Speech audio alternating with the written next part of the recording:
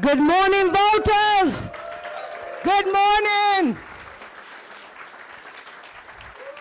Look at you all. Ain't you beautiful? How is everybody enjoying Albania? By show of hands, who's their first time here? Oh, wow. All of you are the first time. Who's been here before? Okay. The people that have been here before are all tour guys. You're in charge of showing everybody else. How are we feeling this morning? Did we get drunk last night? You better not have we working. I just want to say thank you for coming here today. My name's Adlira. I will be one of your co-hosts. I will try and keep this show entertaining if I can. If you get bored, let me know.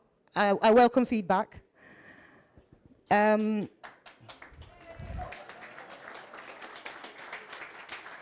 we have everybody here? Are we waiting for more people? I think we look like a few more people coming in. Has anyone tried chofte yet? Chofte? Yeah? Okay. Has everybody tried kofte yet? If you haven't, you should.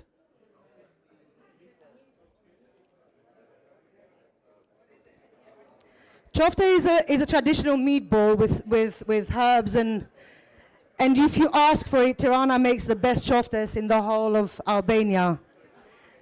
We love a chofte.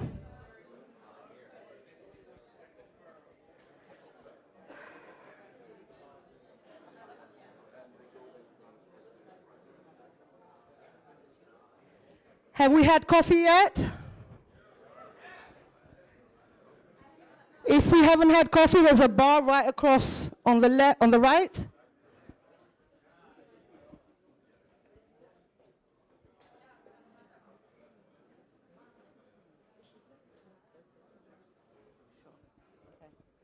Okay, I hear someone's birthday today. Can I have Luciana, please?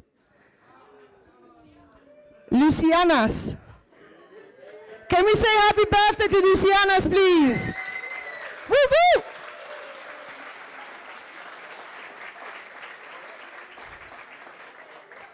So drinks are on Luciana tonight.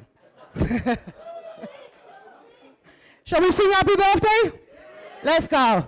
Happy birthday to you. Happy birthday to you. Happy birthday, dear Lucianas. Happy birthday to you. Urima. In Albanian, we say ubofshi shimviet. That means may you live to 100. We want to see you suffer like that. Am I speaking in 2 languages?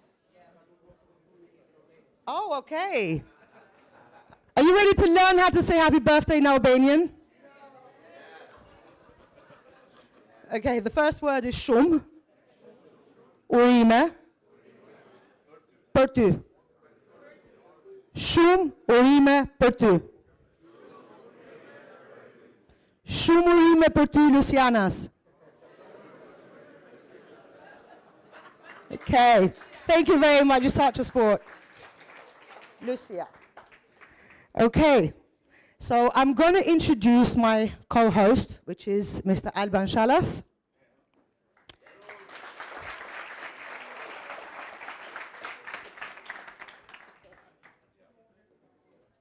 Ready? Can you hear me? Can you see me? Well, I guess some of you don't need glasses. Well, welcome again into this GA, and we're feeling very happy and humble to being chosen as the location, because we're just a new chapter in the history of Volt, and we're just a tiny little bit of history of Volt. But we're not the less proud and less happy to be part of this family and less engaged into it. And honestly, I'm overwhelmed. I prepared a lot of speeches yesterday, like everyone will do.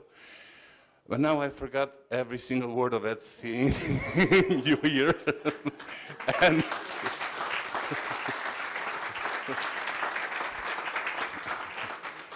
And I would like to pass the information, introduction to Ines, who is the co-president of Volt Portugal. Yeah.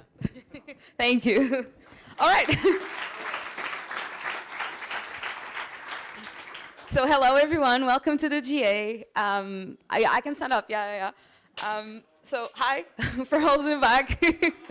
So for those who don't know me, my name is Inês Bra Figueiredo. I am co-president of Volt Portugal, and now at this GA, I'm your official chairperson. And with me, I have... Hello, everyone. I'm Olaf Bello, moderating. Thank you for being here. I'm also an auxiliary board member of Albania, and I really want to say thanks for everybody. And I also have with me a wonderful team of moderators with... Hello, I am Jacob from Volt Denmark, and I'm also happy to be here and moderate with Ines and Olaf. All right, now some legal information for you.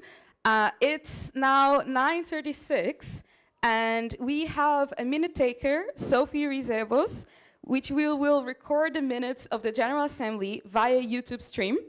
And it is a designated minute taker in accordance to the Article 13 of the statutes and Article 2.1.3.8 of the internal regulations. Also, to remind you all that everyone who has been a member for more than 30 days have been sent several emails containing their voting link. We're going to have votes in this GA. If you have not received this information, please check your personal and Volt email accounts, including your spam folders. If you are still unable to locate the link, please contact us at help@volteuropa.org. Okay? Now, for some of our sessions, we have a Q&A, and you can submit your questions through the Pigeonhole app, which is linked through the QR codes that will be on stage when there's time for Q&A. If your questions are not answered due to time limits, and you would still like to receive an answer on this matter, you can email the General Secretary Office, and these will be answered by email after the GA. All right, and now, after these announcements, I want to introduce our next speaker, the co-president, Mel Sklavers, on stage to officially open the GA.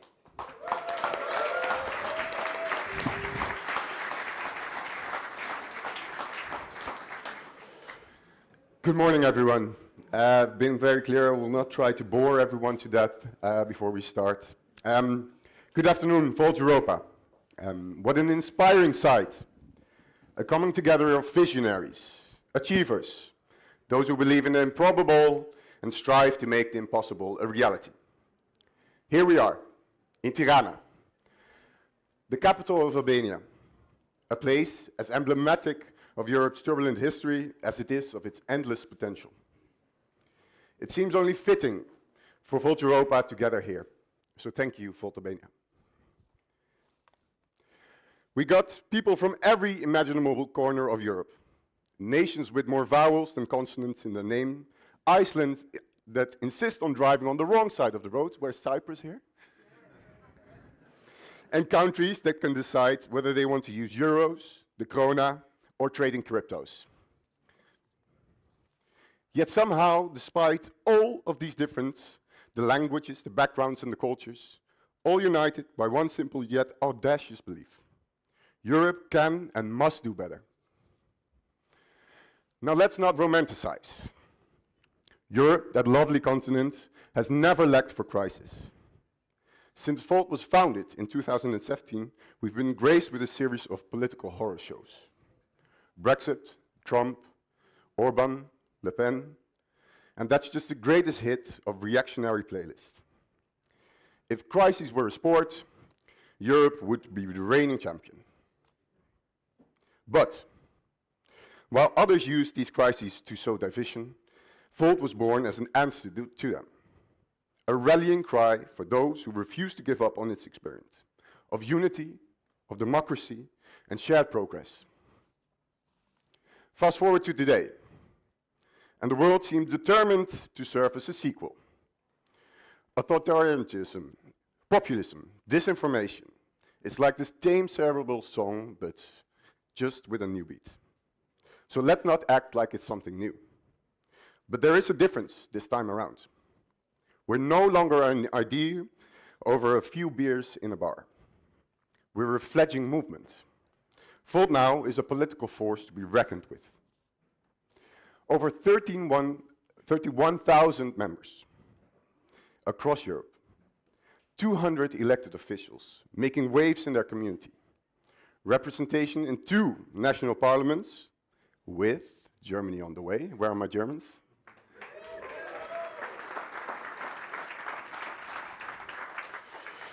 And dare I say, the crown jewel of this year, our delegation in the European Parliament. Thanks.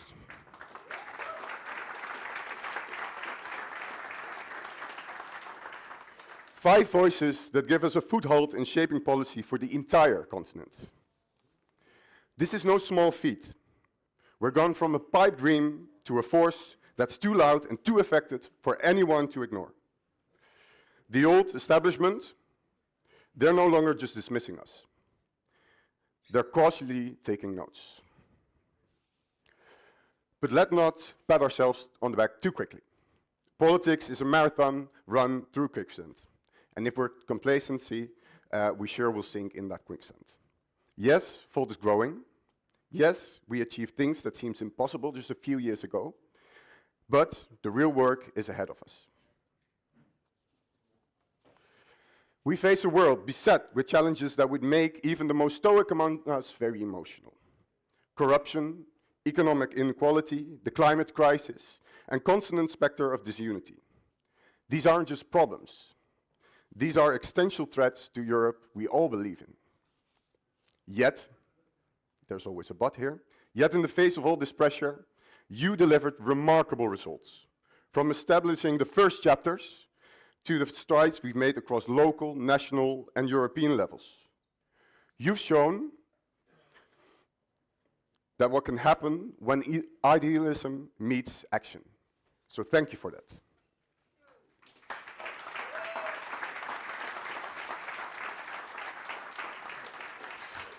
So what's next? I have one answer. Growth. Not just for its own sake, but because every elected official means one more voice for unity, integrity, and innovation. It's a future where our movement continues to disrupt, inspire, and deliver real change. My friends, Volt is just not a party, it's a rebellion against cynicism, mediocrity, and resignation. And as long as we refuse to give in to that, there's nothing we can't achieve. So let's leave this GA with renewed urgency. Let's show the world that Volt isn't just a flicker of hope in darkness, it's a blazing torch for unity and a progressive Europe.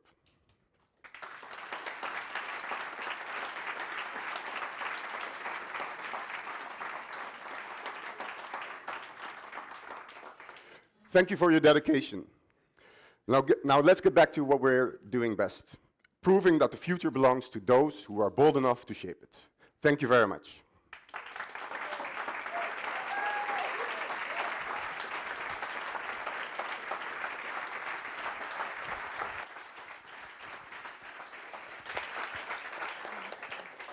Thank you And so with much. this speech, the GA is officially open at 9:44 in the morning.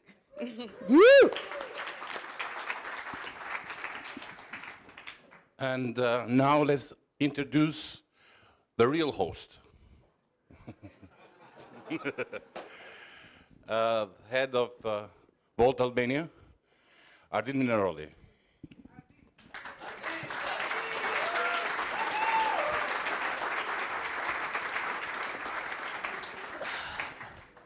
Good morning, everyone. Welcome to the very first Volt Europa General Assembly here in Tirana.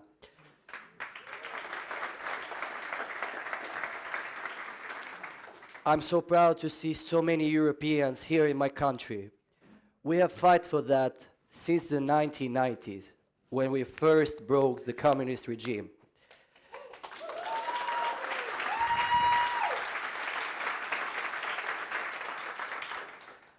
My name is Ardit Minaroli.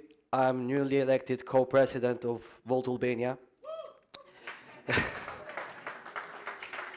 And I'm a very young person with very big dreams. Yes, big dreams, but achievable ones. And I aim to make them reality with my members here, Volt Albania, and also with the support of all of you, Volt Europe here. Let's talk about Albanian politics. As a young person who has now entered this very dark world, such as in Albanian politics, I aim to make something new. When Volt came into my path, I was very happy because finally we don't have the same faces. Let me just introduce you this. The Albanian politics is like this coin here. The same coin with the two faces there. You don't have anything different. Neither the left, neither the right. Everyone is here just to enrich themselves. We voters here in Albania don't want that. We want to bring new, real ideas, pragmatic ones, which are achievable here for this country. We aim to enter the European Union. We dream of the European Union.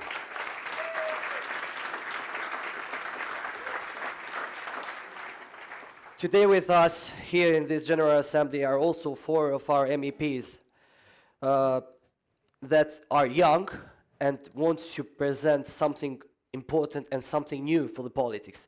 That they're not only the elders that can do politics, but also the youngsters. Our co-founder, Damian Bozelaga, is one of them. He was frustrated with the same old politics that didn't change, didn't want to accept the change. That's why we are here, Volt, to bring new people into politics, to try and change that. I want to quote a political German here, so if you give me permission, I want to read it. Politics must be a tool to allow every citizen to enrich their potential and contribute to a stronger society. This is our belief here in Volt Albania, but also in Volt Europe. We want to give opportunity to everyone to give a voice. So with this important role that has been entrusted to me as co-president of Volt Albania, I will fight everywhere, in the streets, in the parliament, in institutions, only because the voice of the youth can be heard.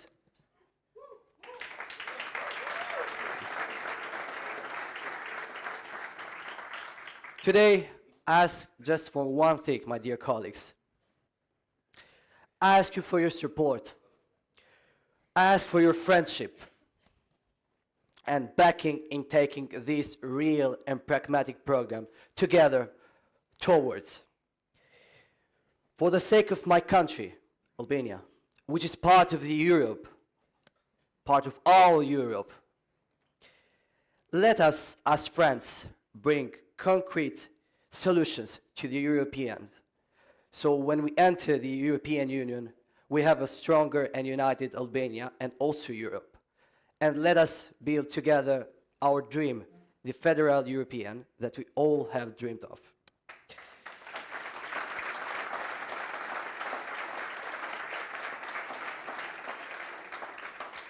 Thank you, and I wish you all a wonderful time here in my beloved city. And I hope this meeting will bring more and more connection within us, and let's hope that this isn't the last time you came into Albania, and not only for General Assembly, but let's hope one day when we celebrate together our winning of the elections. Thank you.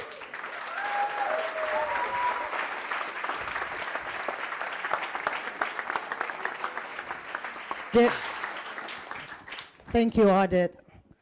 And now it's time to meet our MEPs. Can I please have on stage? No?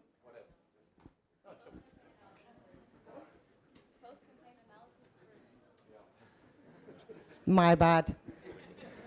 That's I fine. jumped ahead. Like, In true Albanian style, it's a for GA. Come on.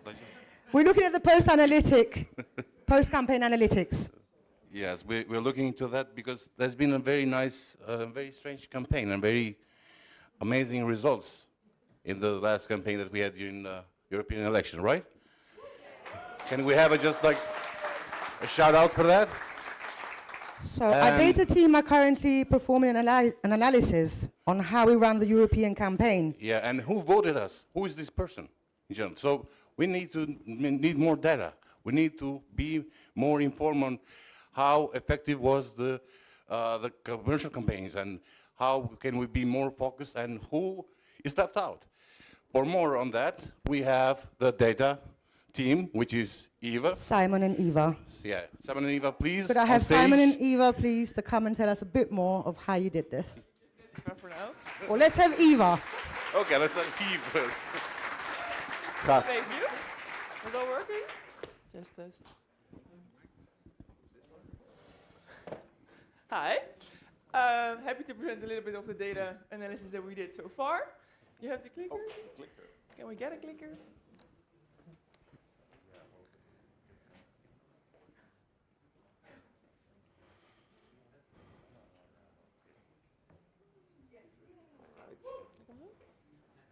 So today, to kick off the GA, we wanted to start with a little bit of data on our post-campaign analysis that we did a couple of weeks ago. So in April, we had our great kickoff event in Brussels, and then afterwards, of course, we were all really focused on the European Parliament elections. And now with this presentation, we would like to sort of look back on what we did and actually where we got all those great votes. But since data can also sometimes be a little bit static, we were thinking of making it more interactive. So we are going to use a quiz along the presentation to make sure that, well, you all stay focused and are awake. So we have a first question. How many countries did we participate in? And in this case, we also count countries where we were not our own list. Yeah, So so sometimes we everyone- haven't joined. Sorry. Scan the QR code, we'll leave it up for a few more seconds, and then we'll switch to the result screen. We can give you some time. Okay, raise your hand if you have a connection, if you have Wi-Fi. Okay, there are people with Wi-Fi. Okay, it's a gamble. Does it work for you now?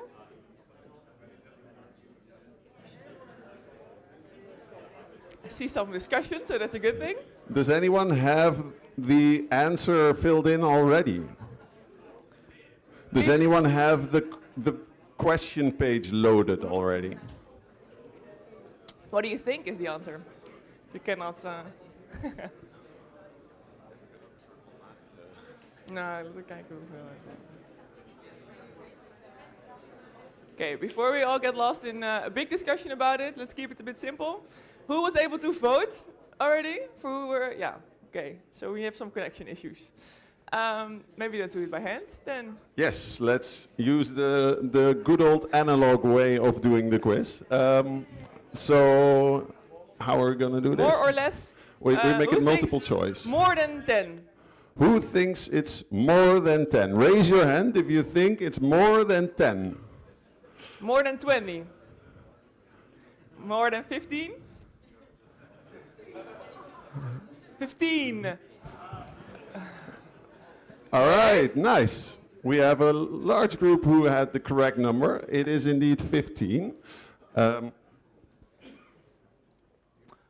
Yeah, so this is the correct answer. You can see there are 10 countries where we had our own list, and in 5 countries we're actually on a joint list. I'm not going to call out the whole list. You can just see for yourself. And we can move on, I think. All right. Because we participated in 15 countries, but of course, with the data team, we have some limited resources, so we could not focus on all the countries. So with the European data team, we analyzed 3 countries, which is Cyprus, Spain, and the Netherlands. Germany is such a mature chapter that they have their own data team, or data analytics team, and we, due to some kind of miscommunication, we don't have the results for Germany in this presentation. Hopefully, hopefully we can get the results up on Workplace or link to it later, but for the presentation right now, we will focus on Cyprus, Spain, and the Netherlands. So if someone from the German data team has the answers, then we're happy to talk in a break and add them. All right, then we have another question. Rank the countries on most votes received. So that's not going to work with Okay, biases. so let's start with the highest number of votes received. Who thinks that that is Cyprus? Who thinks that that is the Netherlands? Who thinks that it is Spain? Ooh. Okay. Yeah, most people were correct. So the highest number is. Oh, sorry. Well, yeah, it does have the answer. So the highest number was in the Netherlands. But okay, now we make it a bit more difficult. We go for the second place. The second highest number of votes. Who thinks it is Cyprus? Who thinks it is Spain? Okay, so this is a bit more mixed. The correct answer is, oh, now I forgot. It's Spain, right? Let's go into the other slides and we'll see. We'll see. So before we analyze who voted for us in the election in the Netherlands, we will give you a little bit of relevant data. So in the Netherlands, there are around 13 million people who could vote. Of course, not all of them voted. In 2019, we got 100,000 votes in the Netherlands. But in 2024, we got 300,000.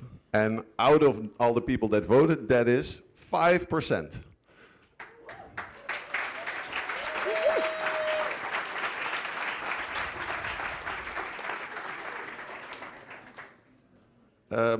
Also in the Netherlands, we have 16,000 Volt members, which is quite a lot.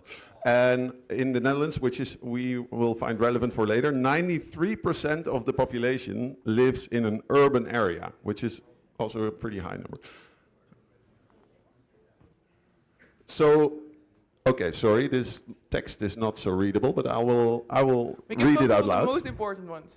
Who voted for us in the Netherlands? And we analyzed this by checking the correlation between the demographic data that is luckily in the Netherlands, it's all public. You can see for each neighborhood what the demographics are, and they are pretty closely matched to the areas where you can vote. And we can also get the voting results per voting station.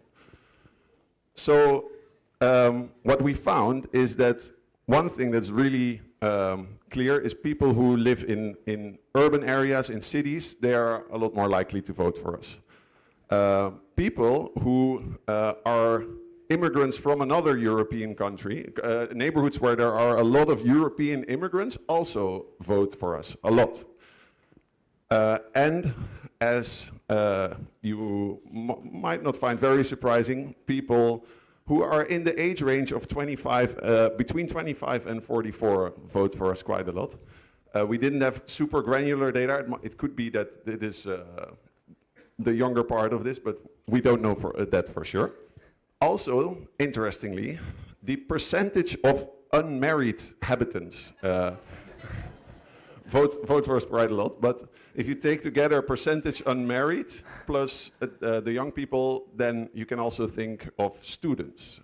We don't have conclusive data about this, but that is a likely source of these votes. And these results stayed quite similar between 2019 and 2024. So let's talk about Spain. Spain has a lot of inhabitants. 38 million people could vote in the European election. And in 2024, we got 22,000 votes, which is out of all the people who voted, it's 0.13%. In Spain, we have 268 vote members, and 82% of the population lives in an urban area. So, what did we see in Spain? The most likely source of votes for Volt are neighborhoods where also a lot of people voted for Volt in 2019. The next most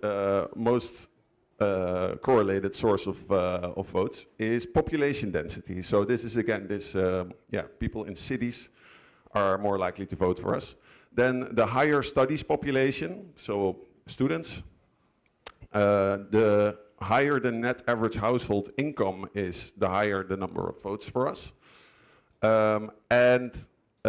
Again, also the percentage of foreign population also increased the number of votes for us. And if people live far away from the hospital, then they probably won't vote for us either. But I think that has something to do with urbanization as well. Yeah, in the city, you might have a hospital close to you. So, what about Cyprus? In Cyprus, there are 684,000 eligible voters for the last European elections, and 10,777 votes were for Volt, which is 2.9%.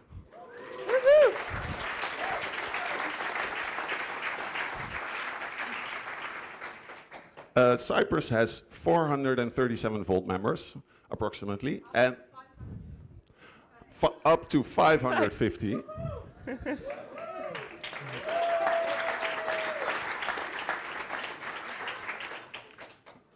And 67% lives in an urban area. And here we unfortunately didn't find a lot of detailed demographic data. So in Spain and in the Netherlands, we could find this information like number of students living in a neighborhood.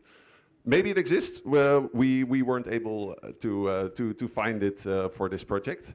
But what we did see is for different areas, where did we get more votes, where did we get less votes?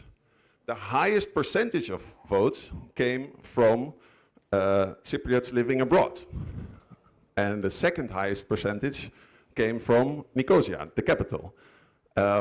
So we don't have exactly the same clear correlations, but still we can kind of see the same effect. We can see that the biggest city, we get a lot of votes, and these European immigrants, either they are living in another country or they are immigrants from another European country, they like to vote for Volt. Yeah. So if we take these three different countries together, we try to do a recap, because we looked at, for example, with the Netherlands, where we have a lot of data on a very detailed level, but then for Cyprus, well, we didn't. So we tried to sort of aggregate these results, and then basically the most important factor for success of Volt in the EP elections is quite simply the population density. So people who live in these urban areas, in cities, then they're most likely to, more likely to vote for us. But given that we also saw some other nice correlations, there is some potential for growth, which is, of course, in our size in the population between 25 and 44, so the young people, but also specifically these people who are living abroad but then still voting. For example, what we saw in Cyprus, but also, like Simon just said, the European immigrants. And now, we're going to skip the QR code for now, I think. And maybe we can do I don't know, can we do this with raising our hands? We wanted to check our assumptions. We wanted to ask all of you some questions. So for the first question, we can do it because we are now going to compare two options. We are going to ask who lives in an urban area or in a rural area. This is like not super clearly defined, but think for yourself. Do you live more in a city or? For example, in the Netherlands, it's 93% urban, so the definition is quite broad, I think, in this case. But who would say that usually lives in an urban area? Please raise your hands. Okay, who doesn't? Okay. Okay. Okay, so that's yeah, similar to what we found here. Good analysis, I would say. Yeah, the other questions are a bit harder to do in this type of fashion. Maybe we can leave it. Okay, we just stop it there because we have a good result and our results seem to match. So let's stop on a high note, I would say. So basically, this is one of the analyses that we did. And we also work, for example, I just picked one project to explain here a little bit. It's called Voter Potential, where we use all these demographic data sets and we try to find, basically the detailed ones to see, okay, based on the demographic data, can we make a prediction of where Volt typically could do well in campaigns? So it's kind of similar. This is sort of the post-campaign version of that. Yeah, and if you want to find out more, then we have a really cool website. And here are some people you can actually talk to if you want to talk more about the project. Because they're all not all here, but some of us are here. I think that's it. All right.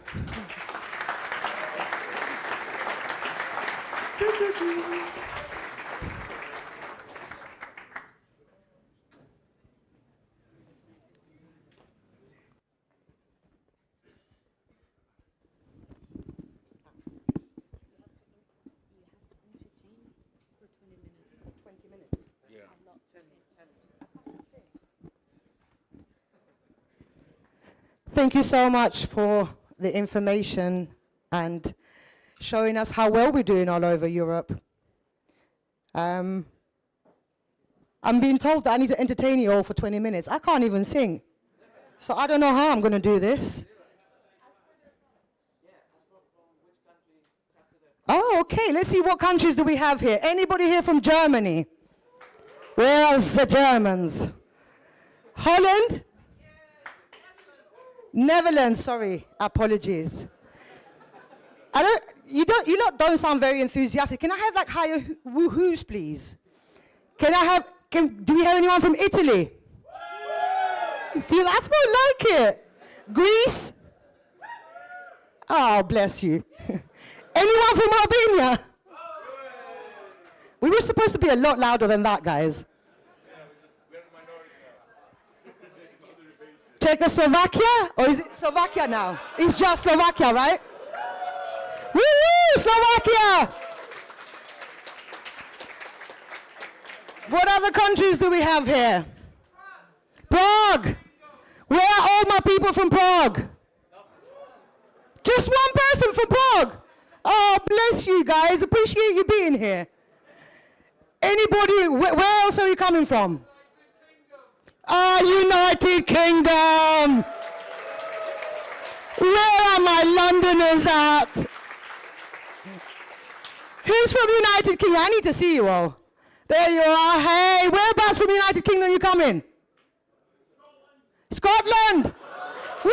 Scotland! We love our Scottish people. We do. We love Scotland. They're a lot better than English.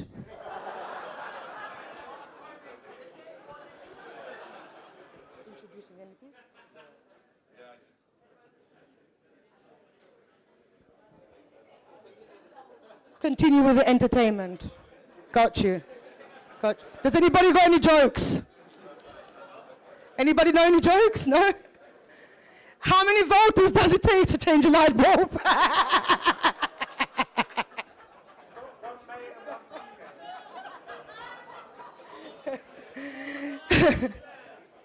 Did we get a number? No? 10? I heard 10. 30,000, yeah, to change one light bulb. It's a lot of work. We're changing it, not inventing it. Okay, guys, while our MEPs are getting ready and Mike to come on stage, I just want to appreciate the fact that Volt has I don't know how to explain it, like 5 seats in the European Parliament. That is a huge success. Right? That is incredible. For a party that's quite young and quite new, and quite frankly, I didn't even know about you guys until a few months ago. You've got 5 seats in the European Parliament? That is pretty amazing. That is pretty amazing. And shortly, I'm going to introduce to you our MEPs who are representing us in the European Parliament. So we've got here Kai Tegethoff,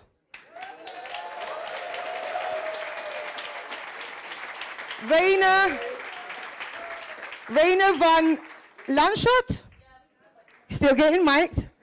Damien Bolisega, am I saying that right? And Anna Schoenberg.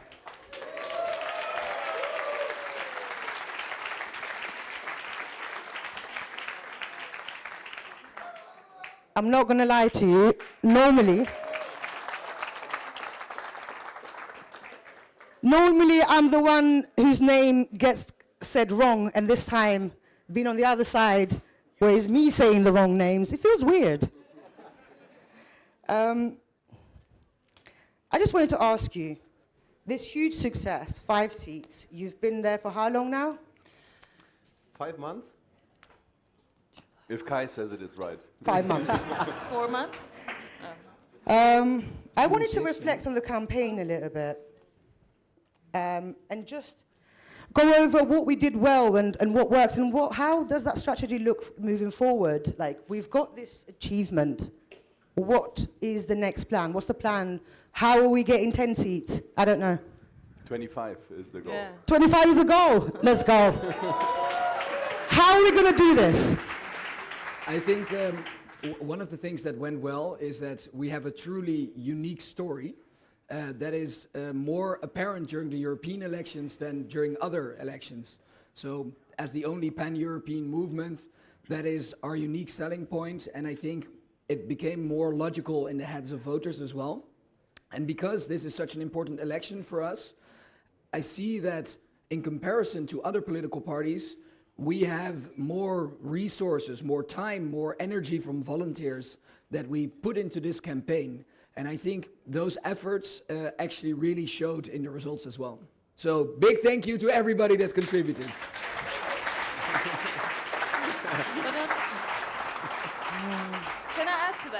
Can I add to that? Because it's not just, it happened during the campaign. So many people told us, well, Europe, it's a thing that we find important, but it's something on the side. And Volt is the only one who has Europe as a central topic. It is in our DNA, it is who we are. And that was special. They said, for the first time I have a party that has a true vision for Europe, that is not saying we have to go a little bit more to the left or to the right, but you completely want to change it. And now, after the elections in the US, we saw such a steep rise in numbers of people who became a member of Volt. And I think that says it all. When everything is changing in the world, we need to stand together in Europe. And I think people feel that with Volt, that we want to do that. And I think the next big thing is the elections in Germany. There we should get seats. Yes! Let's see how well we're going to crash it in Germany. What are the priorities moving forward? What's the most urgent thing that we need to do right now? I do want to ask one question before I answer yours. Of course, yeah. My question is, did any one of you join after the European elections? Ah, you see? Nice. So welcome.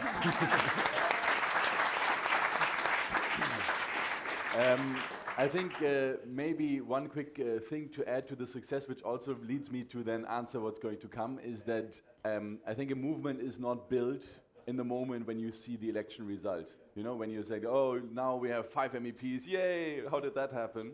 But there's a lot of work from individuals on the way. I mean, all of you that campaigned and flyered through these elections, but also all of you that maybe spoke to a friend and said, hey, maybe we should get politically active, or that like saw a post and then decided to join this weird movement that we are. And I think that's really important because there's a lot of hidden work that slowly rises and then at moments somehow becomes apparent. Everybody's like, yeah, now they're big, but like, where did they come from? So I think what we need to understand is that there is a lot of small steps, a lot of small decisions we have to take every day in order to make this a success. And I think as Anna also said is, the urgency has just increased.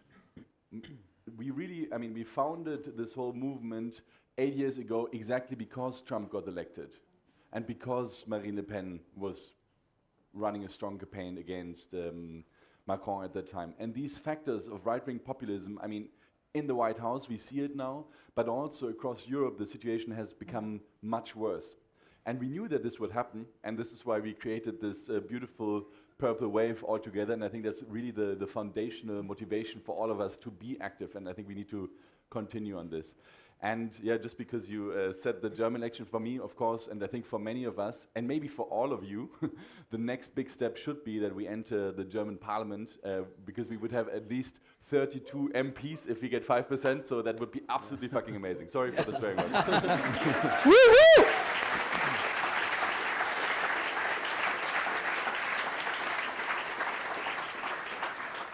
So I see some people standing in the back. If you want to have a seat, there's still some empty seats here up front. So please feel free to come forward and take the seats if you feel like sitting more than standing.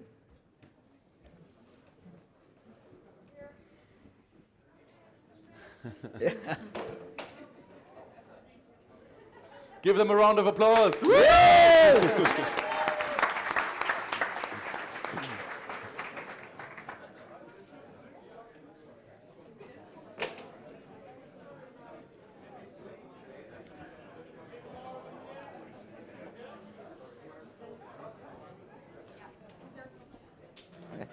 Does anybody know how to use the pigeonhole to ask questions? There's no Wi-Fi.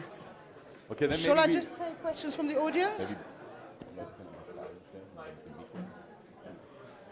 Maybe we can go to ask individual questions with the microphone until this works. Yeah, that's what I'm thinking. And maybe the question about the priorities has not really been answered. The question about priorities has not really been answered. The question about the priorities. Yeah. The reason why I joined Volt, and I'm going to just quickly say this because I've been wanting to say it all day long. The reason I joined Volt is because when I asked the two questions, their answers were correct. Now, I wanted to know if my values were aligned with this new party because I was asked by a different party in England to join them, and I said no, because their values did not align with mine. My two questions were, how does Volt, or what does Volt do, or how do they move with regards to sex worker rights and trans people rights? Because these are the two most marginalized communities that are not being looked after, and they're getting the worst over discrimination, the suffering. And I needed to know that Volt, when they say we're here for the people, they're here for all the people. And when Nathan very kindly explained to me how Volt works, I was really, really happy to come on board. I'm an activist. I've been an activist for human rights for about 5 years. And I think, and I don't think I'm wrong when I say that a lot of people here are also activists. Yeah? So we're the angry people that are refusing to put up with the bullshit in the world. I want you all to give a pat in the back to yourself for not giving up and not selling yourselves. Fighting for the people is not the easiest of fights, but without a doubt is the most incredible one.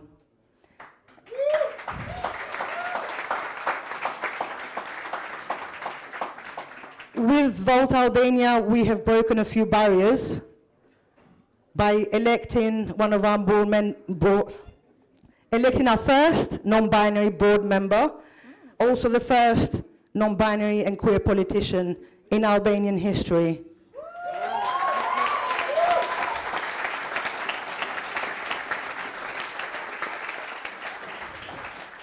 We also have our first Arboresha politician.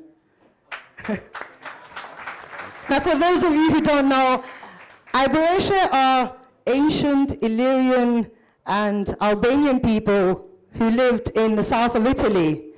They have preserved the Albanian language for 500 years. Our culture and our music. So for this, I'm really, really happy. All right, thank you.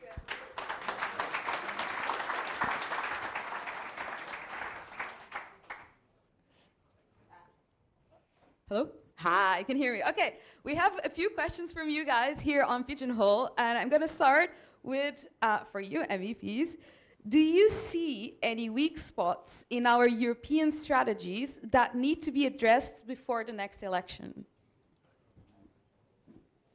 There's no weakness. Yes, of course. Yeah.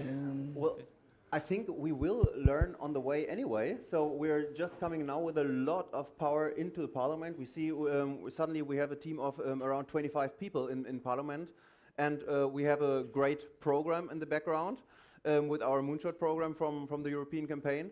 But as we are now in all the different important committees, we will learn on the way, and we will then also improve all of our policies and the approaches that we take over the next 5 years.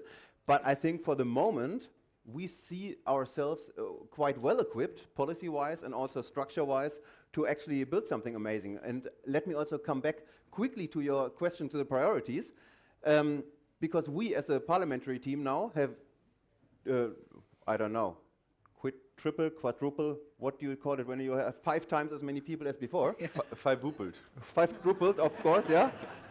And so now we have set ourselves also some actual priorities for the next 5 years. So first, we really want to impact the people's lives. We want to get shit done. We want to get our policies translated into reality as much as we possibly can. And I think now we are in so many committees and can touch on so many topics that we actually have a chance to get stuff translated into reality. Then second, we also want to really get people involved in politics again.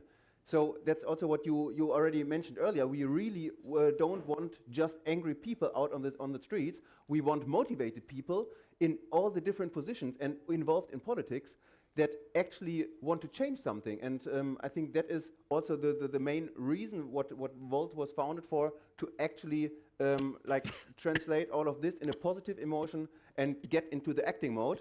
And so now we also want to do just this in Parliament.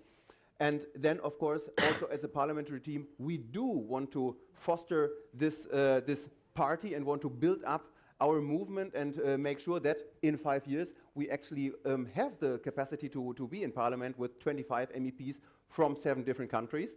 And then in total, as an underlying huge goal, we want to be the best team in Parliament, and we have already started and gotten some attention for this goal by having this open draft for applications which raised a huge attention in the whole Brussels bubble.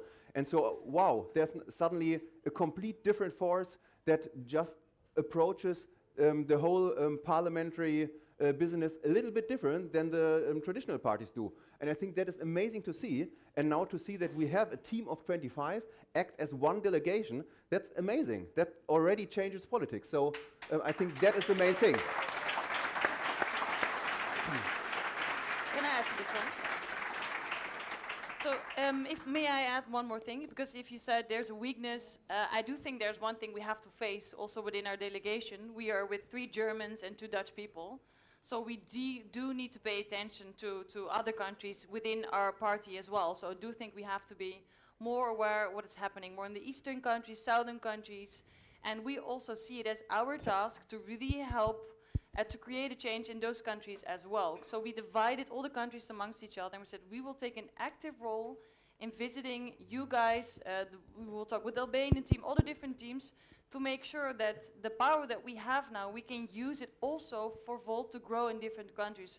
Because we don't want to be just a German Dutch thing.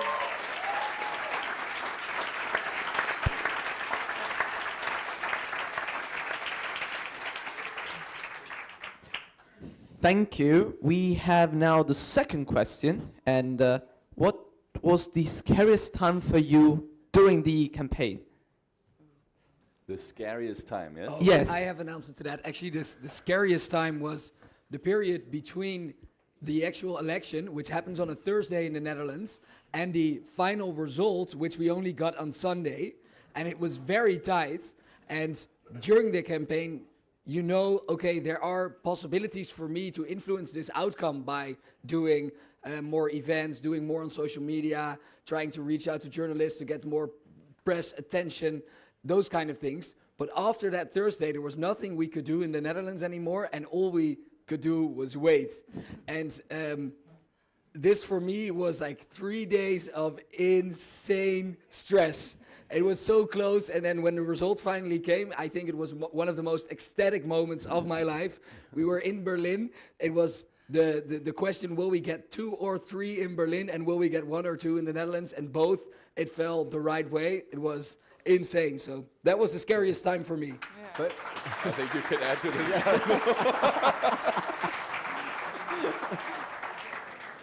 yes, let me add to this.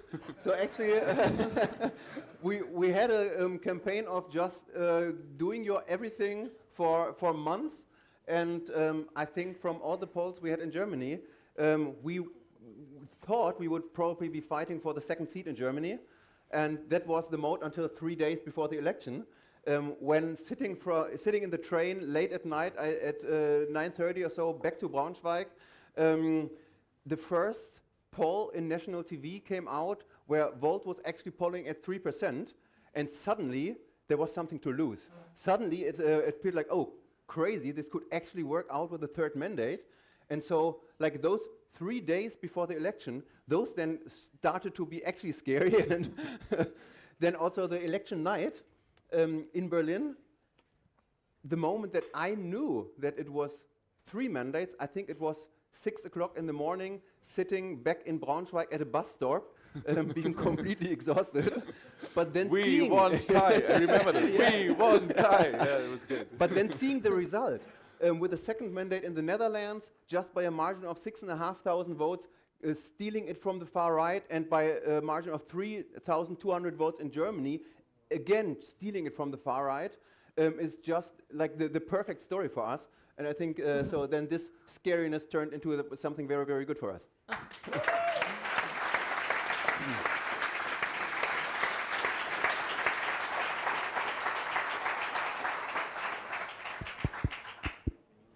We have a member that wonders what a regular day in Brussels look like, but also what a regular day in Strasbourg looks like, because we know it's different.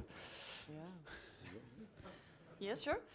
So Brussels, it really depends. We have different kind of working weeks. Some weeks that you meet only in your committee. So we have all kind of different committees with topics. So you can meet in your committee, you have debates, or you meet with different stakeholders. It's very diverse. It is as you want it to be.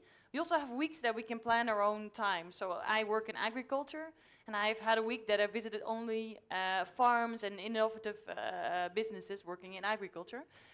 So it depends. And the Strasbourg weeks are really, really crazy, I have to say.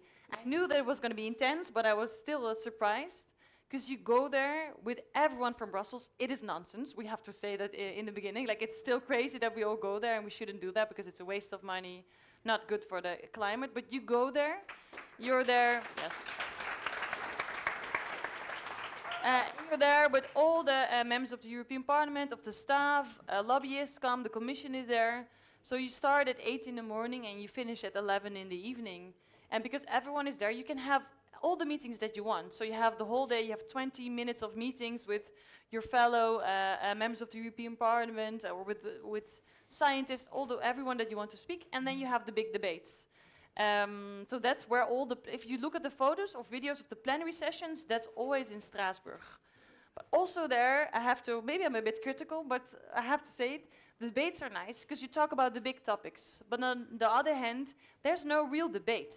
It's mainly members of the European Parliament giving speeches, giving your 1-minute speech, and you're off. And that is such a shame, because I do think if we really want to create this European politics, we have to make sure that there's more of a debating culture. And I'm very happy that Damian worked on this during the last mandate, so we have some tools now. But this is something also with the young members of the European Parliament that we want to keep up and make sure that an actual debate is happening in Strasbourg.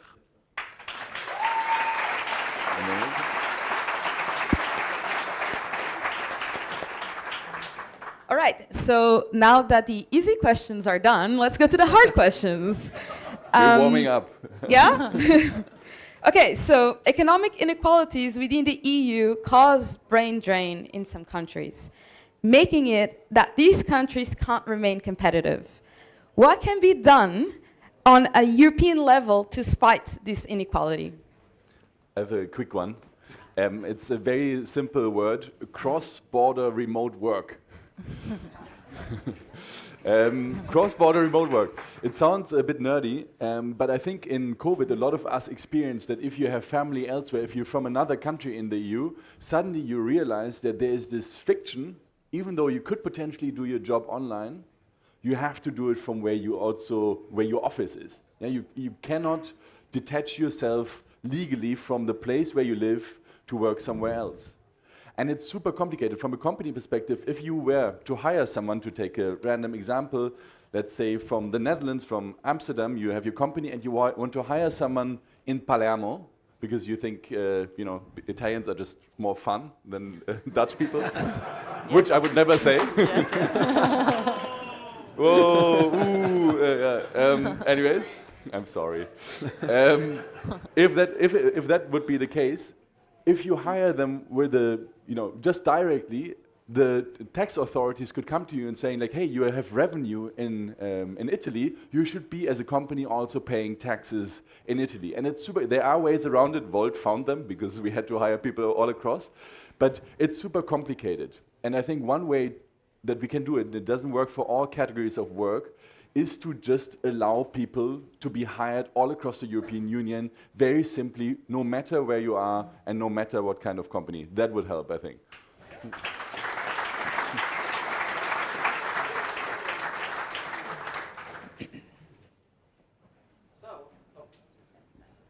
Hello. Okay, perfect. The next question is, since the cordon sanitaire is broken, Meloni is supported by von der Leyen. What is the best way to balance idealism and pragmatism to stay true to our values while having a real influence? That's a timely question. Yes. Well, I think it is crucial for us to try to have an impact. And so right now we're seeing so many different playing fields and trying on the one hand to stay really true to our values, on the other hand also having to see all those voting results from the European election and then trying to make the best out of it. So we're having this discussion obviously also within the group, within our group Greens EVA, because that is a crucial question whether first we want to support Ursula von der Leyen as a Commission President or not.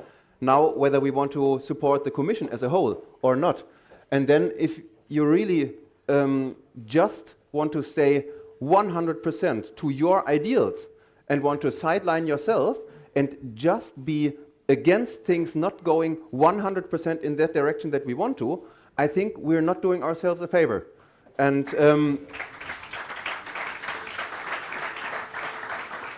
I think this is crucial for us to have this pragmatic approach and really see where we are, what the majorities are right now, and then try to shift it as hard as possible in our direction where we want to go. And this, for example, could mean right now that we really can't afford to just be against it, but acknowledge where we are and then try to influence this, try to be part of this, and just really improve it instead of just being against it. And so next week in Strasbourg, we will vote on the Commission. We still have to see how we will actually act in the end. But as part of the Green Group for right now, it is kind of hard because the first months already have shown that the Conservatives are very often just searching for majorities on both sides, and if the Conservatives also search for majorities on their right side, this is kind of scary, but it's on us to really try to prevent this from happening. So I think for the moment we have to be aware that what we stand for is not the majority opinion. I think maybe, Rani, I see you want to say something. Do you hear me? Yeah. Who knows what the heck is going on currently with the von der Leyen Commission? Please raise your hand if you are an EU nerd and you understood the question.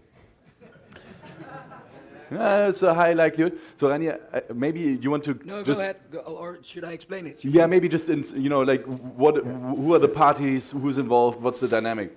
So the dynamic is at the moment that after von der Leyen got voted in as the next Commission President, she has to create the entire Commission. The 26 countries that did not have a commissioner yet proposed somebody, and they had hearings in the past weeks with the European Parliament on their different portfolios, where we could ask questions on the content of their plans to see what they actually intend to work on and whether we think it is good enough to support or not. Now, next week there will be a vote on the Commission as a whole. Since the European parliamentary elections, the group of right-wing nationalists has increased massively. And that changes the dynamics within the European Parliament, because there was a thing called the cordon sanitaire, which meant that the centrist, pro-democratic, pro-European parties would not work together at all with far-right nationalists. The far-right nationalists have become so big that often they are needed, and if they are not needed, sometimes the Conservatives, the European People's Party, the Christian Democrats, they choose to play both sides and break this cordon sanitaire a couple of times. That means very concretely that deforestation regulations that were adopted in the previous term of the European Parliament have now been weakened already, and that goes at the expense of the Green Deal, of nature, of biodiversity, and that has horrible effects. So we try to make sure that the majority is found over the pro-European, pro-Ukraine, pro-democracy parties and not over the far right. But it's difficult, and what we see is that the European People's Party, the biggest party, is trying to find a balance between sometimes involving the Greens a bit, sometimes involving the far-right nationalists more, so that they can optimize their power, basically. And that means very concretely that this question of how do we balance between pragmatism and idealism, it's not just the question on the entire commission that we have next week, but it will take place in every single committee that we work in. There's 25 different committees in the European Parliament. We cover roughly 20 of those, and within those committees, you also have to find majorities, and we need to be convincing in our arguments to make sure that it looks like what our policies are, but in reality that will not always happen. So sometimes we will pragmatically find majorities and push it a little bit in the direction that we go for, but if it goes too much to far-right nationalism, we might also say from time to time, no, this is a red line for us, like the vote that Damien did in the previous mandate on the new migration pacts, where we said, okay, this is below a moral threshold, so we will not vote in favor. So it will change per vote and per law whether we take the more pragmatic or more idealistic approach. So who would vote for von der Leyen's whole commission? Raise your hand if next week you think we should vote for von der Leyen.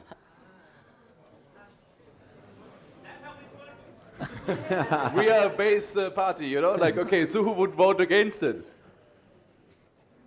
Who doesn't know?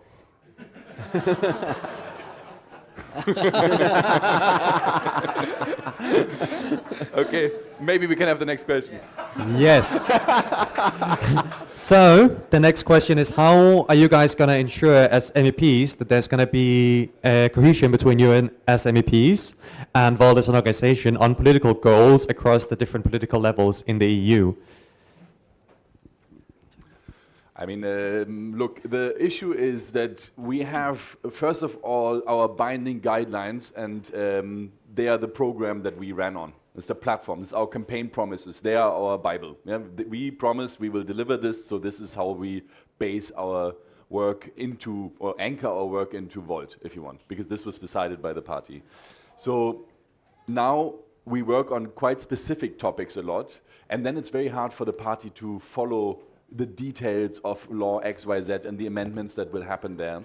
And I think it's true that like with 25 people now in the room, there will be a lot of detailed work where we will probably run ahead and where the Volt Europa, like basically party office, is not fully there yet.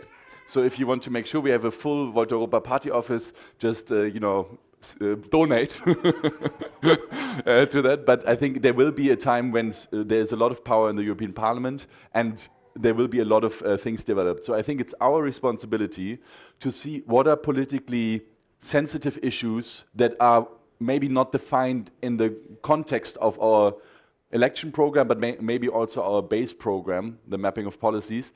And when we see these moments, it's our task, I think, to talk to the board of Volt Europa to see if there's quick things that we need to align, to talk to the boards of the other chapters, basically of all the chapters, and to see a bit like are there sensitivities nationally, and then I think we need to like slowly work our way to increase that base of common positions. I think that's how I would see it. Yeah.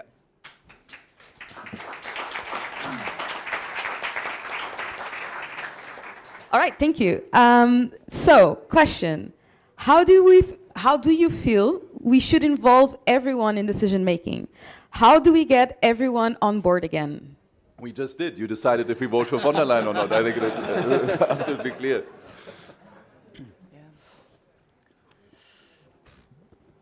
Okay, I can take it. I think there's two ways to look at this question. Is it how do we involve everyone involved in our decision-making process? And there's, of course, how do we involve more people in society in our decision-making process? And I think within Volt, there's thematic groups of policy experts and people that are interested in a certain topic that can help out. For example, I will work on the Digital Markets Act, and we have a digital community with experts in Volt that I am in touch with to actually get their input on the laws that I'm working on. But that's just one element. Another one is, it's today's Lucia's birthday. Oh, and congratulations, Lucia. Happy birthday. We already sang this morning. But I came too late. But and Lucia is driving a project called Eurosense, and everybody has a flyer on their seat which explains what it is. And that is a way of actually involving the voices of Volt, but also the voices of citizens within our decision making. So I can really recommend looking at that flyer and participating in it. That's one element. Other element is we have, I think, a problem in our democracies. It has not evolved enough to the 21st century. And therefore, we have many ideas in our policy program about citizen assemblies and other ways to involve citizens more in decision making, and not just once every 4 years in a vote or every 5 years. And that, to me, is the way to influence people in society in the democratic process more. One addition is. It might be small, but I think it's still important. We also have the opportunity to organize visitors groups, so we can invite people to the European Parliament. And by inviting them, the European Parliament also pays for the costs. Mm-hmm. And what I'm planning to do is also to really, Volters, not only do this for Volt, but mainly for the topics that I work on. So I work on migration, but how often are refugee-led organizations or refugees asked for their opinions on topics as migration? So I want to use this to invite those people. Yeah.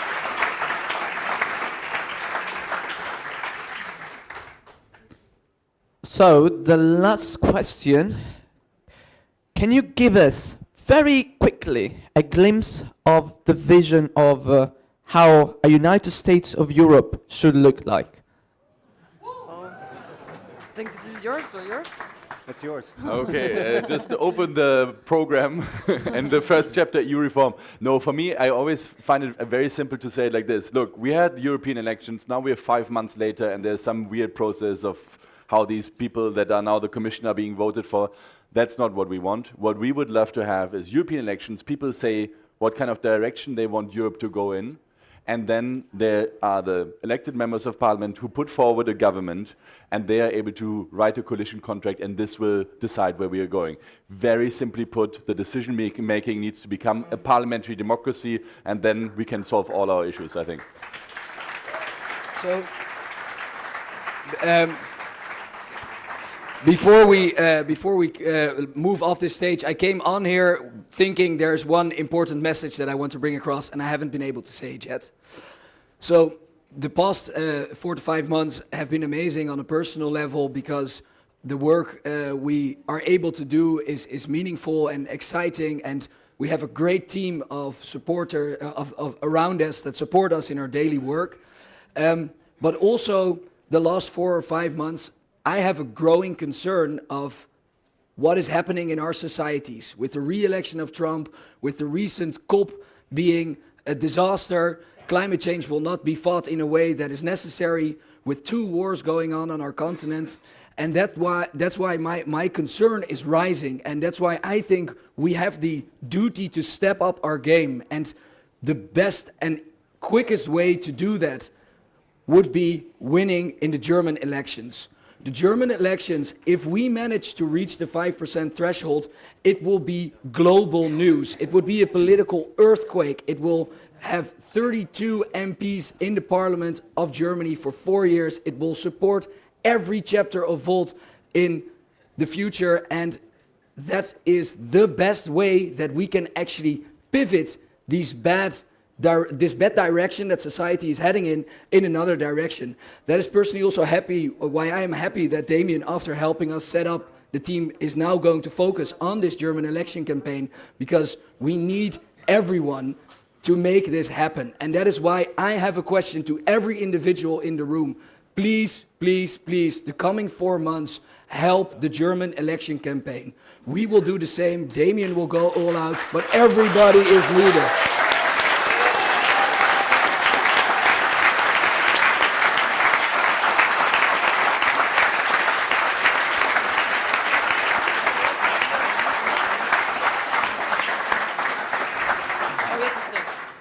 All right, great final words. Thank you so much. This concludes our Q&A.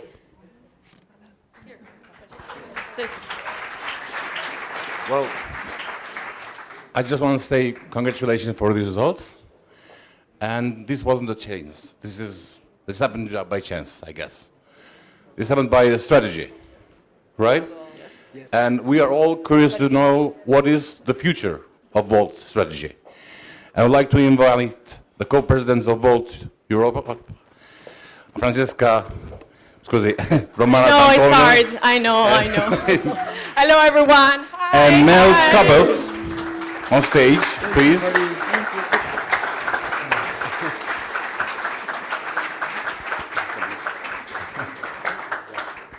Thank you for being with us, to our Euro parliamentarians, and thank you, all of you, for being here. I am not sure everybody knows me, so I'm going to reintroduce myself, because I saw that there are some new people. As said, I am one of the 2 presidents of Volta Europa, together with Mels, which I don't see now, well, he's there, he's getting mic'd, who gave the introductory speech. My name is Francesca Romana D'Antonio, and I have been co-president since 2021, and now I'm here to introduce you the new strategy of Volta Europa. It's an exciting time. We mentioned many times this morning that we had a big success in European elections, and that's for sure, but that's only the tip of the iceberg, right? This is just the outcome of a much, much bigger work that we all did. I see some familiar faces of people that have contributed a lot to the campaign, also in countries where we didn't get elected, but I see you. I see what you did, and I really want to thank you for that.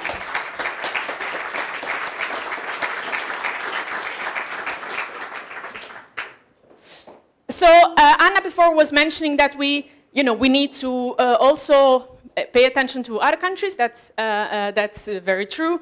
To the center of Europe, the east of Europe, the Balkans now, southern Europe. But I do see that we have really increased incredibly our impact also in these countries, again, in spite of not getting a spot at the European Parliament.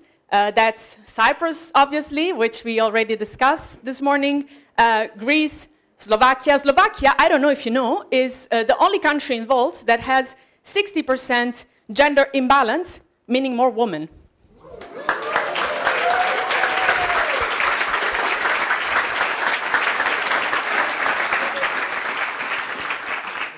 And the reason why I'm mentioning all of this is because Volt, to me, has always been a bit of a garden project. I'm looking at Lucia because she knows what I'm talking about. So in a garden, you have a vision of what you want to get at the end, and then you start doing your gardening, right? But the truth is that you don't know exactly how your roses are going to look like, if that plant is going to get infected, blah, blah, blah. You know, all sorts of things can happen. But what you can do is create the space and take care of it. And so this is what this strategy for 2029 aims at doing. We have a vision of what we want to achieve, of where we want to be in 2029. We have a plan to get there. But most of all, what we want to achieve is a resilient organization that can adapt to things that happen. Now, we mentioned already this morning the German elections. The German elections were not foreseen to happen now, but they're happening now. And so what you can do, you can just be ready for it. You can be ready for whatever is happening in your country so that when it's time to go, you go. This requires a lot of care. This requires a lot of attention. This requires a lot of energy, a lot of love, a lot of talent as well. And we're going to see how the European strategy will help you building that. So Shine 29, enable, create, impact. Thank you, everyone.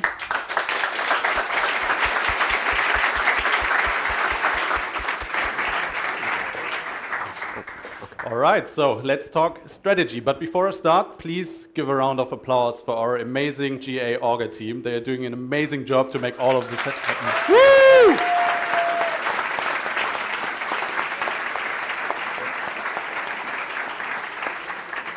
Before I start with the presentation of our strategy for the next 5 years, I would like to use 1 minute to point out the process that we have followed to get to this final product. So at the beginning of this year, we started by creating a list of questions that we would definitely have to address with our new plan. We have conducted around 30 interviews with individuals from this organization to be able to address those questions. We then created our first strategy paper draft that went through several feedback loops, of course, and that we then shared with all of you and also presented during our digital General Assembly in June. After that, we tried to gather as much input and as much feedback as possible. We had our survey. We got a lot of structured feedback through our country council. We got a lot of unstructured feedback, and we also got structured feedback from our elected officials. Based on all of that, we then updated our initial strategy paper draft and created a new strategy paper that went through several feedback loops again. And that paper we shared with you last month, and we will present now the content to you. Depending on your vote this weekend, we will then, of course, directly start with the execution of all of its elements directly after the GA. So I'm very happy to be able to present to you Shine 29. Shine 29 is Volt Europa's bold and transformative strategy for 2024 to 2029. crafted to bring Europe closer to a united and federal future.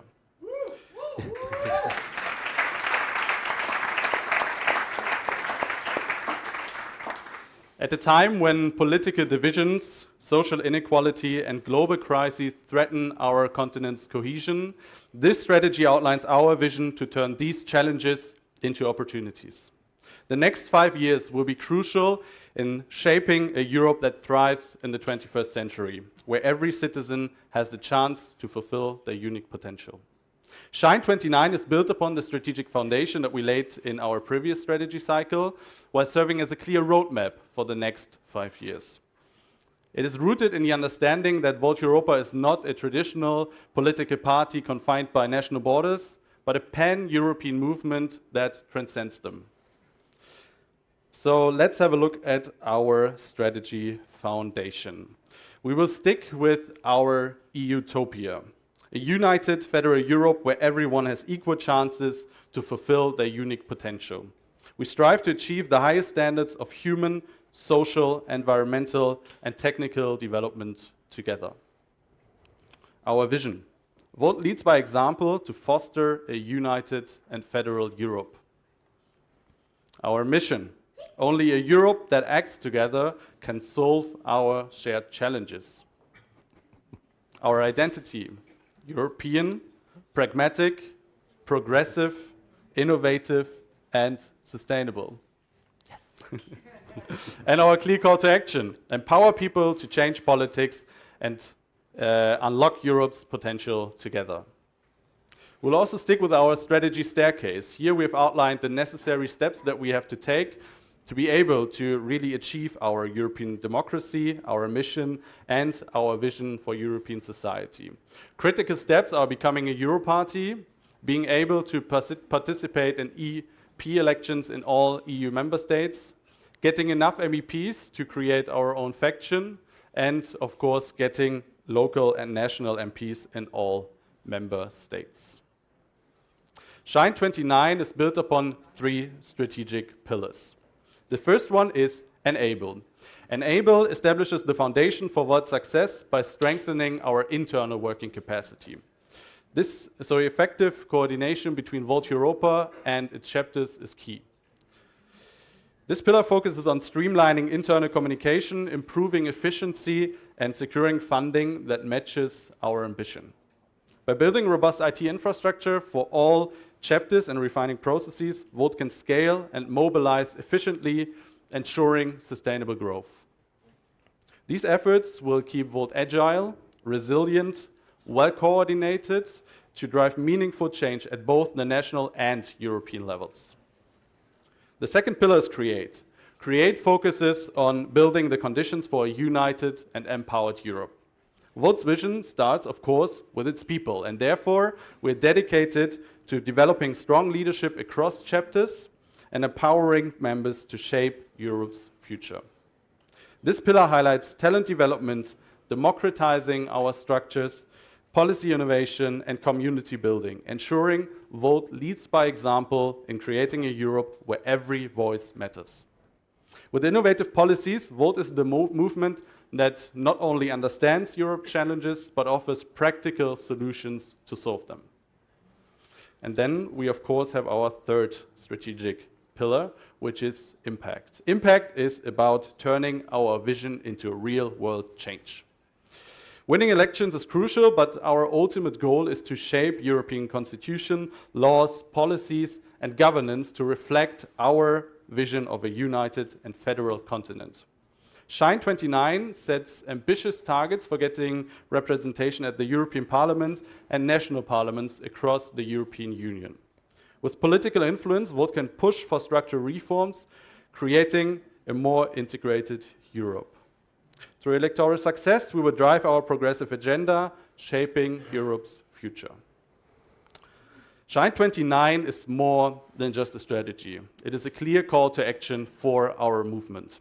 It is a clear call to action for every Volt member, every volunteer, and every European citizen who believes that Europe can do better. Together we can empower people, reshape politics, and make Europe the global leader in progress. With this plan, Volt will lead Europe towards a future where our shared challenges are met with bold and transformative solutions. Together, we can unlock Europe's full potential. The time to act and the time to shine is now. Woo!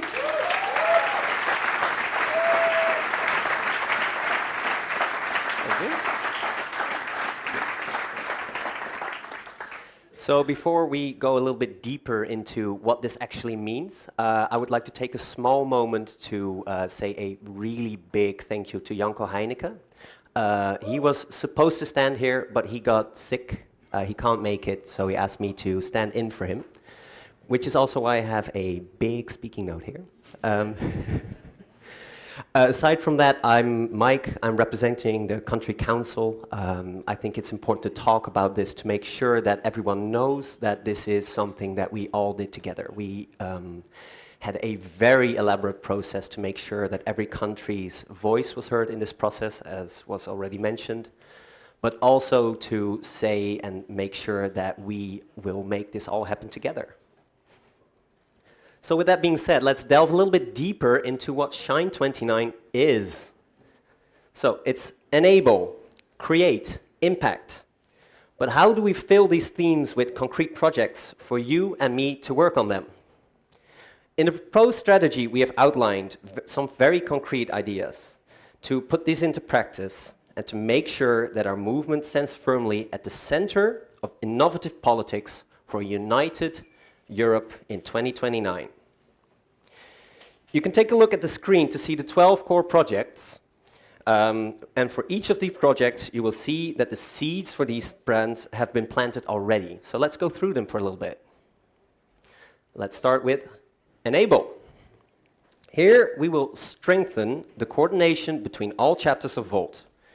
We need to work together as one, which is often talked about. And now we have but now we have a moment to create this into bigger reality than it already is with the coordination rulebook and an updating of the process of governance that will be presented to you soon. We will align with you on our electoral strategy to become an official Euro party, which will allow us to debate on equal footing with the established organizations that are currently monopolizing EU-level political attention. We will have grand ambitions that we need to have more funding for to match them. We want to focus much more on fundraising, both small and big donors, as well as creating a stable floor through fairer membership fees and contributions. Our party does the work of a multi-million euro budget on a shoestring. With funding that matches our ambitions, we can do it all. More events, free and accessible GAs, and market salaries for our employees. That's good stuff.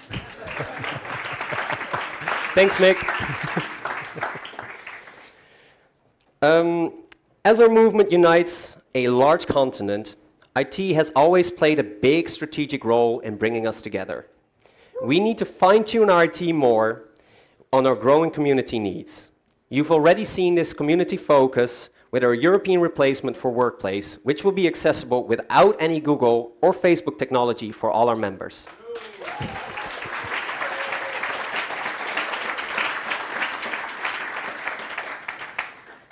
With these enablements, we create the space to create. The ambition to create European spaces is a cornerstone of our strategy. We need to have way more events like this one, but also way more events that connect us with the people around us. This means listening tours, campaigns, engaging in partnerships, etc. Furthermore, these spaces are vital to strengthen our community because our declared goal is that all members have equal rights and opportunities and a united vision of Volt. And to achieve this, we need to start in the very beginning with a united European onboarding process and by fostering more democratic debates at Volt GAs. We have shown in the past that we can develop fantastic homegrown political talent, and take a look around you. There are so many people, elected officials, that are doing so much great work. So thank you for that.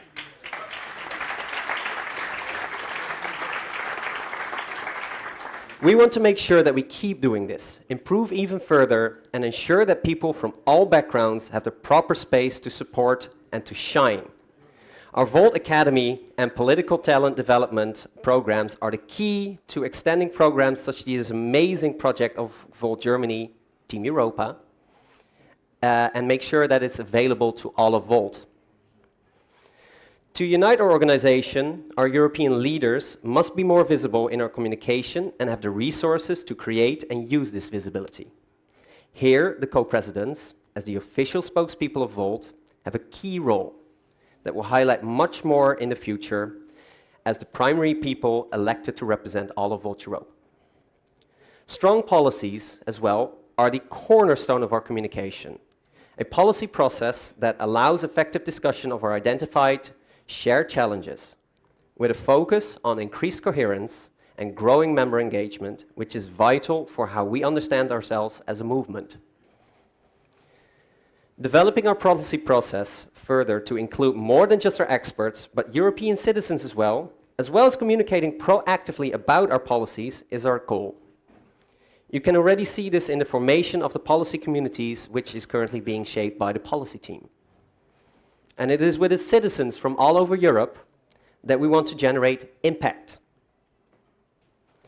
We need more chapters like Volt Netherlands, Cyprus, and Germany, with resources to support the other chapters. And to get there, we will make targeted investments in chapters with high strategic potential to have an opportunity to get them on that level.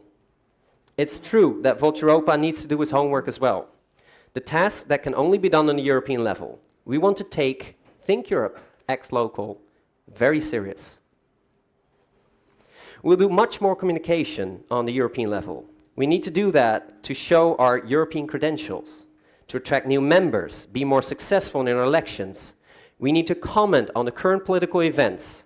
People want to know what Volt thinks about. That's why it is a high priority to establish a professional, well-supported communication office that is dedicated to producing the content that aligns with our pan-European policy and value topics. It has to be our goal that language is clear, not too complex, and understood by everyone. Of course, aligned with the Europarty goal, our goal is to have electoral success across all of Europe, locally, regionally, nationally, European. And achieving this will help us to shape laws and policies. All the previous points are a road to this specific success. At the end of the day, electoral success will show us that we have the political weight to shape laws and policies. This is our path to eventually reach utopia. I'm too passionate. It's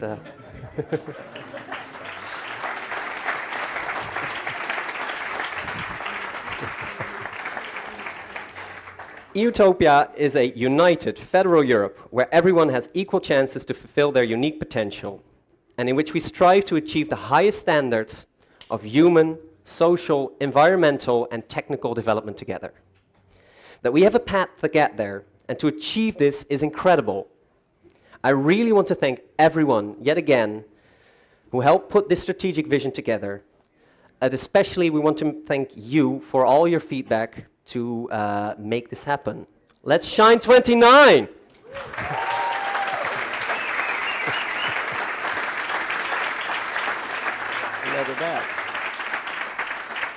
Thank you very much. Thank you very much. Shine 29. People, here we go. 5 years ago, we had a dream of building a European party. People said to us that we couldn't do that it was already tried and we would be so diverse that we couldn't align on the critical topics and we couldn't create that one community out of Europe that we said we would. Look at us now. And of course we talked a lot about our success, but it wasn't an easy road. It was a lot of struggle, a lot of hard work, and I think many of you know that as volunteers working in all the evenings, sitting in those calls, standing in the rain, handing out your flyer, and organizing that social event. I know back in 2019, yeah, when I became a member, I organized a social event in Amsterdam, and I sat there, and nobody turned up. I was there all alone by myself, and I thought, what am I doing? Why am I doing this? But actions like these, actions that you undertake, they build what we are talking here about now. And today, of course, we start talking about abstract ideas, but we are shaping one community. And there's nothing else that can do that. The EU can't do that as an institution. We have to do that as a community. So we need to unify us within organizations like Volt. Now, we talked about the successes, of course, but also I want to talk also about the hard work that is done, not only in the countries that are named now frequently, like the Netherlands or Germany. No, also the work in those countries is very important. And I'll speak to you about that because of my own experience. In 2019, when I became a member, we had those first European elections in the Netherlands. And now we are talking about success, of course, there always, but we actually didn't make it in 2019. We got 2% of the votes and we didn't get elected, so some people said, oh, all the work is for nothing. But that's not true, because by running those campaigns, we got attention from media. People started to actually know our name. People started to actually understand what we stood for. And that elections in 2019 was the basis and foundation for everything that happened next. So if we look at countries, other countries that didn't get in yet, like Cyprus, for instance, they have an amazing platform to be the next country that will create the resources for other countries and the legitimization also to become the next powerhouse within our community. And it's our duty to help these countries. So we're going to help Germany, but we're going to help Cyprus, and we're going to invest as well in other parts of Europe. And that's what this is about. And that's also our ask for you, to commit to that. So sometimes we tend to get into our national spheres of what is happening, our next elections, the political landscape, the culture of things that's going on. No, also look out, reach out to other Volters. With this new 25 vision, we will make the next step. Just go back to 2019. Nobody said it was possible. We're going to make sure that we're going to make that leap in the next 5 years. Thank you very much for creating, of course, this clear dot on the horizon. I want to thank you all for committing to that. And I want to ask you again, please invest in the European identity. Help each other. Commit to each other's political spheres and campaigns. And by doing so, we can create that European community that can solve the issues of today and tomorrow. Thank you very much. Good job.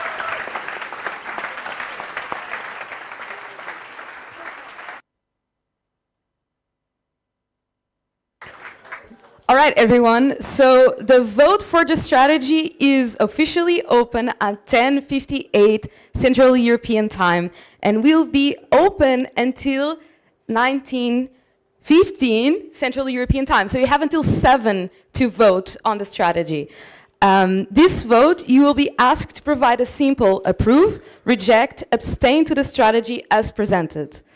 Only people who have been members for 30 days prior to the General Assembly have the right to vote.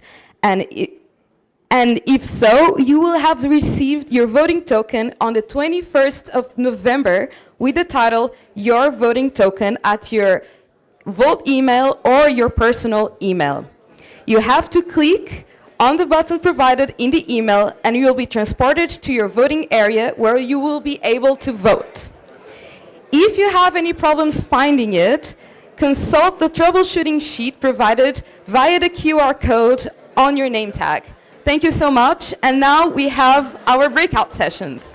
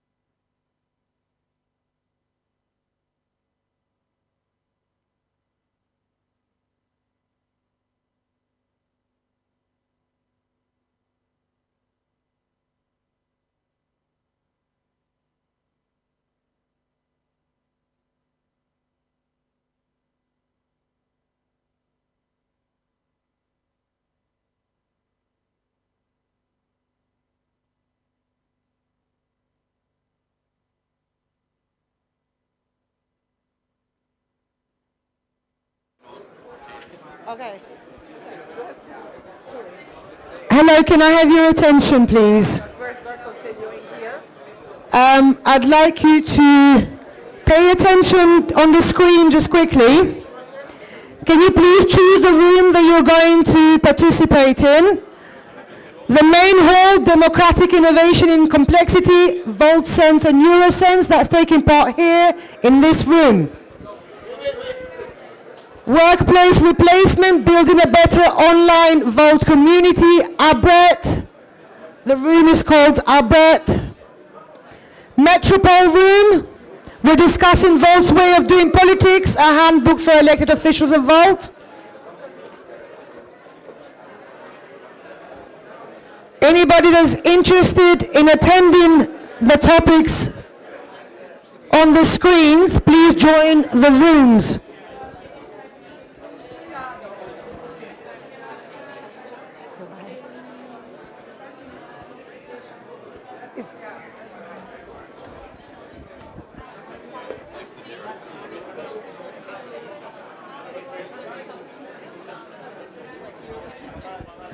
Right, can I have your attention, please?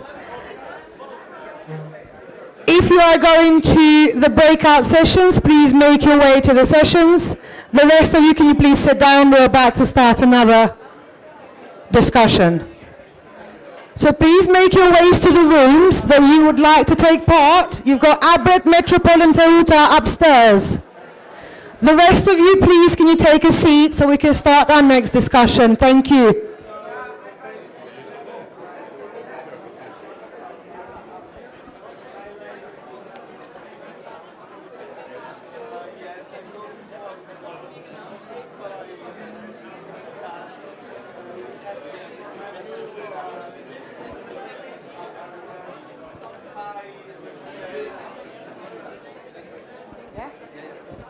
What, again? I'll take them again. Dear voters, can you please make your way to the rooms that you have chosen to join? Can we make our way upstairs, please? Whoever's staying in this hall, please take a seat. We will be discussing democratic innovation and complicity in this hall. Let me just introduce you then.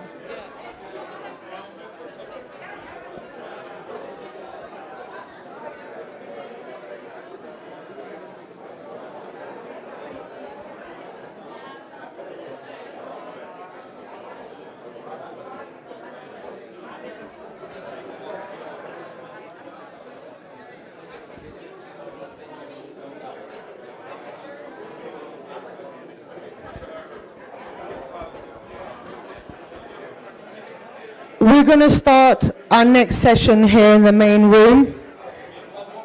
I'm going to invite Lucia to come and join the stage with me.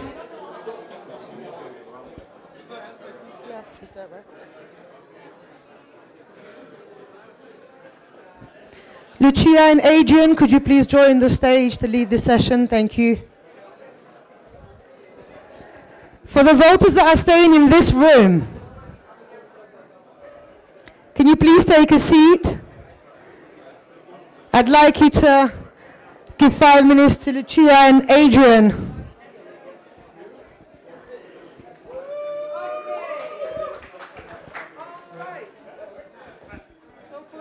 Still in the room. This is the exciting project that Rainier talked about just a few minutes ago, the Eurosense. So it's an important democratic innovation. If you're interested, take a seat. Can I, for those who are seated, can I ask you, who has heard about Eurosense or VoltSense? All right, some hands. And for those keeping the hands up, can you keep them up? Did you fill the collector? If yes, keep your hand up. If no, go put it down. Okay, so this comes with an action that any voter can take, Eurosense. So what is Eurosense or VoltSense? It is a dream. a dream of our grassroots movement for political empowerment and collaboration. If you think about Volt, one of our citizen empowerment tools is the listening tour, right? Who's ever organized a listening tour in Volt? Right. So imagine that you're organizing listening tours and you can actually listen across Europe. It's actually stored somewhere and retrievable at any moment. So as soon as you listen, something is stored, comes and becomes available, publicly available. Yeah? That's what this is about. It is about building citizen-centered network, like the temperature, taking the temperature of Europe. What are citizens talking about? What's keeping them thinking, talking? And can we make sense of all these narratives? So we have the capacity to build this sensor network structurally because we are a movement of currently over 30,000 people and growing across Europe. So our movement can be the sensor into European society and citizens. So at the moment, how does it work? So listening to citizens at scale, we have designed a collector, a story collector. If you want to try it, there is a blue paper on your seat. You just follow the link and you come to the collector where you can share your story. The interesting thing here is designed in such a way that not only do you share your story, you also give it an interpretation. So there's no researchers analyzing stories. There's no AI going to make sense of these stories. You yourself, as you fill your story, you tell us more about what this story is about. And this is unique because this is what enables us to see through these stories and see patterns. But if we want to really listen to citizens across Europe, we need you, we need all of Volt to help us to make it happen. So this session briefly gives you a view into what it is we're trying to do, and then there are follow-up sessions, Volt Sense Cafe, in breakout rooms throughout the coming days, where you can have a conversation about how you can become active and can become part of this project. All right? Right, a few words here.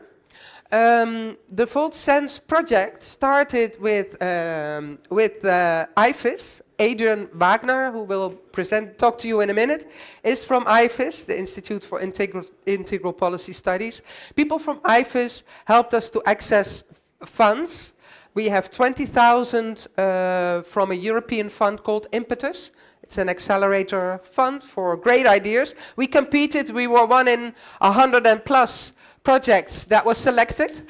So it's really, you know, an innovation that we hope will catch fire within the Volt community and way beyond it. We are powered by the sense maker, the people who have designed this possibility to listen to thousands and thousands of people across Europe and still be able to make sense. Complexity partners are giving, you know, we're paying them peanuts and they're giving us a lot of expertise. Adrian works with them as well.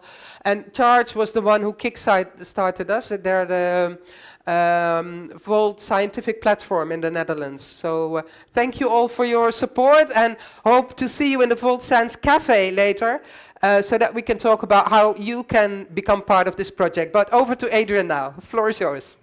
Yeah, thank you very much, Lucia. I'm very, very happy to be here together with you. And I would like to talk a little bit more about the why we are doing this.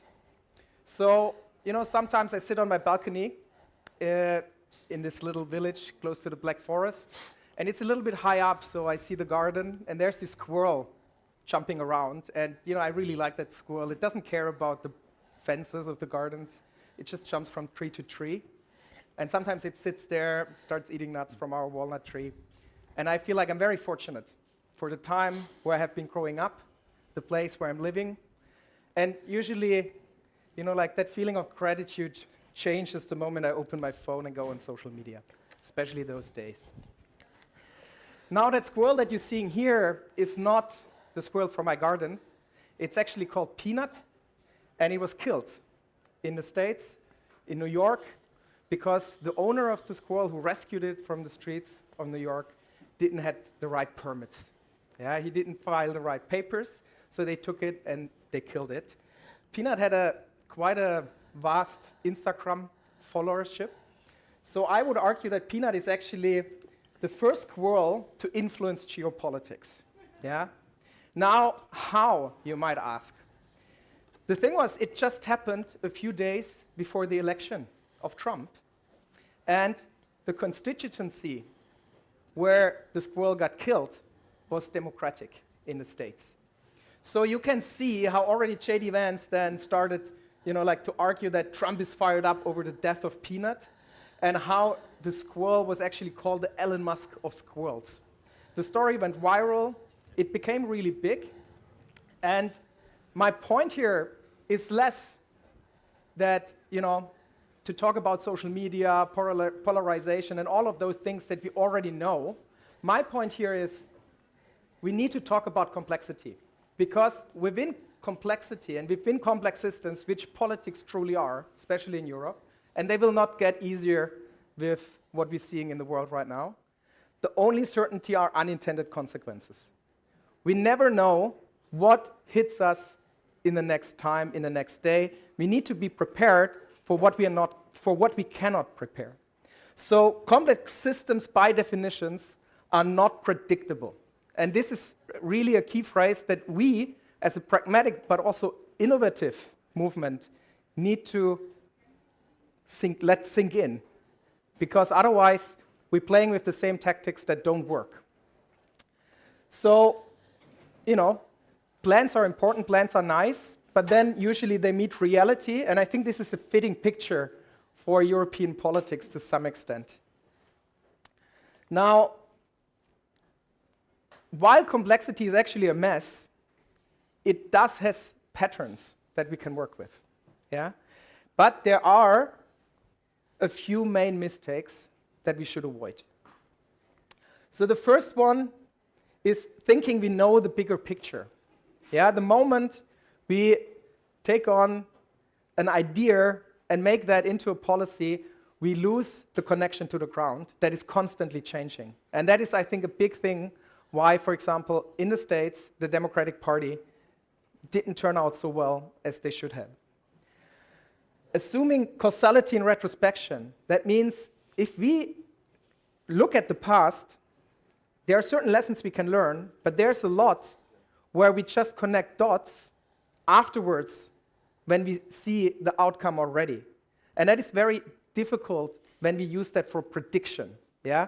So the future is unknown. Nobody expected a squirrel to influence, probably to some degree, the Trump election. That leads us also to working at the wrong level of granularity. Why we can discuss how Europe should look like, and why I think this is also great to do, we need to really shift to bottom up, and we really need to have interactions on scale on a smaller level of granularity. Meaning a lot of small interactions in a lot of countries, that's the way forward. And there's also, you know, like often we are also unaware of our own biases and privileges, especially as experts or researchers. And this is what Lucia already mentioned. So we need epistemic justice. You know, like you don't want old white men interpreting your story for you. You want to interpret your own lived experience. That is what is called epistemic justice. And basically, all of this is something that we built in to the SenseMaker, into the Eurosense. That's what we can do. We can detect weak signals from the ground. We can also look and see the potential shifts and trends in narrative patterns, and I will get to that in a moment. And we also have the possibility to hold the ambiguity that is just inherent within complexity and European politics, I think, in general.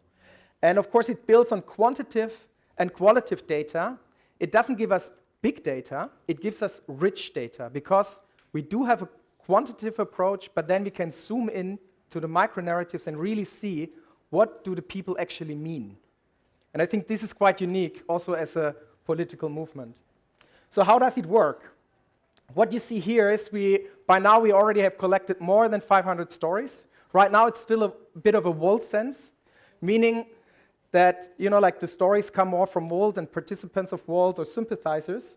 And we started with a very simple sentence, which says, please describe a recent experience of you in your society, something that is important and you would tell a good friend. Share your experience here in a couple of sentences. It can be positive or negative. With that sentence, you basically then, interpret your own story based on a few data we set up. For example, we want to know how old the people are. We want to know how they identify. Of course, also if it's a negative or positive story for you. We have different policy areas, so that's important if you want to find out what are the stories about migration, because I'm working in migration, then you can click there and get all the lived experience of the people. There's also, and that's where I think, also as an action researcher, where it becomes really interesting, you position your story within a certain tension, like within, is it a story of the past, the present, or the future? Or I want to take action, in my experience, democracy shows up as I want to take action, I want politicians to take action, or I want to be left alone. So I think it's not such a big surprise that within the Volt community there are not so many people that want to be left alone, that democracy shows up as I want to be left alone. But there's already quite interesting narrative clusters that we see here, which we then can zoom in to extract the meaning, to have a sense-making session together, to then really see what are the possible next steps forward. And the same counts for, in the experience you shared, your concern is, and also here, I think we move backwards is something that a lot of us can relate to. So with that, we can also generate these kind of heat maps. So you see the general trend, but also, and to some extent even more important, you can also find outliers or weak signals, the stories that are usually overlooked, yeah? And you can zoom into them as well. Now, what can you do with it? Maybe a short disclaimer here. This is like very short now. Like if you really want to experience a sense-making session and really dive into the data and what it can do for you or for us, join us in the Volt Sense Cafe. That's going to happen. We're going to be around the whole weekend. You actually, if you share a story with us, you can actually also win a prize. We have a little tombola going on. So come to us, share a story, look at the data. And now just a bit of a teaser for you. So weak signals.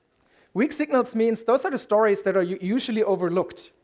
And I would like to read one because to some extent I think this is an interesting story. I experienced the Second World War.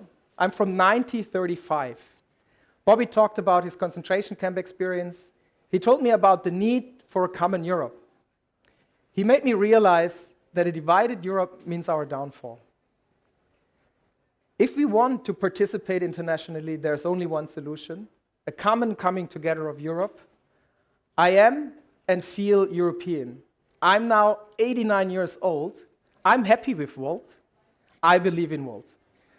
Personally, I think this is a cool story from somebody that usually doesn't fit into our age group, but resonates very well with the Volt spirit.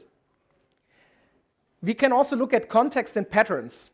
For example, we already see that the stories where people say democracy shows up as I want politicians to take action has over 74% negative and very negative experiences. Yeah? While the stories where I want to take action, more than 55 of those stories are positive and very positive stories. Yeah? So this is a question also for us, how do we get more positive and very positive stories where people want to take action? How can we encourage people to do that? Oh. Another possibility is we can see with diets, people interpret their stories with diets, and I read it because it's too small.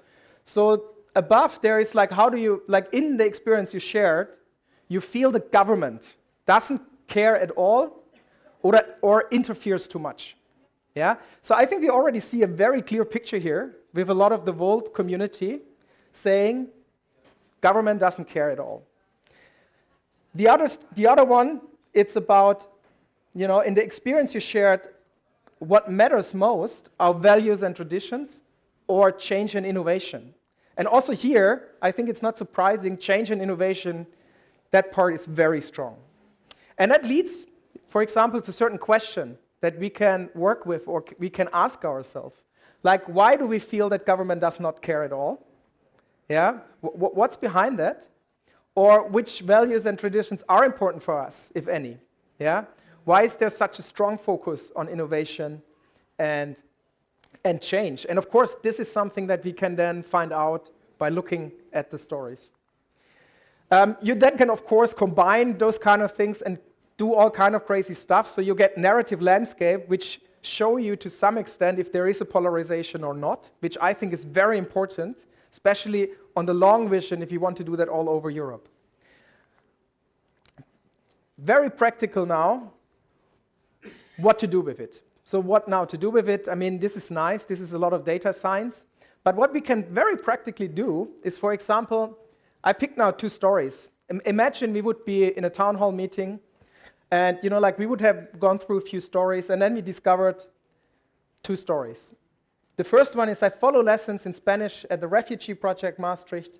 The cafes are free of charge, and they give the refugees a feeling of purpose during their endless waiting time. Yeah?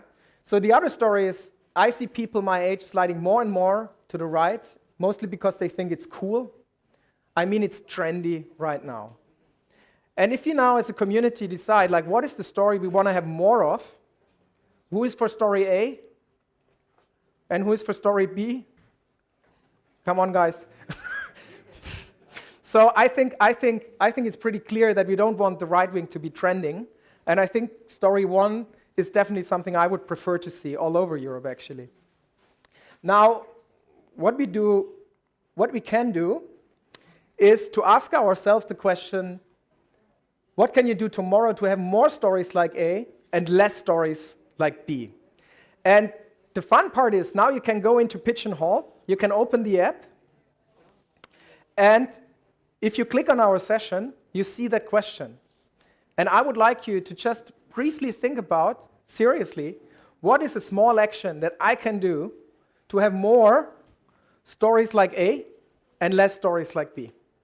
So this is something, imagine we're in a town hall meeting, we could do that in communities, we can come up with ideas, we can vote them up even here, and then see what are the small actions we can take by tomorrow or the day we leave from here.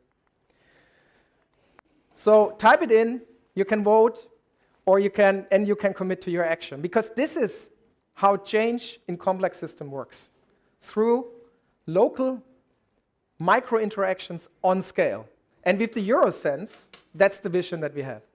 So we want to have that on the ground in different places where people can make sense of their own community through their own lived experience and then decide what are the stories to move forward.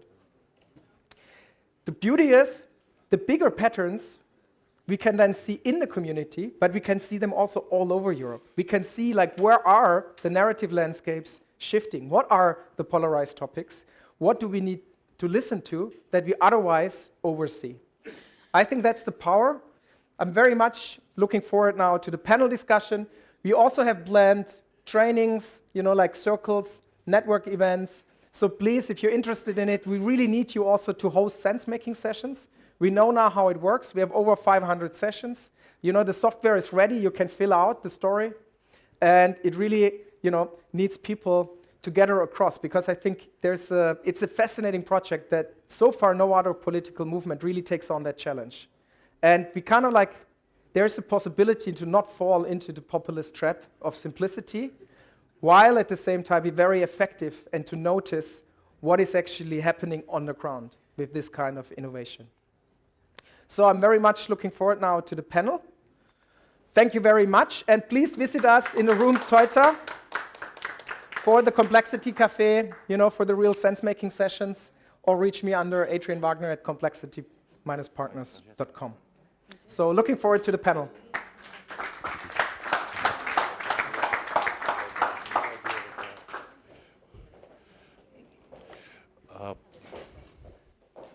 I would like to invite the people who are already taking places, because they are due diligent and they read the schedule. And also Francesca, if you mind, Yeah. and Jasper.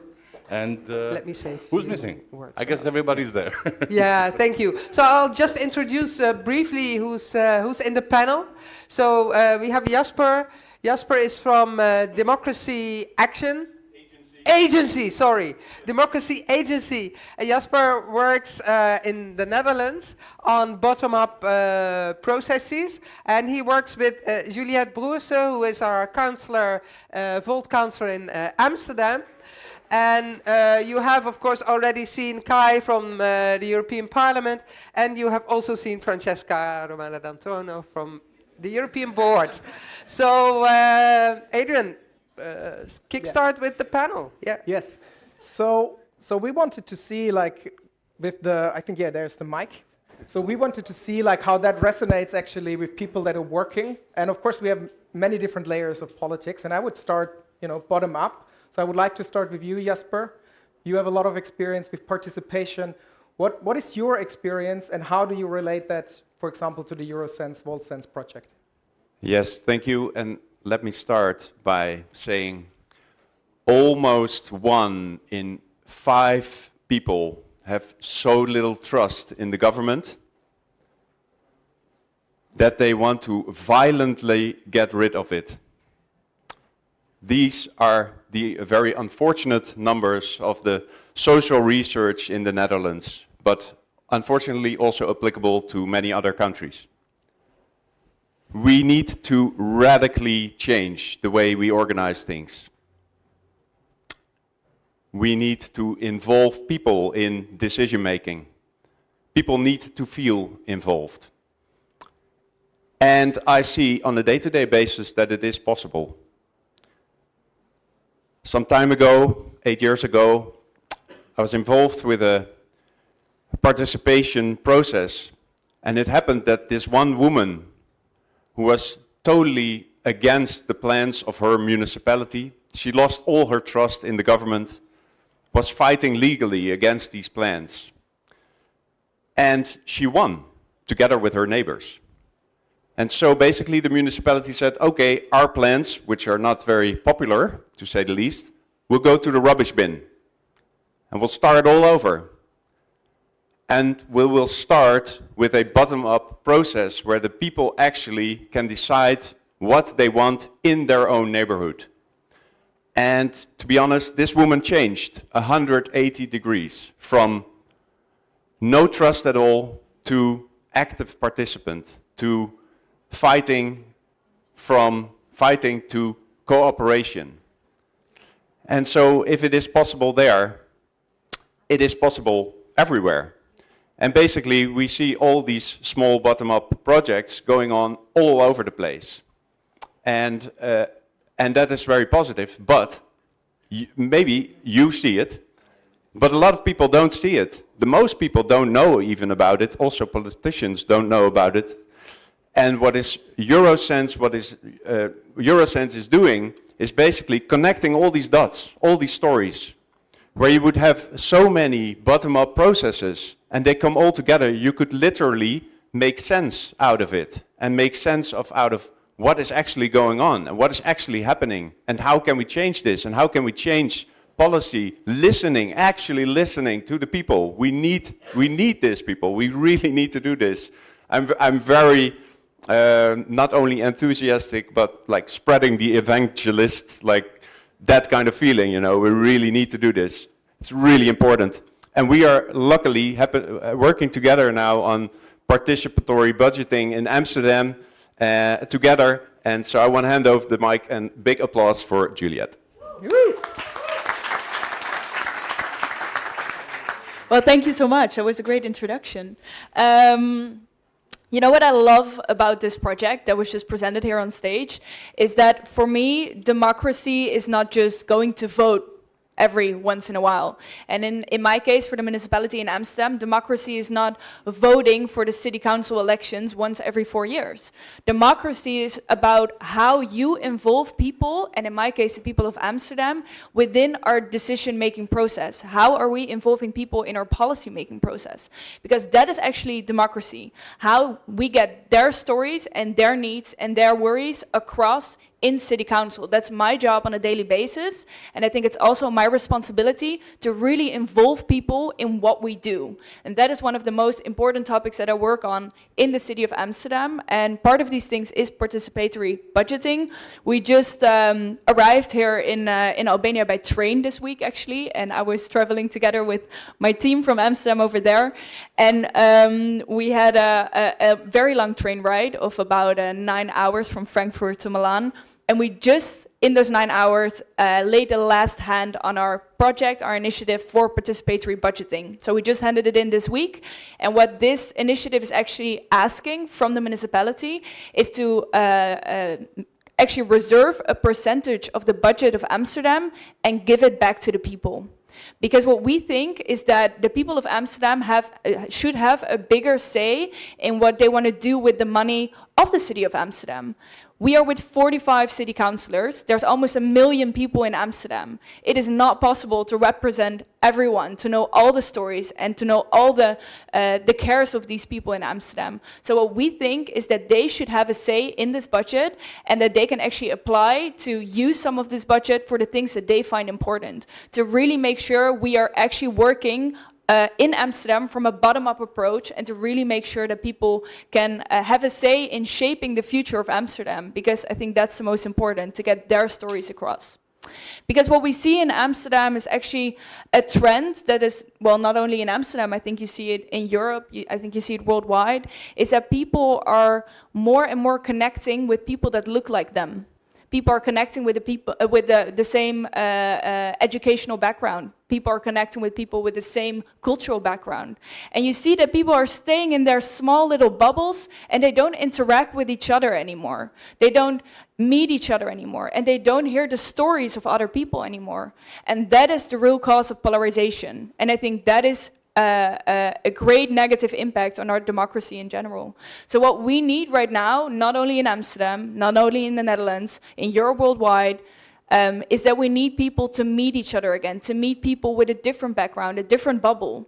And if we are, as politicians, making sure that they meet each other and that they interact with each other, they share their stories, I think we get a greater understanding of each other. And I think that's right now, in a world where Trump is becoming a president, in a world where right-wing politics are shaping Europe right now, I think we need to meet each other more, to hear those stories, to understand each other, and in that way shape a better democracy. Thank you.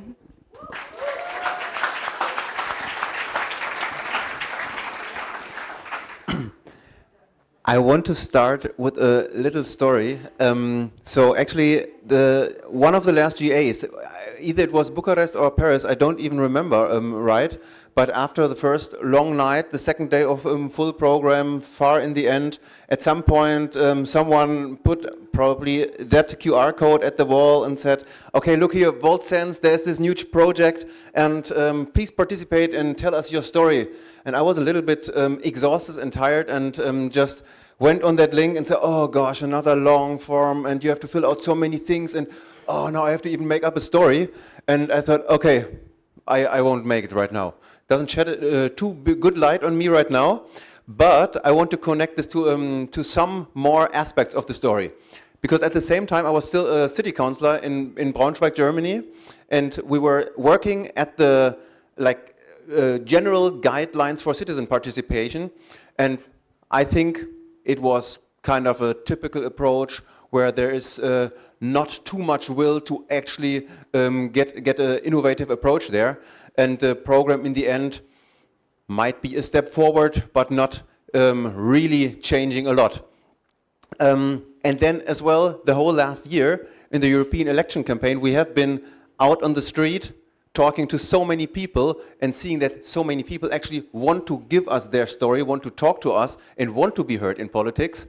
And at the same time, we have been discussing about our electoral posters, sei kein Arschloch in Germany, if this is the way how you want to behave with people who are leaning towards right-wing populism right now, and having already started this discussion of we need to listen to people again more, and instead of having those posters. And then also in the last half year, we saw in Germany the state elections in 3 eastern states, and incredible, like 2 crazy results for the German right wing, for the AfD, and results that almost gave us parliaments that are unable to act, and making very clear that we really have to listen to people stronger and have to get everyone on board to actually save democracy. And then yesterday, I talked to Lucia, and finally, that was that little click to connect the dots for me. And I saw actually a first preview on those results, and saw actually what this project is about. And I thought, damn, that's amazing. That's just what we need. That is just this way where we can collect people's stories, where we can listen to people, where we can give them the chance to talk to us, and then to really incorporate this and take this feedback and also discuss it with them and give them the chance to interpret it themselves. And I thought, well, on all those aspects that I have been mentioning now, this is, for me, part of the solution. And this is actually a project that gives us a super innovative approach that we can turn this on the other side, that we can really connect to people again, to connect to everyone, and make everyone tell their story and be involved in politics. And that's why I would really love to see this project grow, and love to see this approach spread and be used not only in our Volt context, but like society-wide. And that's why I would love to support this for the moment, and try to be some kind of ambassador for Eurosense, happy for seeing you putting that effort in and seeing this actually grow so much. Thank you.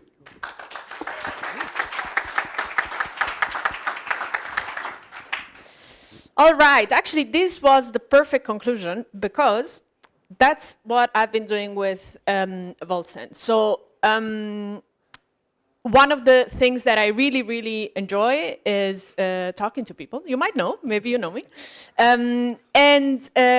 Doing the experiments with Eurosense was a humbling experience, which I really recommend you to do. But let's start from the beginning. So we get a grant, we get a project, we started. And being the European co-president, sometimes it can be a bit of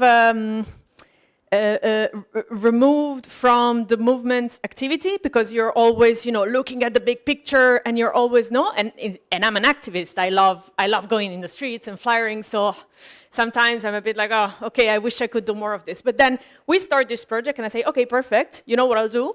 I couple my trips to countries to visit teams, to attend conferences, etc. And every time I go somewhere, I organize a little session in the streets. Now, this has happened now in, don't remember, but, oh yeah, three places. That's Berlin, Brussels, and Milan. And what happens is that I go out with a small group of volunteers, and we start in the street. We start asking people like, hey, this is Eurosense, we are Volt, blah, blah, blah. Are you interested? And surprise, surprise, a lot of people are interested to reply. This was the first strange experience, A lot of, you normally, get a lot of no's, people are in a rush, etc. But this was, when I started doing this, it was after the European elections. And what was striking for people was that the request to support us with the listening tour had no electoral goal. So we were just there for, to listen. Like, the elections are over, so we're just here to listen to what you have to say. And you are the one leading the conversation. I'm not going to tell you, hey, look, we need to talk about this now, or we need to talk about that. You are the one deciding. So first learning point, people do want to talk, and they appreciate it when it's genuinely without a goal, when the goal is just, let's hear what you have to say. Then the second learning for me was, you know, we progressives in this time really love to reunite and say, unfortunately, how people are uneducated and ignorant, and that's why they don't understand how our fantastic message is the right thing to do, right? It's not us, obviously, but it's something that happens a lot in progressive politics, that somehow we position ourselves as the competent one, the one that have data, the one that know the solution, and therefore, instead of looking to people, look down on people. The belly of the people, they don't think, they move with the belly. When you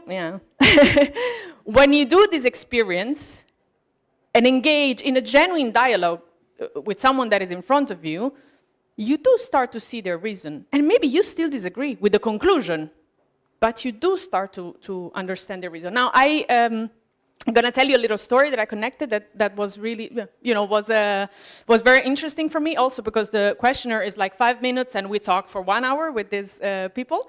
And it was a couple. The husband was from Germany and the wife was from Uganda, I think. Sorry? Okay. Oh, yeah. Okay. Because I always tell this story because it's, I don't know, it was very strange. And they told the story of how it was hard for them to get married because, of course, a Cameroon woman marrying a German man, there must be a scam, you're not really together. And so they underwent a lot of bureaucracy, a lot of controls, a lot of annoying stuff. And weirdly enough, this was happening in Berlin, and they were speaking English. So I would assume, this is progressive people, so we're speaking the same language. But weirdly enough, at a certain point, they start saying, and then all these migrants come, and we have to get all the controls, and they get zero controls. And it was very strange, but the trouble you have is not because people are coming illegally. The trouble you have is because German bureaucracy. Oh my God. And because we have a racialized society that thinks, African woman coming to Europe, there must be something tricky with it. But it was interesting that our reasoning was going hand in hand, and at a certain point they took a completely unexpected turn. But the fact that we were engaging in that dialogue without judgment, for me, was a huge lesson learned. Because otherwise, thinking as I think, I would have assumed, they must be mad at the bureaucracy. They must be mad at the police that just believes that you cannot have a interracial, intercontinental love or something. So my second big learn is that this, for me, is a very good tool to engage with people without giving your opinion, but really giving a space. Because even when you believe that you are giving them a space, we're in politics, we're passionate, and so it might be that we just superimpose our ideas to what we are listening. I'm going to conclude because I think I've gone very long. But in summary, I really, really believe that if we look at the results we got in terms of elections with Volt, the most successful campaigns are run by teams that really know their constituency, that before the elections really engage with the people in their community to understand them, to get to know them, to see how they think. And it doesn't mean you change your policy based on that necessarily. Maybe you just believe something is right, even if the majority think is wrong. And it's fine. I think all big changes actually come from a position of minority. But you need to know who you're talking to. So my recommendation for you, if you want to be successful also in terms of electoral goal, is to put your ear down on the ground with Eurosense possibly, or with whatever tool you think it's suited for the goal, and meet your community and understand who they are, and not who you think they are, how you think they think, but let them really speak and listen to their voice. That's it. Thank you very much. So we just saw the red card, so on point. Thank you all. And I take a lot of inspiration with me, also with the support. And again, this project is just beginning. It's a start. And right now it's a Volt sense, but we really want to make that into a Euro sense, like the largest citizen sensor network. And with the, with the times ahead, with the craziness that comes, I'm pretty sure, we need these kind of tools to listen to the crowd and to see how to navigate chaos as well as complexity. Thank you very much, and meet us in the Complexity Cafe. And we usually always want to end with a call to action. Please see this as the call to action to every one of you to be one of those multipliers, carry it in your teams, and make sure that this can spread. Story. Yes. Share your story. Okay, sorry. Okay, that was quite riveting. And if it were for me, I would be just redoing it again. And everybody's getting here from the other workshops. There are more people coming? I guess so. Well, the next topic is quite exciting and important. If you care about budgeting and money and compatibilizing and stuff, I would like to introduce my boss, Christoph. And if I might have your attention, please, for a moment. No attention. Okay. If I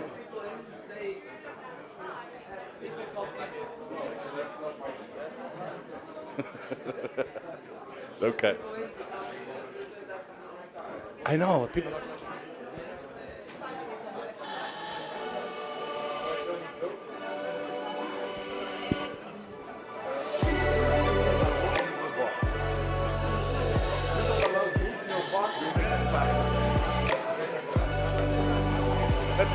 That's the joke.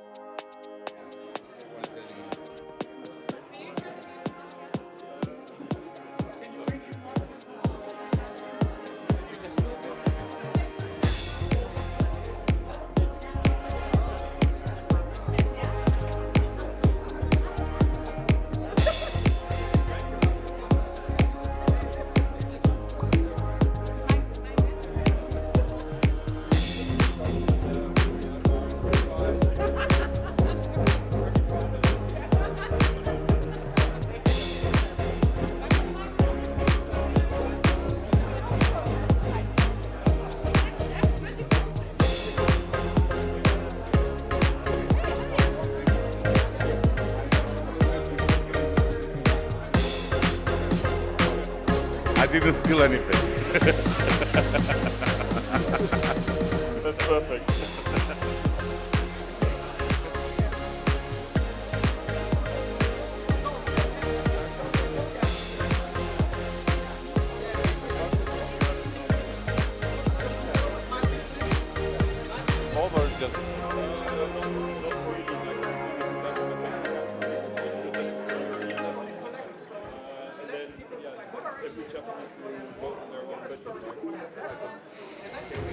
Tap on the.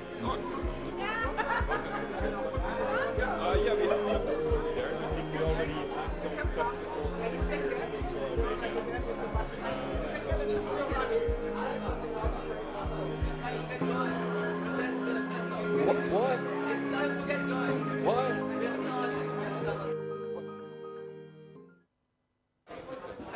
What?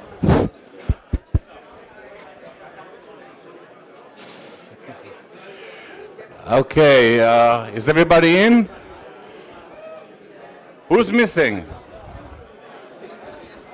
Who's missing? Can you please raise your hand? Who's missing, and can we just know who's missing? Well, we're almost here. Okay, let's pass to the next stage. There's something very important, and to me, it's a personal matter. The budgeting of votes. So I'm inviting my boss, Christoph, to give the presentation, and stage is yours. Yeah, thank you. Good morning, everyone. It's very good to see the whole hallway so full, because usually I'm on stage on a Sunday morning, and then mostly the room is only half full and people are a bit sleepy because, well, we had a good party the day after. So I'm very happy to be here on a Saturday on prime time to present you the budget. And to start the budget, I really want to start with a story and bring you back to a year ago, right? The year when we were elected, or the new board was elected in Paris. And we then had the beginning of the year where we had a couple of items that happened, right? I think most of the people remember that in the beginning of the year we had the news that the Dreamery Foundation would not continue the donation that was actually promised before. So that meant that when the new board arrived, we immediately had to get into action mode and to take a couple of drastic measures. So unfortunately, at the beginning of the year, we saw that we had to cut some people. We also saw that some people left voluntarily, unfortunately. And we had to be more stringent on our cost control than we had anticipated in the run-up to the election. Now, after that, what we saw that we actually had a really successful fundraising effort during the campaign, and more surprisingly, and very happy about that, it has continued afterwards. So if you look at the year-to-date figures that we have today, we're around 766,000 euros that we fundraised today. There are a couple of very big donations in there, and especially also a donation that came in very recently in October, end of September, beginning of October. So that means that we actually have quite a good year if you look at the profit lines. So because of our stringent cost control, we only have a loss of around 47,000 euros. And we still have a cash balance of almost 500,000 euros, which means that also we are going into the year 2025 very comfortably. Of course, if you look at our cost categories, the cost category on personnel is quite significant. So we're currently paying around 362,000 euros for personnel up until October. And then the other services and goods, so everything else on expenses is around 447,000 euros. Right, and I think if you look back at the budget presentation that was given in Paris, you would see that the anticipated loss was much higher. So I'm very happy and I'm very grateful to all of you for the fundraising efforts that you have done in the past year. If you look at the comparison versus last year, I think, of course, it's a bit different, right? Because in last year we had a lot of high donations, and we were gearing up to the election. So today we are only at 55% of last year on revenue line, but it was also anticipated. So I think probably with 2 months to go, I mean, we're end of November now, but in accounting terms, still 2 months to go, we will probably end the year around 820,000 euros in revenue. And I think that's a very good result. Now, what are our main cost categories? And this is basically based on the 447,000 euros that you see on services and miscellaneous goods. How can we divide that? Clearly, a lot of money was spent this year on communications, right? Which for a large part was also in chapter support, because we supported Slovakia in becoming a registered party by gathering signatures. And of course, the additional comms support that we needed for the campaign itself. The tech cost, of course, always a very big contributor to the expenses for everything that we need to have on our tech infrastructure and the website development that we've done in the last couple of years. Legal and accounting, we are becoming a bigger organization, so we're also more prominent. We need to be very transparent, we need to be very compliant to all of the rules, so we are spending quite a lot of money on everything which is legal compliance and accounting compliance and audit compliance. Travel, of course, also a big contributor. We are a digital-first organization. It means that the people that we have live in different countries, but still we want to make sure that we are at the events that are needed to be, that people can come to the GA, and that also our employees can work together sometime. We had some freelancers, so a lot of the expansion managers, I don't know who remembers that, but in the beginning of the year we had quite some expansion managers looking to build communities in selected countries, and some of them were not on the payroll but hired as a freelancer, so that is a cost that will decrease next year. We had the Brussels event, the campaign kickoff in the Brussels event in April last year, and then I think the other costs are quite small, so I won't go into that in detail, but if there's a question on that, happy to answer. Now, where will we land for the end of the year? And I think here you already see that there's a big differential between the campaign time and non-campaign time, right? If you look at the income and the cost that we have in the campaign time, you see that we were actually spending roughly 100K a month on average, which was a lot of it was of course in wages and salaries that we paid because the team was bigger, but also in chapter support and in communications. And then you clearly see that after June 2024, we decreased our spending quite rapidly. We really focused on stringent cost measures to make sure that we were on a run rate that we could end the year with a positive reserve balance. And I remember right, so at that time, before October, that large donation that we received has not yet come in. So when we were in summer, we were really making plans like how can we make our cash runway as long as possible. Right. So we decreased our spend with almost 50%, and you see that it's going well actually, and you see also that the fundraising effort continued with 28,000 that we received in August, and then September the very large donation came in, and then October even also 37K that came in for donation. So we are still continuing on fundraising. And that will also hopefully continue into the next year.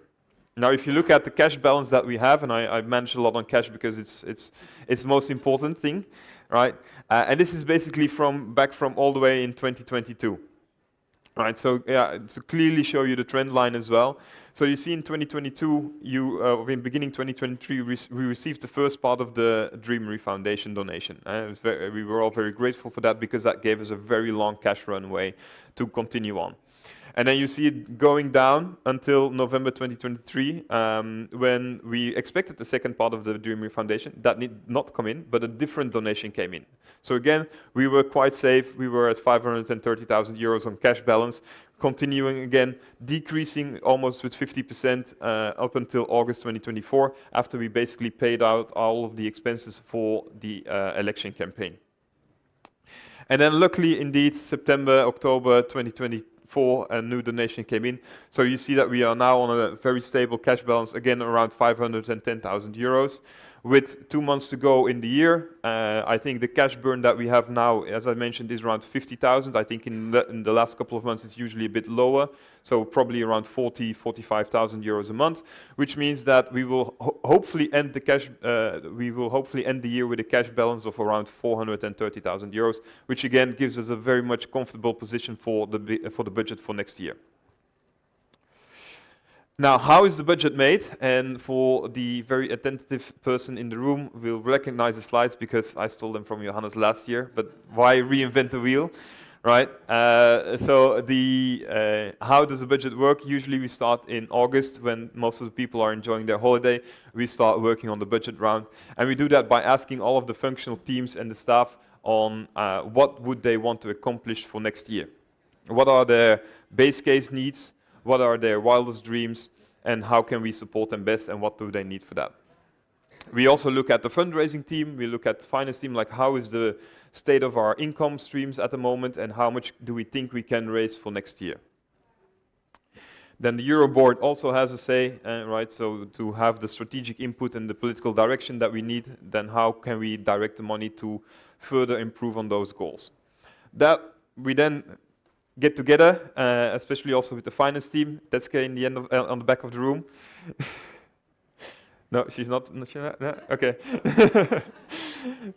So the finance team then gets all the plans together, composes them into one plan with a couple of scenarios, and then communicates them to the board and to the country council, where there is a discussion, a reprioritization on which of the plans do we prioritize more than the other, and which ones do we say, okay, maybe we can postpone them to a later stage. And that is then the final budget that was proposed also on the agenda for this meeting. Now, for 2025, we have again 4 income streams. And for the people that remember last year, when Johannes was here on stage presenting the budget, he said there were only 3 income streams. Why? Because last year we decided not to collect membership fees. So how it works is basically in the past we've decided that there would be only one membership fee that was asked from the member, and that there would be then a distribution between the national level and the European level to make sure that both the national level and the European level have sufficient funds to do daily operations.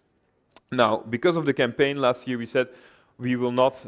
We will sort of at the European level will grant the countries additional capital for the campaign by not collecting their part of the membership fee.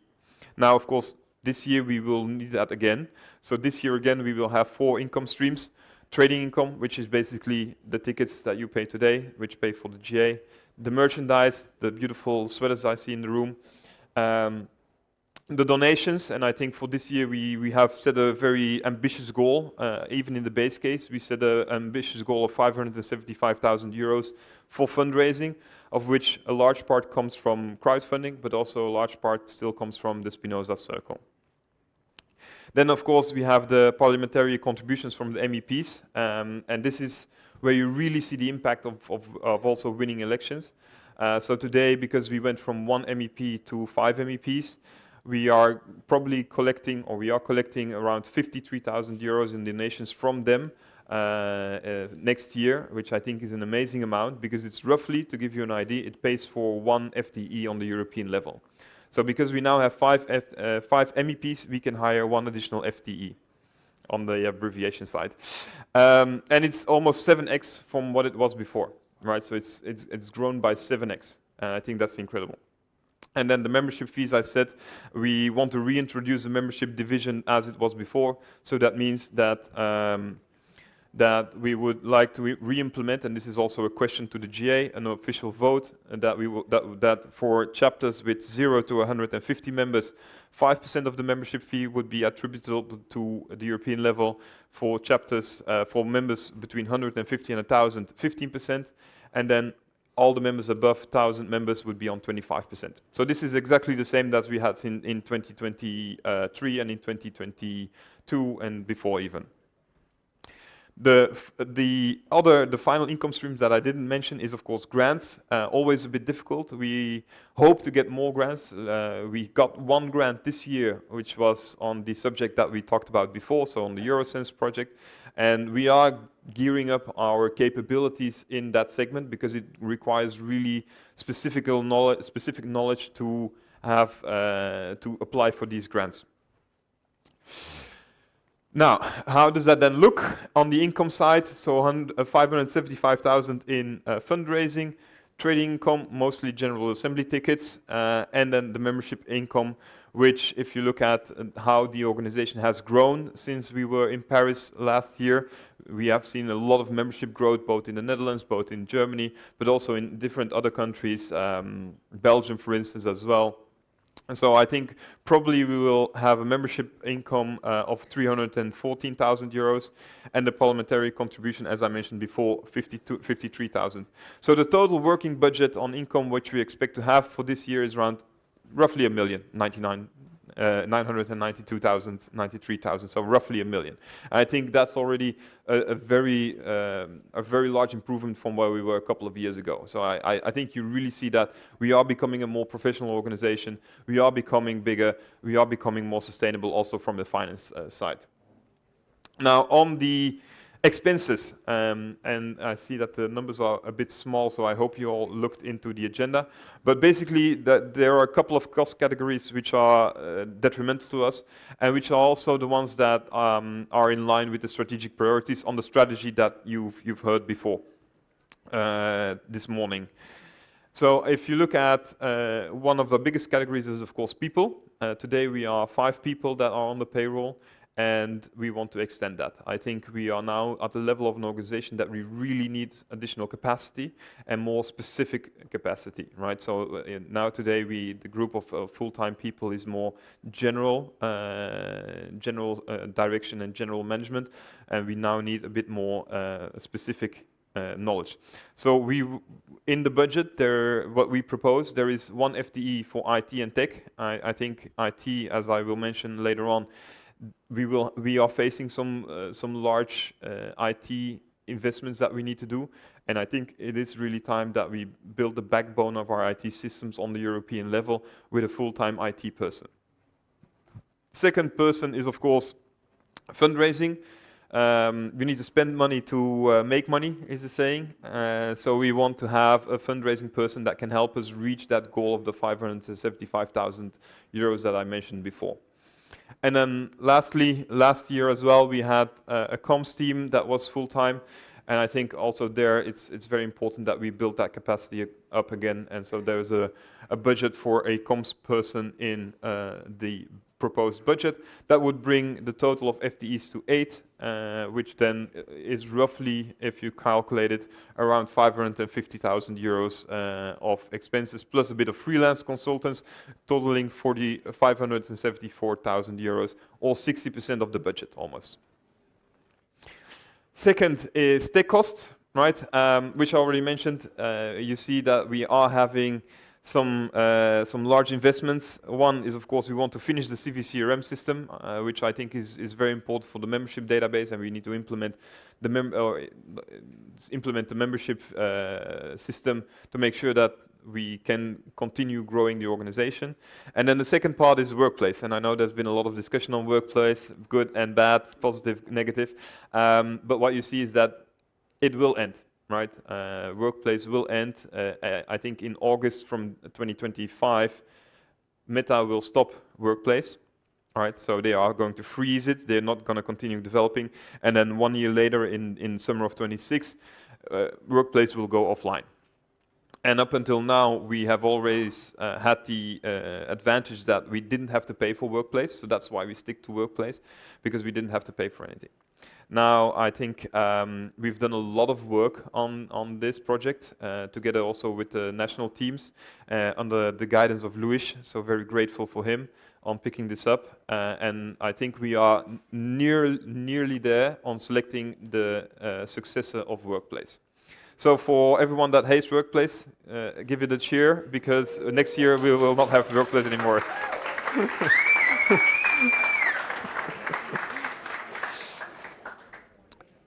Now, as I mentioned, we are becoming a larger organization. We are becoming a more professional organization. So that also means that our other expenses, like accounting, like legal, increase, our banking fees increase, because we have more transactions, also international transactions.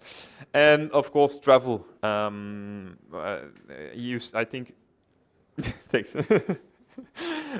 So a lot of travel for all the events that we have, for really bringing our message out there to make sure that we are heard and that we continue building that positive voice throughout Europe.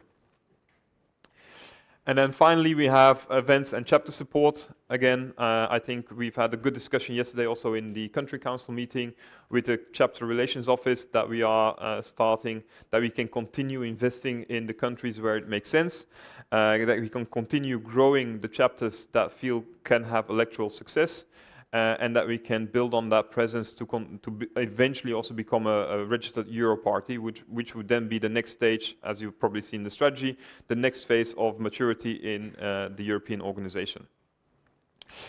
So if you look at this P&L, you will see down there that we would end the year with roughly 37,000 euros in profit, and that means that we will end the year at the break-even point. I will skip this slide because I don't have time anymore, but finally this one.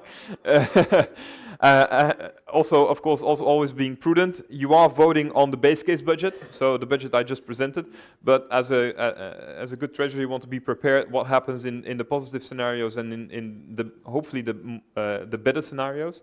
So we devised also a couple of scenarios, the mid case and the best case, where we increase our fundraising effort and then also increase the expenses at the same pace, which basically means that if we reach the medium case of 875,000 euros in fundraising, that we could spend more on comms, increase our chapter support, and also spend a bit more on tech and fundraising. And then the best case is, of course, very aspirational, but it would mean that we can basically sustain ourselves, or at least a team, for the next 5 years. And I think that would be a great ambition to have. So without further ado, the 3 votes that we need from you. One is, of course, do you approve or disapprove the base case budget? Vote B on the membership fee structure and the division between the national and the European level.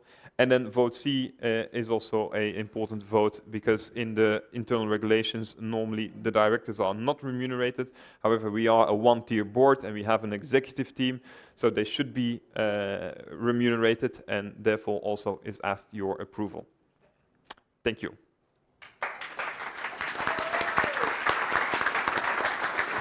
Yeah. Christoph, wait. You have some questions from the public. Okay. Actually, we don't have a lot of time, so try and be short so we can answer them all. So, first question, should membership fees be harmonized across Europe?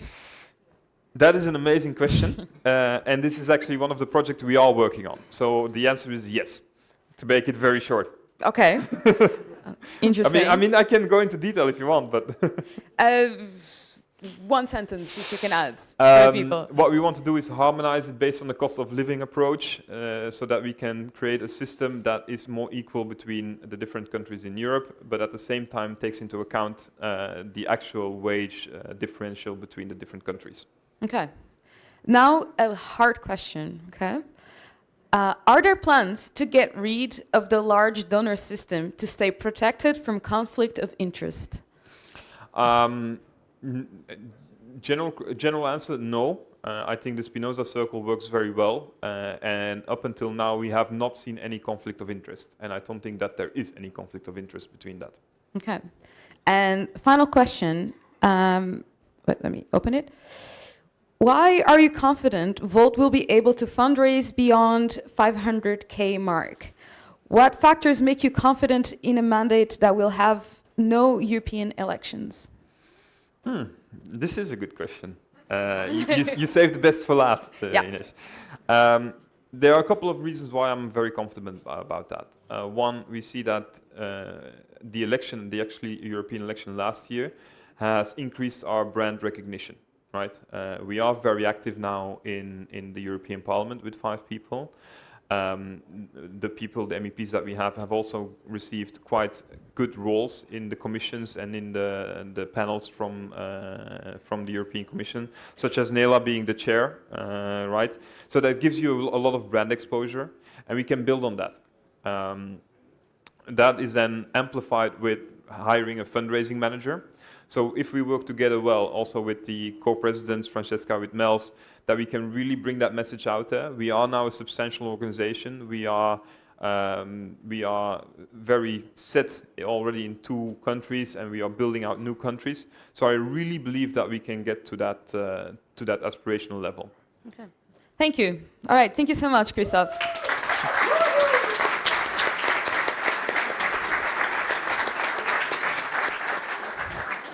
I need the time. Okay, so bear with me. The vote for the budgets, these votes have been officially opened at 12:27, okay, and they will be open until 9 Central European time. And good news, the last vote on the strategy will also be open until 9 this evening, so vote away today, and don't forget, also, the vote for the budget is now officially open. As per the Article 10 CJ.25 of the statutes, the GA is required to approve the budget for the following financial year. Now, you are asked to approve. If the GA is requested to formally adopt the base case budget proposal for 2025, that's vote number 1A, then you have the second vote. As per the internal regulations, the GA defines the membership fee division between the national chapters and Volt Europa. With the budget vote, the GA is requested to approve the membership fee division for the year of 2025 with this split. So 5% of membership fees attributed to Volt Europa for the members 0 to 15 in a given chapter, 50% of membership fee attributable to Volt Europa for the members 150 to 1,000 in a given chapter, and 25% of membership fee attributable to Volt Europa for all members plus 1,000 in a given chapter. And the final vote, to vote C, as per Volt Europa's internal regulations 2.2.3.6a, the directors are not remunerated unless decided otherwise by the GA. With the enclosed budget vote, a continuation of the remuneration of the executive board team, as per the base case scenario, is confirmed for 2025. So go vote, and thank you so much.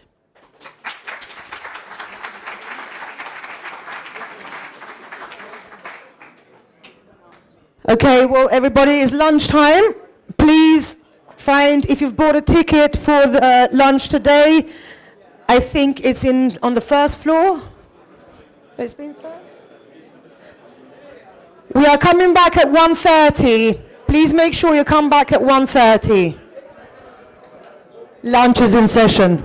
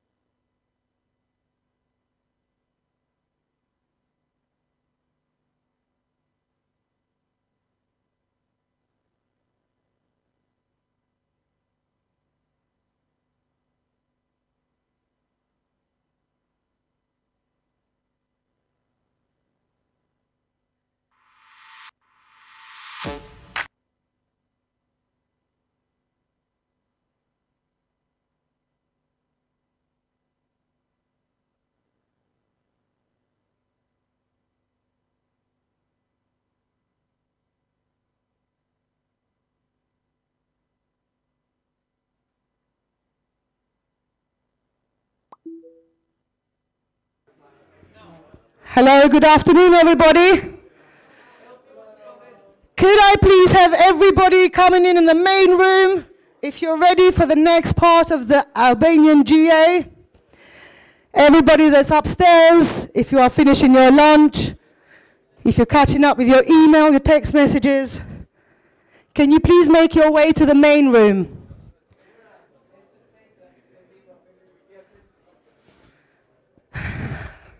Can we have everybody come in? We're going to do some exercises to burn off all those vegetables you hate for lunch. We do? What's happening in Volton? Are they coming down? No, Volton is upstairs. This is the color you can defense political. So I announce both of them, yeah? Yeah, but I think maybe just one. I think the further process will what okay. Okay. Can we please make our way to the main hall? If everybody that's outside, can you please come in for the second part of the GA? Please make your way. We are about to start.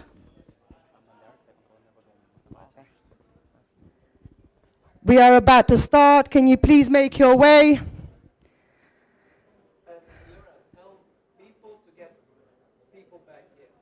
All right. Get your friends or the people that you don't know, make them your friends and bring them over here.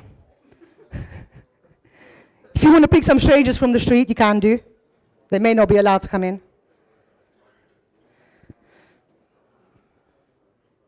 Shall we do some exercises to warm up from the lunch? Well, to kind of wake up from lunch, really.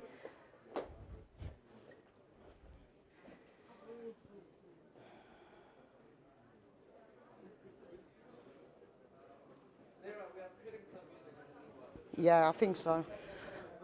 Sound check. Can we have some music, please? Just to bring people in.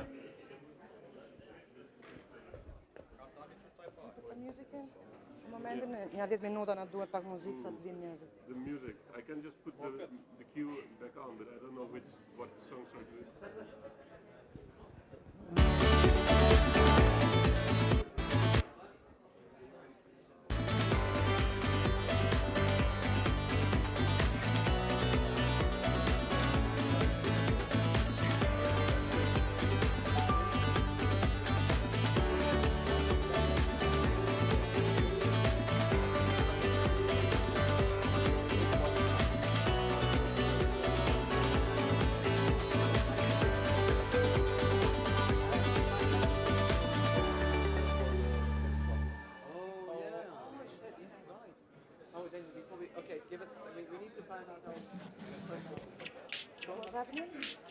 Well, you have to be very sharp with the questioning. Okay, you're right.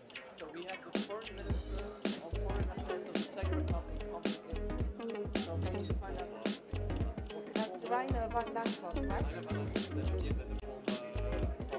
Thomas. I'm going to have it now. Let's see how it goes.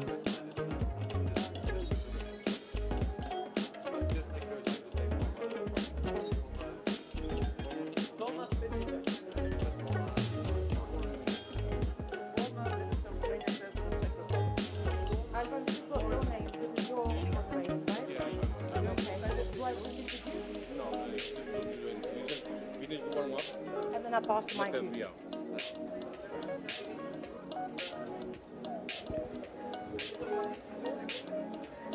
Albanese, I'm just going to finish the warm-up. So we're about to start. We've got another 5 minutes till we've got someone on stage. Please make your way to the main hall. We'll be starting the session shortly. If you're upstairs in another room, please get your friends, get your colleagues, and make your way downstairs to the main hall.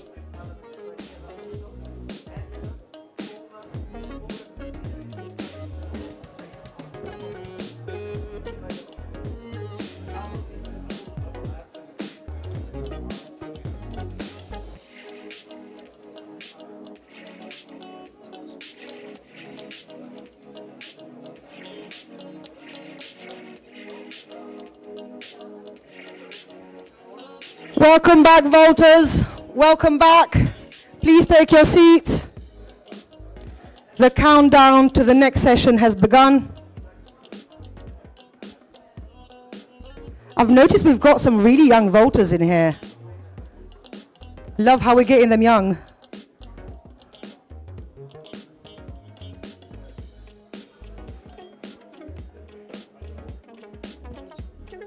How was lunch, everyone? Did you like it? Was it okay? Personally, I'm not a fan of vegetables.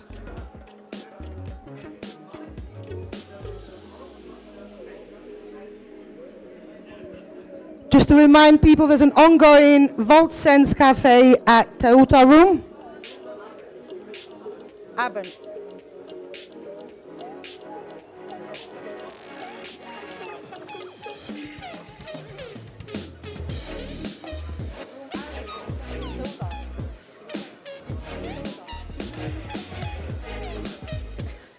In Teuta Room, we've got Eurosense going on.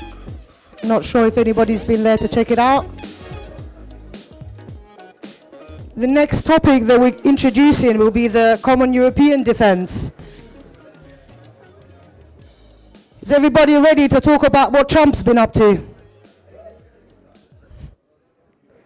Are we ready to talk about the orange dude?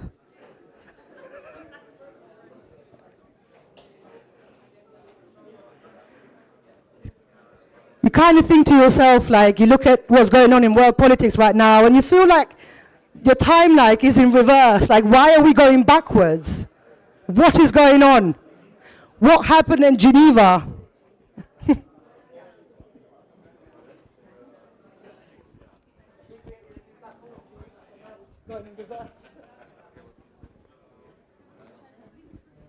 Welcome back, everybody. I hope you all had a nice lunch. Welcome back. Please take your seats. We're about to start our next session.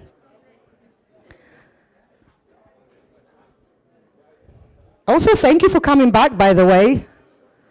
We didn't bore you to death.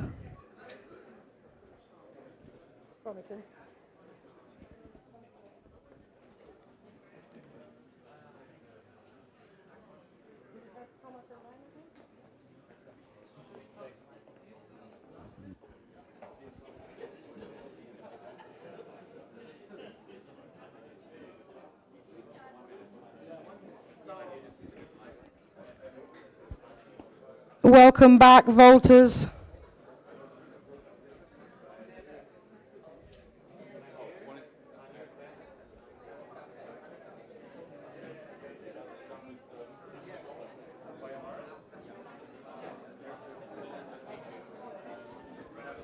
Is everybody ready to start? Can I have everybody standing up? Can I have everybody standing up, please? Can you all stand up? Can we do a bit of stretching? Can we do a bit of stretching, please? Can we stretch? Can we do a bit of on the spot, a bit of running on the spot? Come on, burn those calories you ate for lunch. Come on, guys. They're all vegetables, to be fair. There ain't no calories there. Okay. Are we feeling awake or we're still a bit sleepy? Yeah? All right, jump in the spot. Jump in the spot. Let me wake you up, people. Come on. How are we feeling? Yeah? All right. Well, thank you very much. You can take a seat. My colleague Alban will introduce the next guests. Thank you. Well, it's Mike. Okay. So, welcome back again. And the next slot is about European defense and common defense. Well, apparently, it's beating a dead horse saying what is the European Union and describing it. But apparently some countries forget about that memo and have their own ways and put all the European Union in a difficult spot. And to have a in-depth conversation about European defense and common defense, what it means and the perspective of it, we have the foreign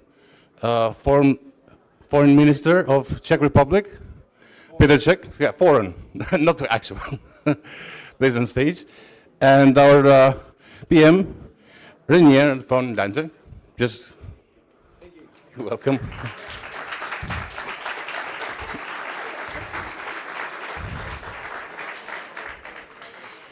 Okay, we're living in a very dark timeline, actually, with the war in Ukraine and all other hotspots in the world. And since Donald Trump became president of the United States, there are more dark clouds in the horizon. So what can we do to help Ukraine turn the tide of war in these dark times? That was my first question for you. Thank you. And you're right, it is a dark, clouded world at the moment, and those clouds seem to be getting darker. I think for far too long we have been either entirely asleep or only reactive. And with Trump becoming the president officially on January the 20th, we have until then to make a concrete plan and push for it ourselves as quickly as possible to show our support for Ukraine. I think Putin is not as irrational as he is sometimes portrayed. He looks at weakness and will do anything to try and use that weakness in his own advantage. So we need to make sure that Ukraine is strong. And that can, for example, be done very concretely by doing more direct investments in the Ukraine defense industry. That is one of the things that we could immediately scale up. Another concrete measure is making sure that we do not supply them with arms and limitations on how they are allowed to use those arms. Even though Biden has said that they can now use some of the arms fully, a lot of others are still restricted. And I think this shows that we make it too difficult for them to actually defend themselves. And with the North Korean troops that are now at the front line, and there are conversations that actually the amount of troops there is higher than the first 10,000 that was originally or that was initially thought. The importance of that has only increased. And I'll leave it here. What do you think? Good afternoon. Thank you for the warm-up. It was excellent because it's always difficult to speak after the lunch. I would probably stress that the situation is not as bad. Don't lose optimism. I think that Europe is still the best place to live. Europe is the safest place in the world to live. We are doing well. Don't enjoy this self-bashing too much. I think that that's the new hobby of Europeans right now. But there are a lot of challenges ahead. We are facing changes to the international order. There are tectonic shifts in global power. We have enjoyed 30 years of relative peace, stability, and calm, which was also extraordinary. Don't forget, it was quite an extraordinary period, not very typical for human history. So maybe we are back to history. That's only matter of fact. And we should get ready to it. We are going to live in a world defined by asymmetric multipolarity, where we will have many countries trying to exercise power in a way we Europeans do not like. We shouldn't close our eyes to this. But at the same time, we should be ready to accept that we are in the world where the West, Western Europe, or Europe, is not the central to everything. So this is only in our heads. And we have our own future in our hands. As was said, we have war in Europe. We have a rise of China to tackle. We have regional powers from Turkey, Iran, powers in Africa and Latin America to deal with as well. And it will also expect that us, progressives, will start to think more about our safety, security, defense. That, for example, defense shouldn't be a bad word for progressives in the future. We will have to also try to explain that if you want social justice, it requires security. And that security is not for free. And maybe sometimes we should also use good arguments. Do you know how long we have been, as most Europeans, with our military presence in Afghanistan? 20 years. 20 years. Every year we paid for this presence there, together with Americans, more than we are now paying to support Ukraine. Well, that was an America, approach. America paid $2 trillion for this adventure in Afghanistan. And now they are discussing about tens of billions to support a victim of Russian aggression. Well, that kind of brings me to the next question. Like, we're going to support, Europe is going to support Ukraine, and how we can afford it, because when it comes down to economics, that's where the tooth is aching, basically. So. Yes, that is definitely one of the massive challenges. How will we fund everything we do? So there's a couple of things coming together that were reflected in 3 reports made by former European presidents, so Enrico Letta, Mario Draghi, and Niinisto. They have made 3 reports. If you are very much into this, I can recommend reading them. And they basically show what is needed to invest in our economy, to invest to become more sustainable, and also what is needed in terms of our defense spending, and which investments we need to do there. And if you look at that total sum, it's a huge amount of money. While at the same time, we know that the Recovery and Resilience Fund, the Euro bonds that the EU created together during the COVID crisis, that part of that will need to be paid back. And in the next 1.5 years, we will see a conversation in our societies about the future multi-annual financial framework, which is the difficult word for the budget of the European Union in the 7 years that follow.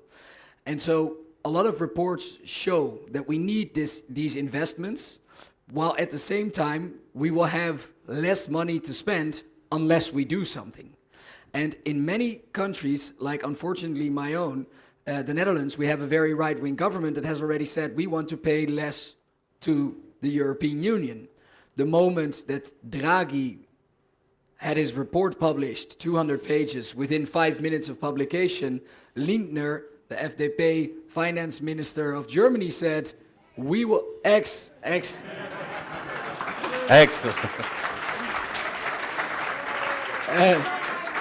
He immediately said, we will not pay for this. And I think that shows another important reason why Volt should get into the Bundestag and push for these things. So how will we fund it? And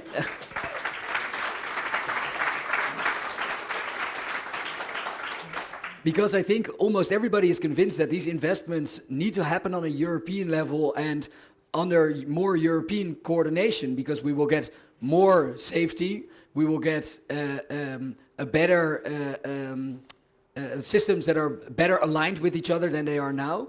So it needs to happen on a European level. We think there should be Eurobonds. The EU should have its own ability to get money through taxes, through European taxes. We also believe that the contributions of the different countries could be higher. So there are different opportunities, but in the coming 1.5 years, this will be a debate that happens in society. And I hope that each and every one of you can contribute to also talking to friends and family and people around you about the fact that these investments are needed, because otherwise we have good ideas, but no way to execute them. Well, thank you. There's another question which is kind of related to the first one. Considering that the European defense depends on every state of the European Union, how can we have a balanced approach to the newer state coming so they can not be the chink in the defense armor of the EU? Like, is there any way to get them closer, faster, without overstepping some criteria, or we could just overstep some criteria because China is getting Montenegro, for instance, and let's get Montenegro in faster because otherwise you will be lost? I think it's neither or question. I think that I have been many times to Montenegro, to Serbia. I have been to Albania in the past. And I always try to explain, look, this is your homework, but we have our homework to do as well in our current members of the EU, that we will not just cheat you again, like we did many times in the past. And this is what we have to ask our people. Like a country like Montenegro you mentioned, it's a country with population smaller than Amsterdam or Prague. So where is the problem? So it's population of Montenegro is maybe more or less half of the population of Prague. But there was no will. There were high expectations, and we didn't deliver on time. And now we can only see that a lot of politicians in the region are exploiting the fact that people here do no longer believe that it will happen in their lifetime, that it is something achievable, that the improvement of their life will happen soon. And then they vote for populists, extremists here in the region as well. And then we have this backsliding. So ask ourselves, Europeans, is it for us to blame people here in Albania or in Montenegro or us? So it is our responsibility now to make it right again. And thank you.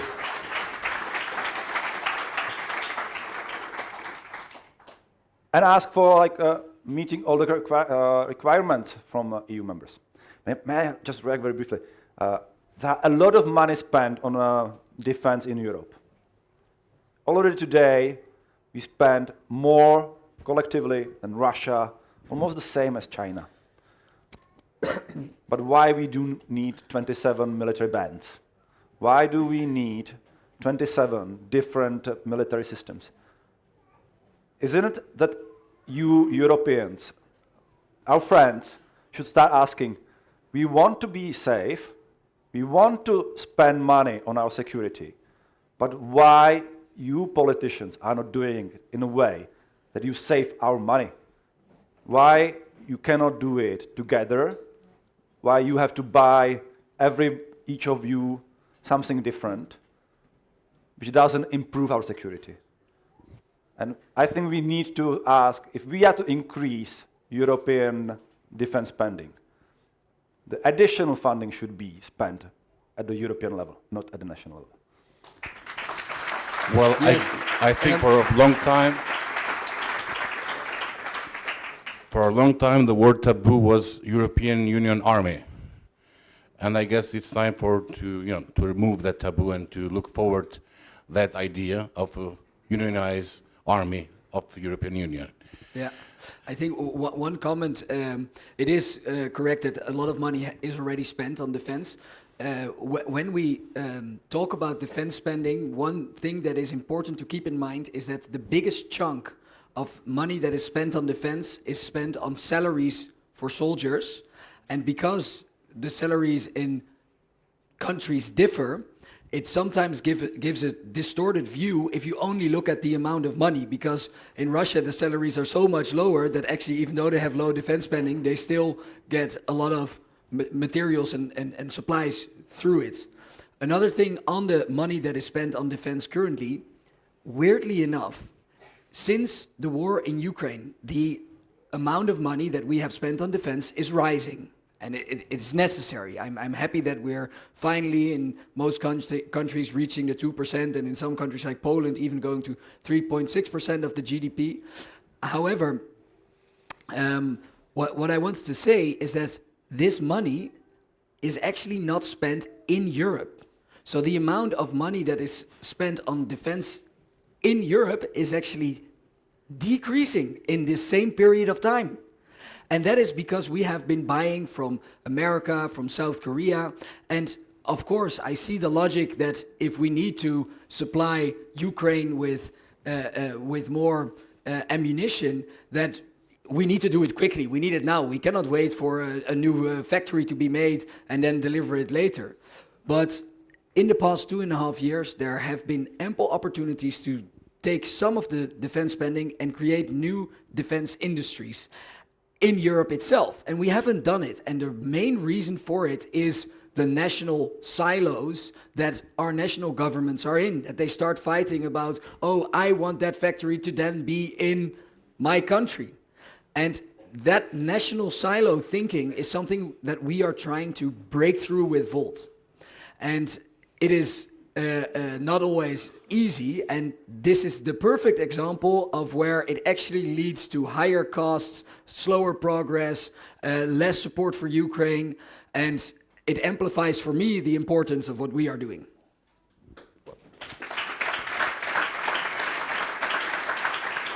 That's our goal as Volt, honestly, to improve the common defense and the union defense. But looking at the horizon and looking at the geopolitical scale of the world right now, what are some crises that are really challenging the European policy and are basically challenging it to a changing point? I think in the past year, or in the decades after the fall of the Berlin Wall, through thinking that the end of history was there and that liberal democracies would have won and that every country in the world would slowly move in towards becoming this liberal capitalistic democracy, we have been in a stage that in Dutch can be described with 3 W's, welvaart, waarde en weerbaarheid, which translates to wealth, values and resilience. Through the US being such a powerful force and being a close ally to us, we've seen that in those decades, our resilience was high. Our values were becoming the international rule-based order, so the values that we promote were also getting stronger.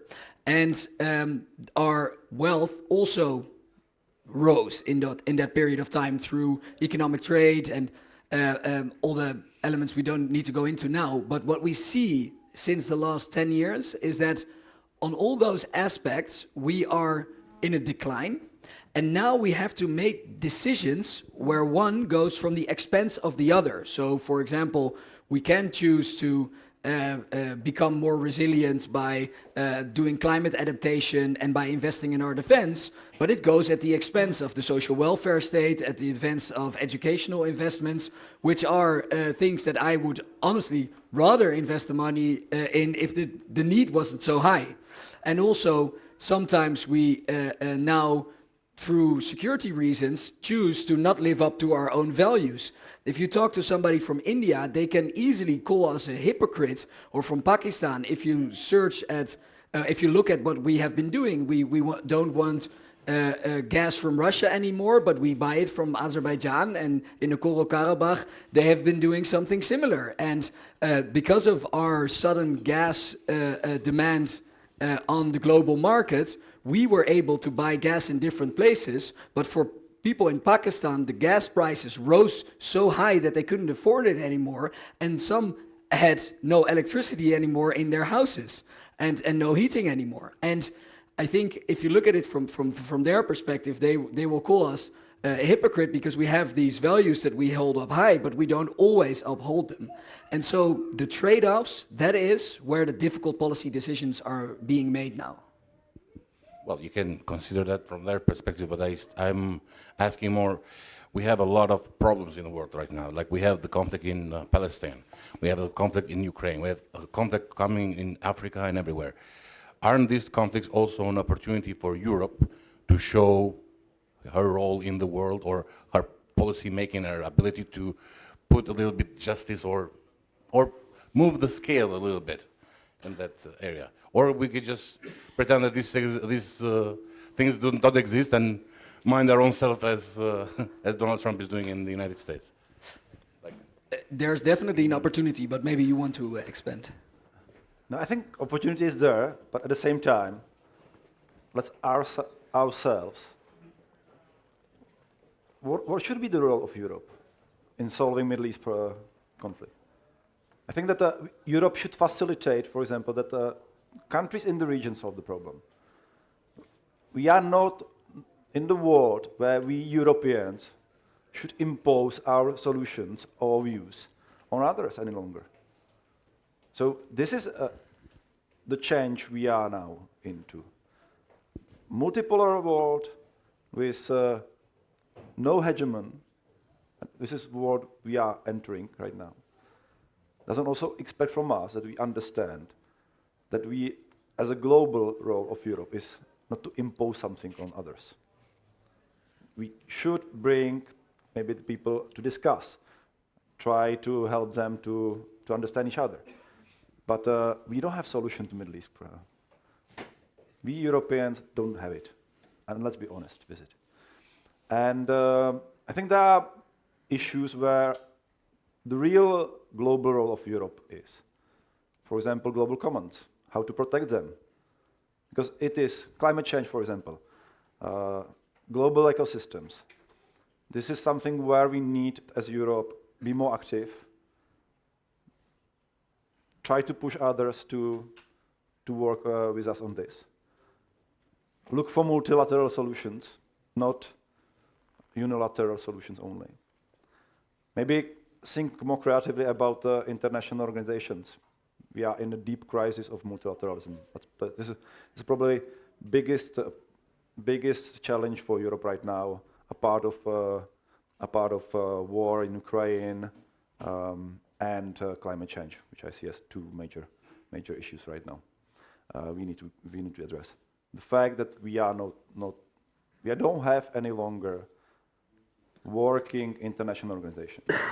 UN is in crisis. World trade is facing a problem that the WTO doesn't work at all. Most of the organizations we established over the past 70 years are now in a situation that they don't work very well. And I think we, compared to Americans, we should be those people. Europeans should always argue in favor of having international organizations and protecting multilateral solutions as the best way how to so not to be the police of the world, basically. No, I think that look, Europe shouldn't even try to be the policer of the world. I think this is not our role any longer. I think we should be those who help others to police their place. And to get up and to move forward into a different stage of development. Their country. To help them develop, to help them or give them sustainable solutions. But I think that people in Africa know better than me what is best for them. Okay. Yeah.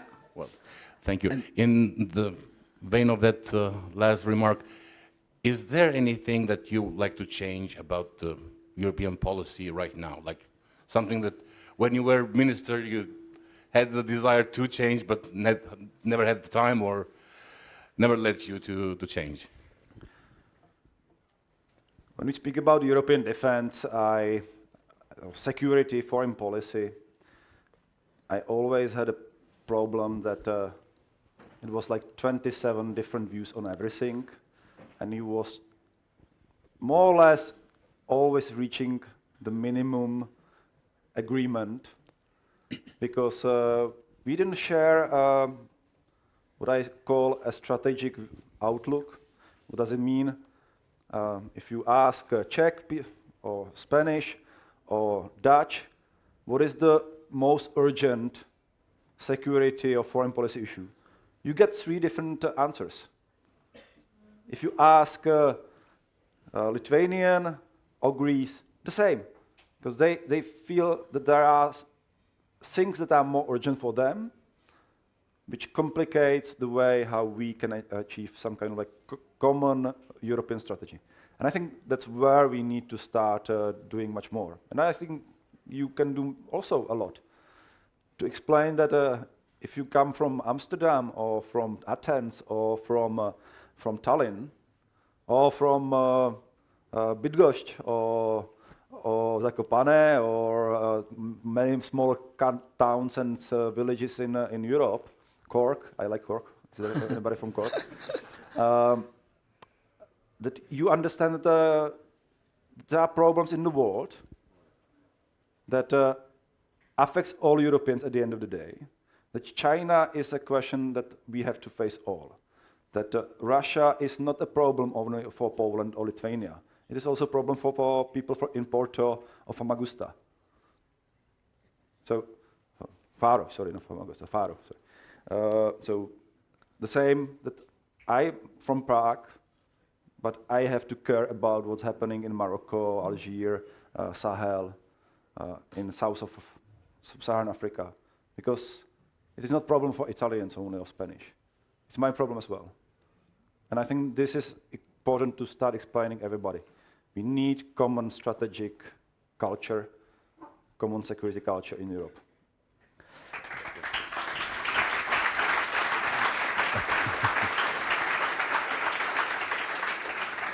And to our MP, the same question for the future. What are you going to change in the now Thanks. that you're in Yeah. Parliament? So there are steps that are being made.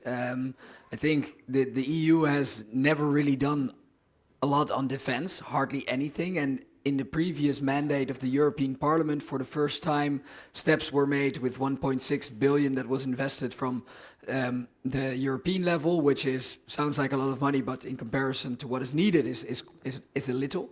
But for the first time, we will have a Commissioner of Defense, Mr. Kubilius, and also the Defense Committee in the European Parliament has always been a subcommittee of the Foreign Affairs Committee. So it was not even a full committee, and it will become a full committee somewhere in the coming months. And we will work in that committee as well. I will work in that committee. And the things that I will push for is to get, for example, way more funding and investments from the European level. There are some investments that no country can do by themselves. For example, a massive air defense shield, which would cost about 500 billion euros to create. For every country itself, that is too big, but together we could do it. That's something to push for. Another thing is that we have a problem with mobility of troops across the continent. So you could create a special regulation that would enable faster execution of, for example, building new bridges, building new roads, because nowadays it can take 5 years to get a permit and then 1 year to build it. If you create new legislation where there's exception possibilities for this, that would go a lot faster, and it will increase our security because we would be able to move soldiers across the continent. That's another thing that I will push for. And I'm overflowing with ideas. We have within Volt a defense committee, a group that is constantly thinking about this, and that is also supplying us with additional input. If you are interested in this topic and you would like to collaborate, please, Teun is here. Teun is a part of the team working on defense as well. And then you can actively participate and we can think about these things together. Well, thank you. Thank you. We have to add something? Add to this. Actually, we have a good list of tasks we Europeans should do. We have a so-called list of designated tasks by NATO. For example, that my country should have a heavy armored brigade, that other countries should do something like that. For example, there is one task. Do you know how many air carriers we have in Europe? Sorry, in EU. I'm sorry. In EU. Aircraft carriers, how many do you think? No, we have. Who is for one? Okay, let's have a poll. For one, raise your hands. Thank you. And more for one? More than one. More than one? Okay. In EU, not in Europe. Not in the world, in the EU. Okay. Yeah, the truly fully fledged aircraft carrier, we have one French, Charles de Gaulle. Yeah. We are supposed to have the second one as EU. Do you know about any country trying to build it? Italy has 2 aircraft. But it's smaller. It's not it's not really like a meaning. We're not counting helicarriers. We have a couple of helicopter carriers. That's true. But we're not counting them. Just like. But no, I mean, like the big one with technical detail. But there is a task for European Union to have second one. Maybe. That we have some questions from the public. And Sorry, I will say maybe this is a project. Last sentence and the questions, okay? This is a project, maybe that there can be a European Union flag on this next generation carrier. Well, thank you for your answers. Now there are some questions from the public. Ines, yes, please. and we have 10 minutes for you to answer this question, so you have time. We have a lot of questions. So first question is, the military is a sanctuary of nationalism. What could a roadmap to a real European army look like? Okay. So thanks for this question. So the other day I was eating a muffin with a colleague who is also working on defense in the European Parliament, and the conclusion that we reached, and that I think many reach, is that because of the unanimity, because of the fact that we are with 27 and some countries are unwilling to cooperate, and because of the fact that we need to include the United Kingdom, and because of the fact that the urgency is high, we will need to move ahead with the coalition of the willing. I would prefer to go with 27 EU member states at the same time, but if that's not realistic, then the urgency, demands us to move quickly. So a coalition of the willing, for example, I think Donald Tusk, the president of Poland already, Prime Minister of Poland already came up with an idea about it, where several countries, for example, Germany, Poland, Netherlands, Belgium, some of Scandinavian countries, could already, and the Baltics, could already take a step forward and start a more intense defense collaboration. And that could be one of the first steps towards that European army. I may add some small practical steps we can do. Maybe we can have a European military college. Maybe we can start training future officers, not at only national level, in German colleges, Czech, French colleges, but also in European, where they have to work together and be educated together and have common culture. We can have more units like Dutch, German. If I'm true, it's kind of like anti-aircraft unit that is really like training, working together. Not that only they meet once a year and they say, okay, we are common unit. No, they really operate on a daily basis as a single unit. And we can have more of these, maybe to bring together countries that are more willing to cooperate, but make them work on allowing these common structures from very small to brigades and so on. And second, coming to the top, we don't have any real European funding. Like what at the moment we have at our disposal, this is peanuts. Let's be honest. From the whole budget, member states are spending on military and defense. It is very little, couple of billions euros, almost nothing in terms of defense. Speak about if there is going to be debate, and in my view there will be debate, that we are to increase the commitment from 2% to 3%, maybe 4%, as Poland and Baltics already did. Thank you. Then ask for this margin to be spent European way.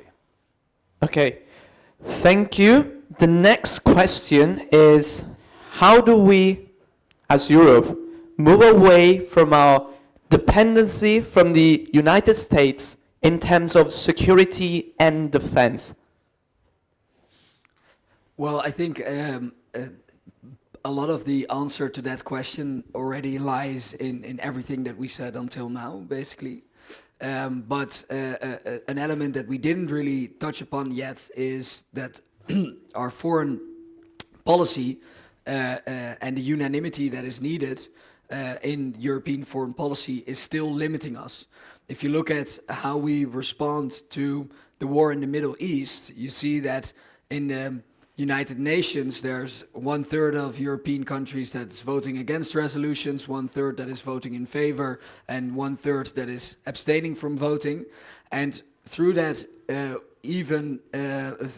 we do not have any real, tangible, concrete effects on what is going on in the world in the Middle East. And that's a perfect example of how our fragmented foreign policy leads to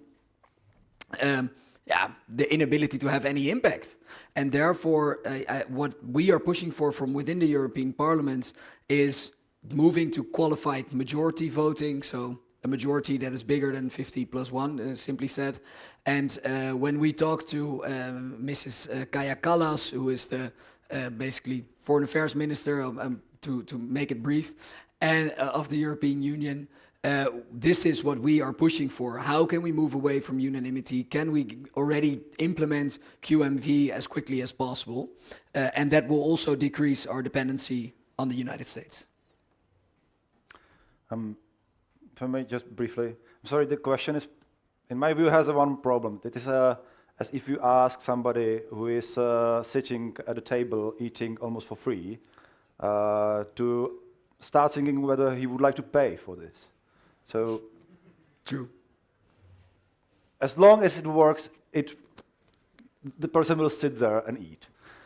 And I'm afraid we will be forced by Americans to do it. Because what Trump is coming with is questioning the future of NATO. And I think that we cannot stand outside in the wind and still believe that Americans are going to take care of our winter coat. We have time for one last question, which is, I read yesterday that Sweden is buying military transport planes, just like the Netherlands, from Brazil, which is a BRICS country, of course. A lot of the EU countries are also buying F-35s and other fighter jets from the US. Shouldn't this instead be European products? Yeah, I think I mentioned before that I want us to not only spend the money we spend on defense outside of the European Union, but also build up our own defense industry.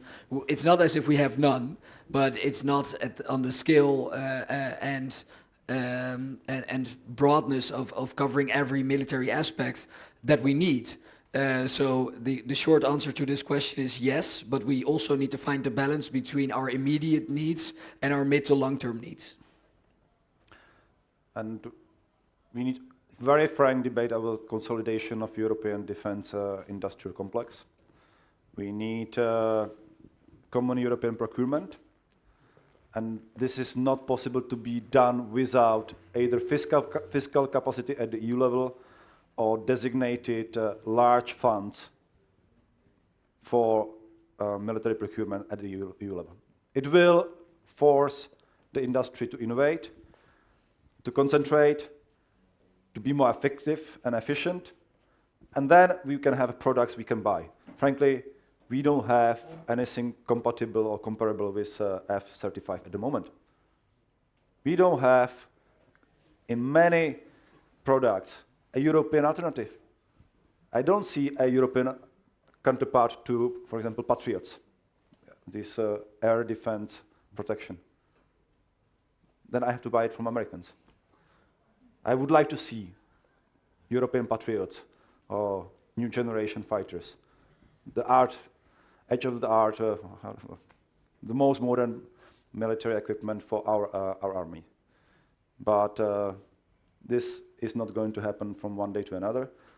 But now it's time to start really pushing that we have it in 1 or 2 decades. Capacity to buy our own stuff that can compete with anybody in the world. Well, I would like to thank Mr. Petacek and Mr. Van der Schot for your valuable ideas and opinions. And I would like to invite my co-host for introducing the next panel. Thank you. Thank you. Thank you. Thank you. Thanks a lot. Thank you very much.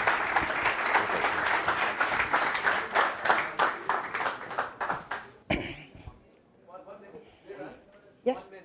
Yeah. Yeah, just to quickly remind everyone of two quick things. So, first of all, don't forget we have votes open, okay? We have until 9 this evening to vote, Central European time, to vote both on the strategy and the budget. And also, for Pigeonhole, send your questions there. So, and specifically send your questions in the button that says ask a question, because otherwise we won't be able to see them here in our moderator's panel view. So thank you so much. Okay. The next topic is sustainable prosperity and political debates. Sustainable prosperity, it refers to the idea that people and economies should prosper, but they should do so in a way they can withstand shocks, ensure a good quality of life, and avoid overshooting planetary boundaries. In May earlier this year, the EU published a manuscript for a report discussing the metrics for sustainable prosperity. The report defined 4 key dimensions underpinning sustainable prosperity: the economic dimension, the social dimension, the environmental dimension, and the institutional dimension. Sustainability is inherent to Volt Europa's vision of prosperity.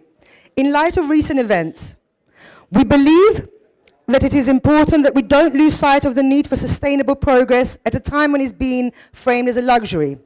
Join the panel to participate in this discussion.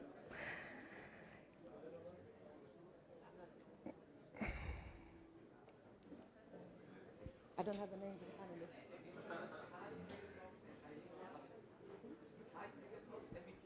All right, could I have Kai Tegetov and Eileen? And Eileen O'Sullivan, can you please come to the stage? Thank you.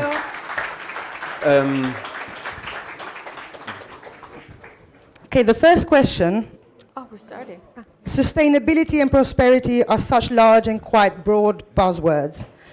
You're all change makers in your own respective fields. Tell us a little bit more about how you are going about ensuring that we are working towards sustainable prosperity. Could you tell us a bit more? You want to start? Should I? Yeah, so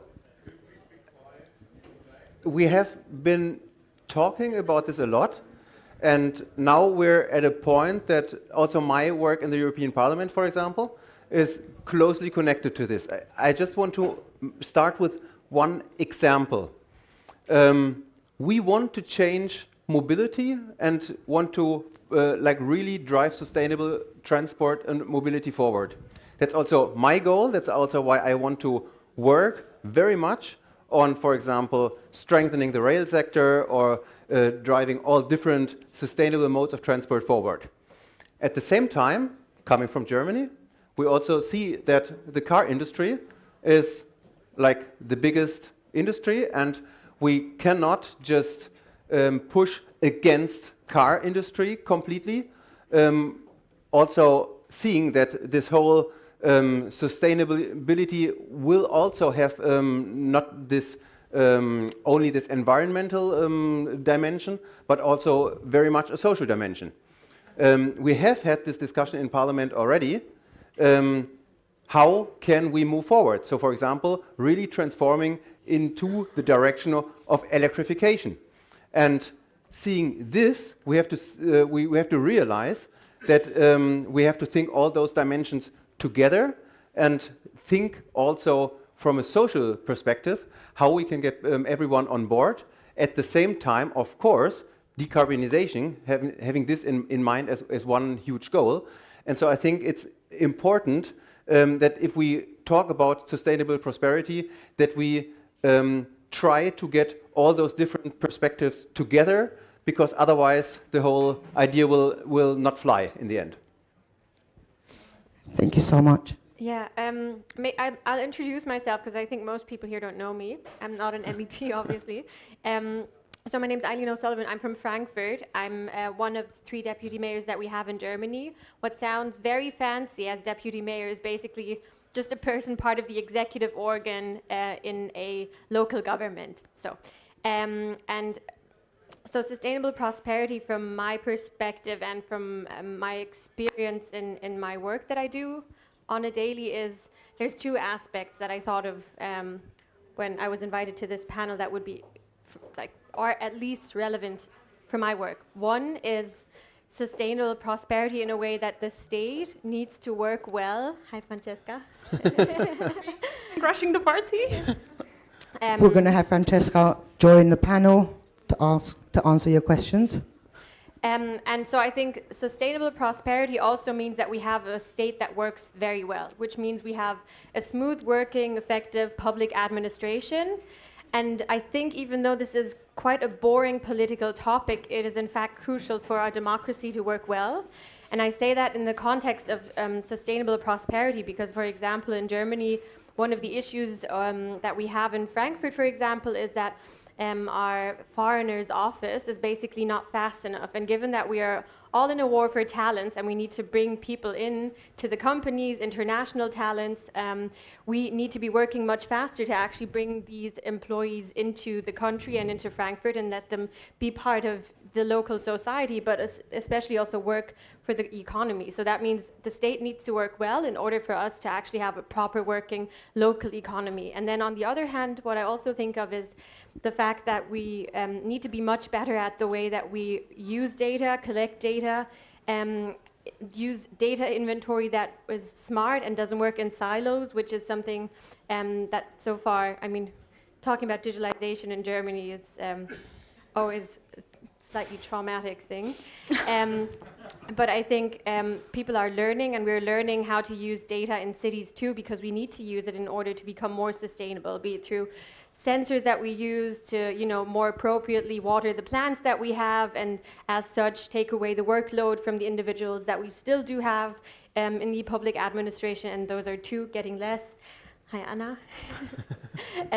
Given the demographics that we have in Germany. So I think for me, there's two components that I think of when I think of my work and that I can speak on. Yeah. Thank you so much. We've got Anna and Francesca joining the panel for you guys to ask some questions. Now, the next question I wanted to ask, in an increasingly globalized and interconnected world, how do the election results in the US influence the EU's action plans to work towards sustainable prosperity? Does this differ for the dimensions in social security and the environment, for instance?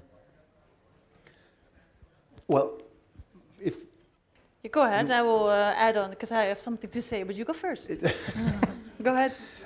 So, I do think the election results in the US influence our approach, because we know that we will not be able to count on America to really drive sustainable transition forward within the next 4 years.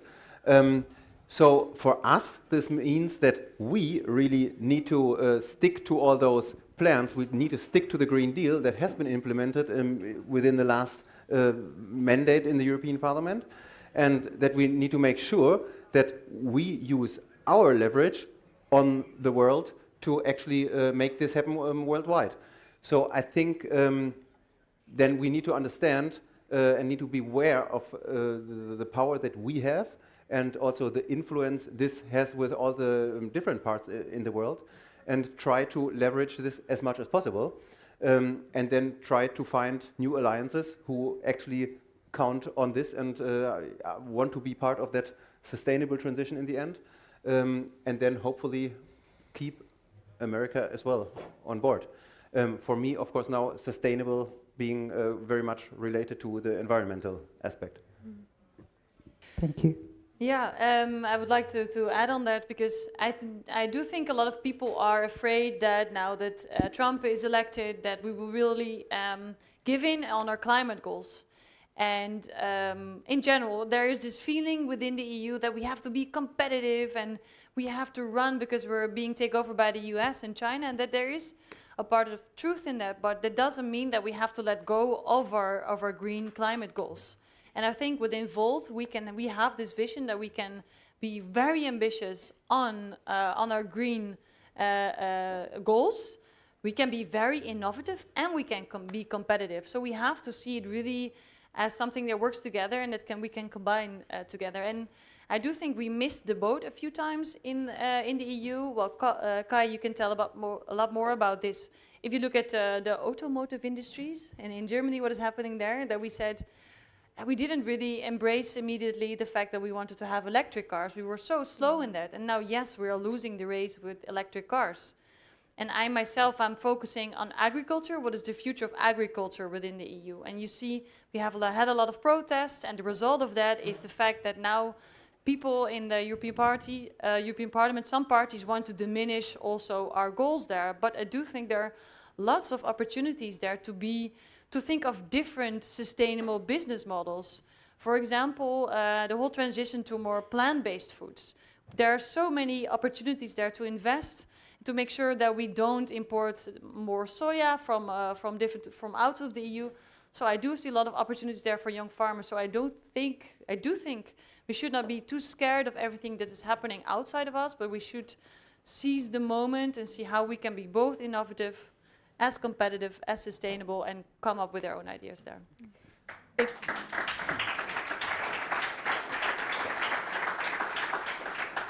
If that's okay, I would like to challenge a bit my colleagues, because I think there is an aspect that we really haven't touched. Well, first off, sorry for being late, everybody. This makes me feel very bad, so for the next hour, you can lobby me because I feel very guilty.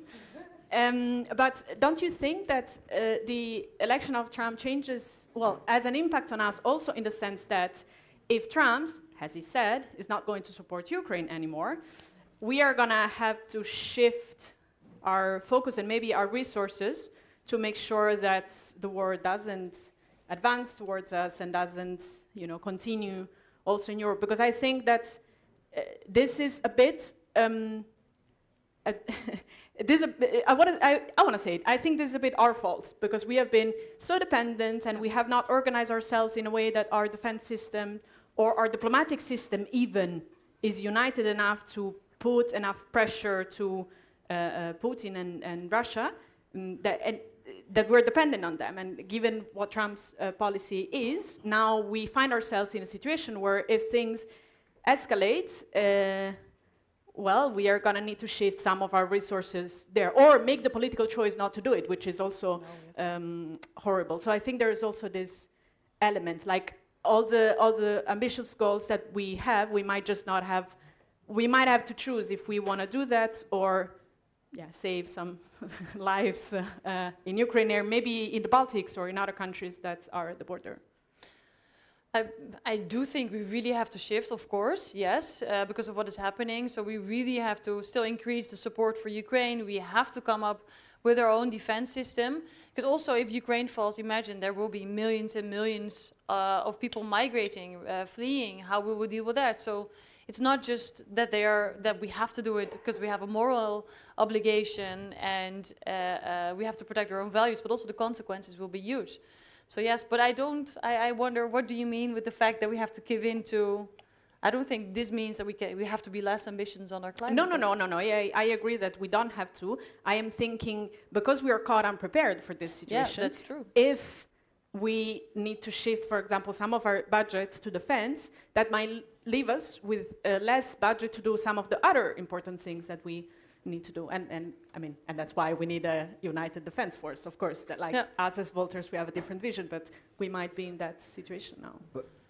But maybe at this point, I think when we're talking about prosperity, we're usually also talking about economic growth, and I don't think that we don't necessarily just need to talk about supporting economy with money.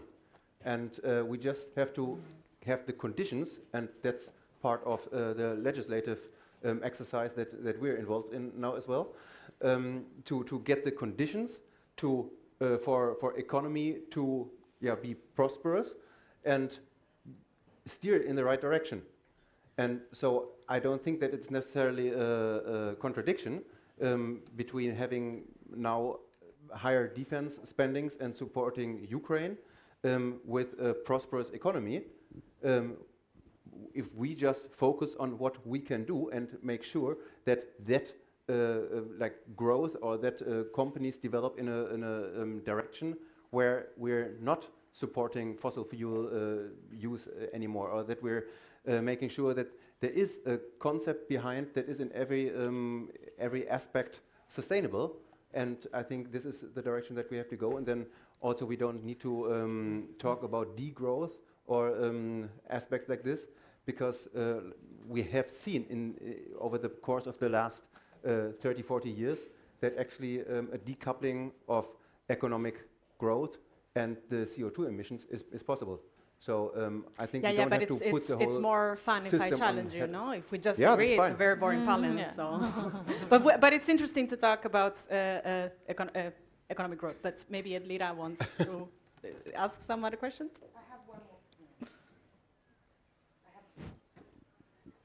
Hello? Yeah. I have one more question. Well, I have two more questions. The recent EU report on sustainable prosperity states that to achieve sustainable prosperity, it is therefore crucial to liberate economic and political stability from the need of conscious economic growth. Only then will it be possible to move beyond economic growth as a policy goal and put environmental and social considerations at the heart of European policy making. Volt challenges old narratives posing trade-offs between economic growth and inequality or sustainability, and instead promotes a vision where policies protect, provide opportunities, and drive economic progress simultaneously. In a world with great economic disparities, how necessary is economic growth overall? What constitutes economic growth in this context? Ah, that's the most beautiful question. Yeah. Yeah. May I or? Go ahead. Yeah, go ahead. Yeah. So I think it's simple and complex at the same time, right? Because when we think growth, we think GDP growth. And although, for example, I'm not a fan of degrowth. It's an interesting theory, but I don't like it. I don't believe in it. Let's say. But I do think that there is a need for us now to go beyond the GDP measure as the only one that tells us anything about society, right? If we take everybody in this room and then 10 of you start making 10 million euros per year, our overall GDP increases, but it doesn't mean that everybody is better off, right? And this is what happens with GDP. So what we are advocating for is that also other metrics are used to understand how our economy is growing. I also really dislike, to be honest, when not we, but like when in general in the public discourse, we talk about the economy as if it's something that looks at you from above and like the economy wants this. The economy, what is the economy? We are the economy. What we do, our jobs, how we live, how we choose to spend or not spend our money. This is the economy. It's actually a very, very human thing, and it's a reflection of how our society grows and develops. So when we say prosperity in the word prosperity, there needs to be more than, okay, how are we as a group in terms of wealth or income, but how is it distributed? Who are the people that stay behind? What are we producing? Is it just fossil fuels, or is it something that is sustainable? Is it something that benefits only one part, or is it something that benefits a bigger community? And I think once we find as a society that way of measuring and understanding what the economy is, then there is also a lot of space, for example, for competitive ideas to see, okay, who in this context in where we anyway don't leave anyone behind, then let's have a race to the top instead of a race to the bottom, and that's how new ideas flourish and can benefit us all.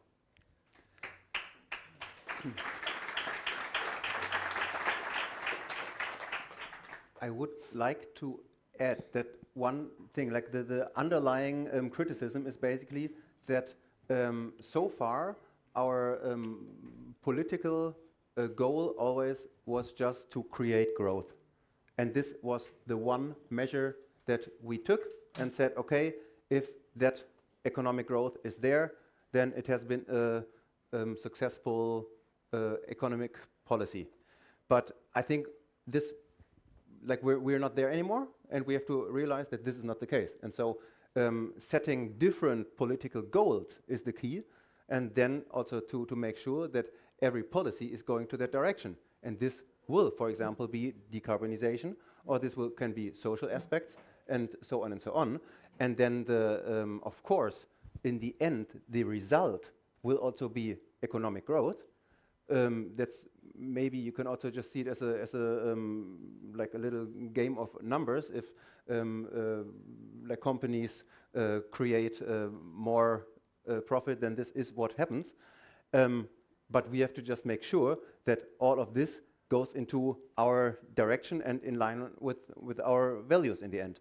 So I think in the end, like generating this growth is kind of a private responsibility from our industry or from our companies, and should not be the one and all dominating goal that we as politics set. So I think then it's totally fine to still talk about growth if you like set it in the right frame.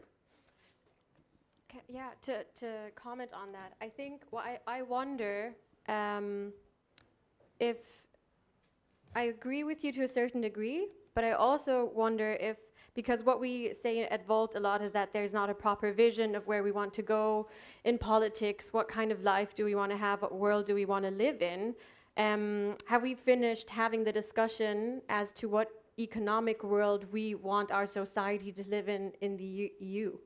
Because from what I see, looking at the security aspect that we were also discussing with the US and Ukraine and everything, I mean, currently for us, in a lot of municipalities, and not just in Frankfurt or in Germany, we are very dependent on, for example, companies like Microsoft for all of our internal systems working. So I mean, we do kind of need to think about where do we want to go? How do we become less dependent on those very big companies?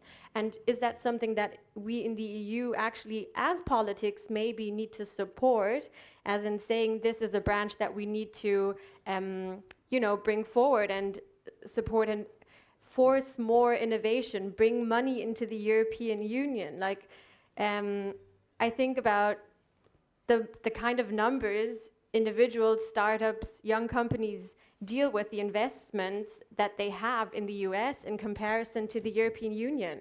How are we ever going to build something comparable to Microsoft, something that works so well, something so reliable right now, in the European Union, if we don't actually have the people who are going to spend the money? So I think politics does need to have an awareness as to where we want to go, because on the local level, in front of our doorsteps, practically, it is a question of data security, of sovereignty, and a question of how we want to live in a world. Because, I mean, just to be very dramatic for a second here, in Texas, they're discussing a bill for the data of cycle computers, like computers that women can use to take their temperature, and then they will program and tell you you're at this phase of your cycle. And they're discussing a bill where this data is to be released to the government so that women that become pregnant cannot leave the state, potentially, for example. That is insane, I know. But I mean, as I said, I'm going to be dramatic here. If that's what's happening on a smaller scale, how are we going to ensure, even though we have the data centers in the EU, even though we're using Microsoft and the data centers and servers in the European Union, that the data is for sure not going to be shared? So I do think that is definitely a security aspect that I would like to hear more about and have us discuss as a political party. Yeah.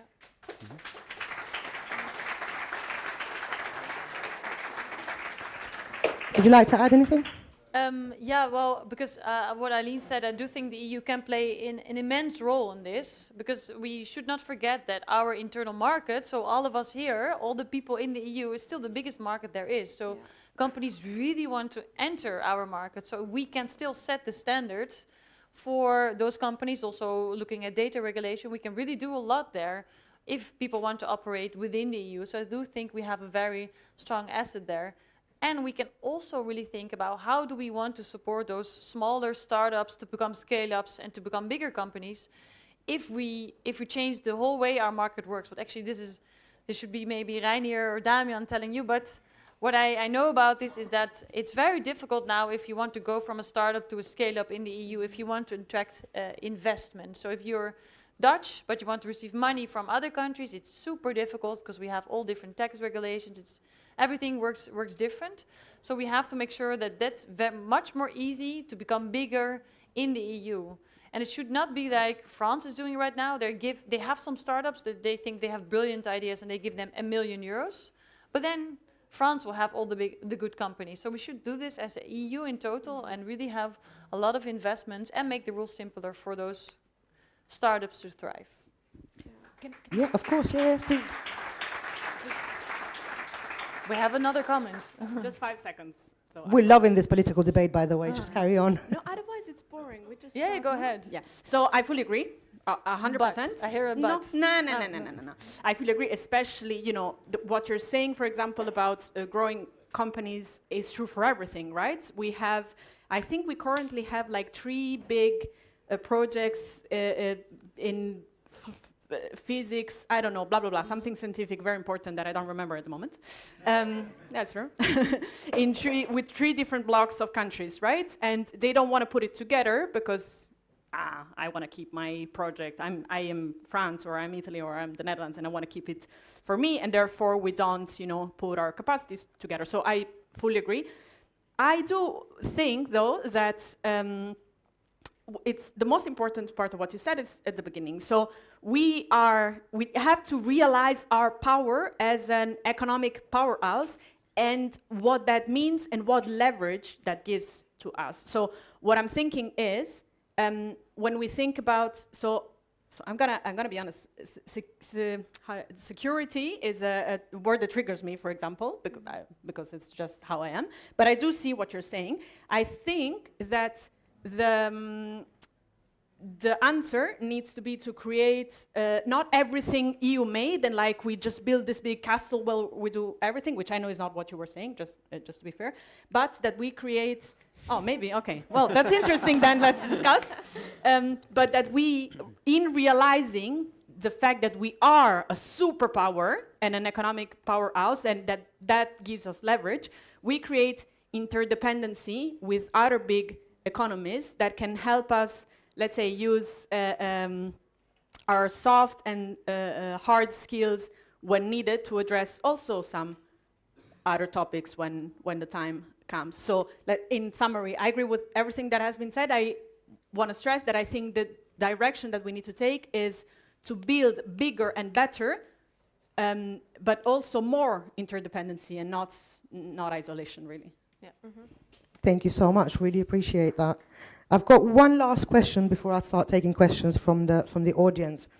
Considering multiple and fast-changing challenges in global governance, climate change, trade and security, what is the most promising you will pursue and hope to achieve? The what? The most promising? There's a word missing out here, I think. Because that sentence is not making sense to me. Something that you want to achieve, which is very promising and hopeful. What is the most promising thing you will pursue and hope to achieve? But we have 3 options? We're deciphering the text here. Yeah. So considering multiple and fast-changing challenges in global governance, climate change, trade and security, what is the most promising thing you will pursue and hope to achieve? I know mine, but... Go ahead. No, I want to hear Eileen. Okay, so that's a great question. I'm sure I'll have a different answer tomorrow, next week, and next year. But I think for now, what I'm very much interested in is, so for me, the +1 on the European level is something that we should be doing on all the national levels with regards to how does our state work, how does governance work, how are our processes effective, because my thing that bothers me or that really grinds my gears and makes me love my job is that I wonder, how do we make people believe in democracy and in institutions and in the state again? And I think that is when we basically do like the really boring basic work to have a well-working public administration. And that does mean, in the case of Germany, for example, that we need less, similarly to the EU actually, less competences in all the different federal states and maybe more centralized competencies when it gets to digitalization. Because that's really going so slowly that people are, you know, as I said, waiting for their public services. And all the states are making their own kind of applications and processes and offering them to their own municipalities, but not to everyone. So it's kind of like, I made this process, I'm going to sell it to all my people, rather than saying the national level has all the competencies and brings them together, and then everyone can profit from it. And I suppose that when we as a state, which is something that has been shown in studies, when you look at France, where do people tend to vote more right-wing parties? That is where the state doesn't work well. So if our infrastructure is not well, if our public transport isn't working well, if we don't have swimming pools for the kids to go in the summer, proper working schools, and if the public services don't work quickly. And I think like that is so boring to discuss in election campaigns, to be honest, but this is a hill I think I will die on, that we really need to do more of the core things that we are there for as a state, to really prove we've understood what your taxpayer money should be going into, and that is not just shiny, cool-sounding projects, but it's actually all the really boring work and transforming the state. And that is something that we are trying to do every day in Frankfurt, and I think that is something that we really need to focus on, because if the people do not believe in the state, if we can't actually fulfill all of the obligations that we have, that the parliaments, the people that we voted for, have actually proposed and decided on, if we're not able to actually fulfill that, then our democracy is so hollow. So yeah, very boring, but I guess that's what public administration has turned me into.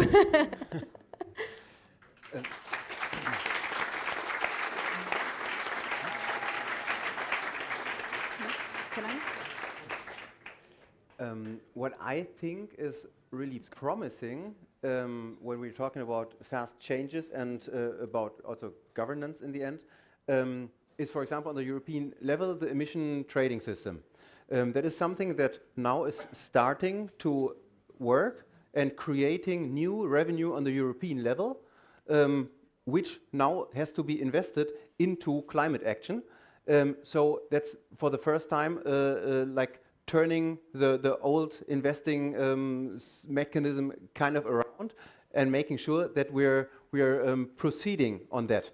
When we're talking about the priorities, or yeah, I don't know what your exact wording was, but what I will also actually work on and what I want to push forward is, in a way, this empowering consumers for that yeah, green transition.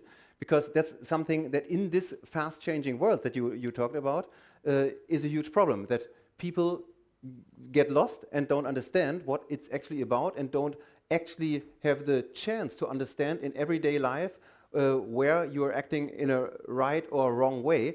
Just if you look at, for example, in the supermarket, all the different products and see all the different labels that are on there that are promising you so many nice aspects, and every product with some different little picture promising you to be the best, most sustainable, greenest, or whatever product in the world.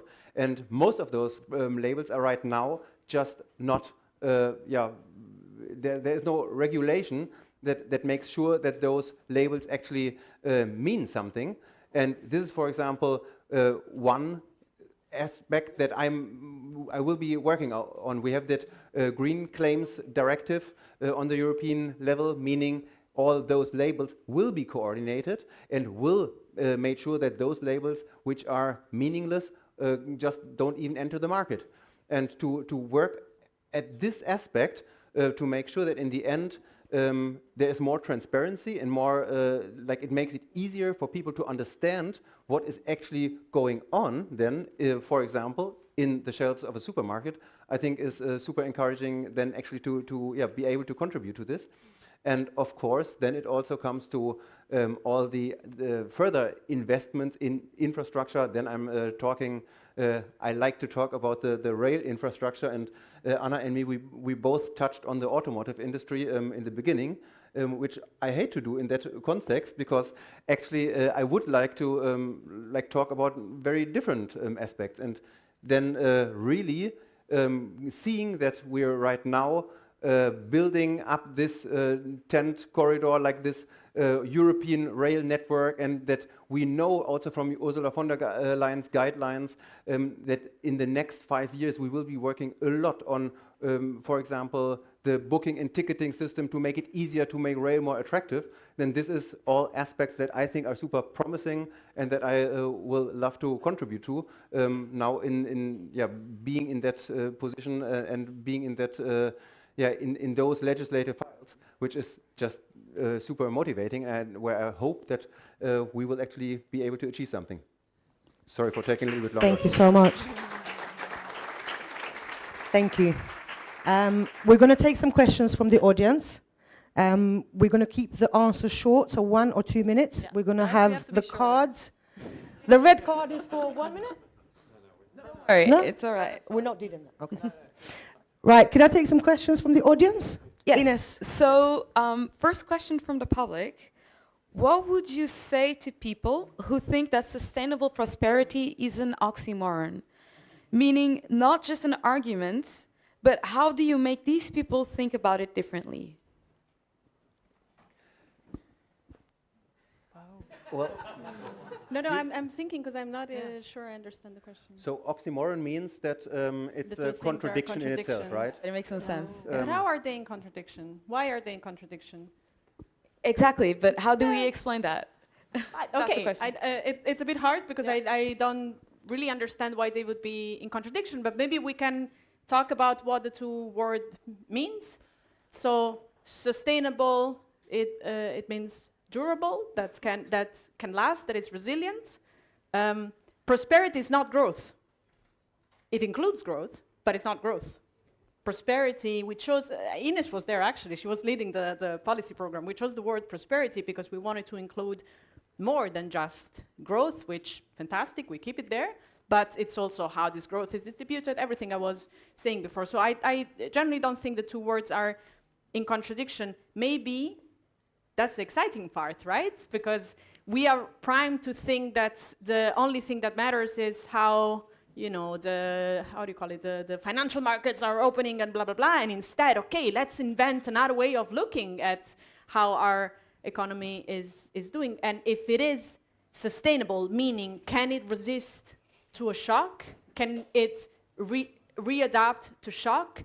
Can it, when changing because of an external or even internal turmoil, readapt without the big disadvantage going to the fragile population? That's what sustainable means. I have maybe 2 examples that can also show what is sustainable prosperity or how we can promote it.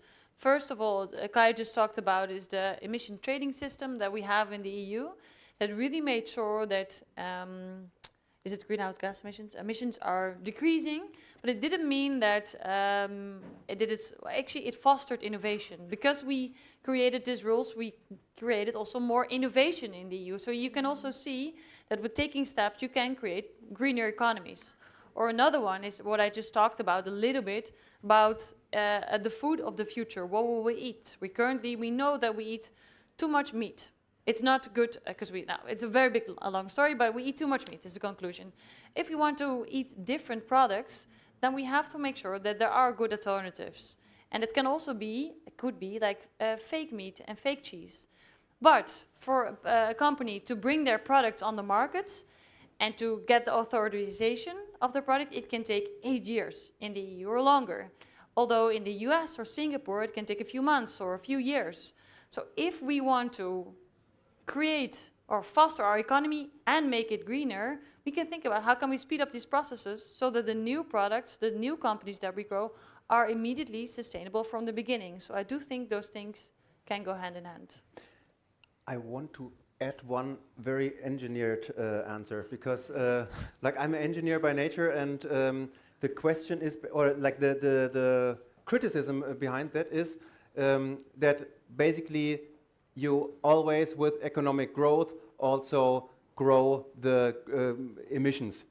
And well, this just can be seen in the numbers that, like in the last, I think, 30 or 40 years, the greenhouse gas emissions in total in the EU, I think, went down by 37 or something %, while the economic growth was like around 67%. So greenhouse gas emissions going down by 1/3, economic growth going up by 2/3. So just this narrative just doesn't hold up to reality. Of course, this does not mean at all that we should not step up our efforts to speed up decarbonization, because we see what the problem is.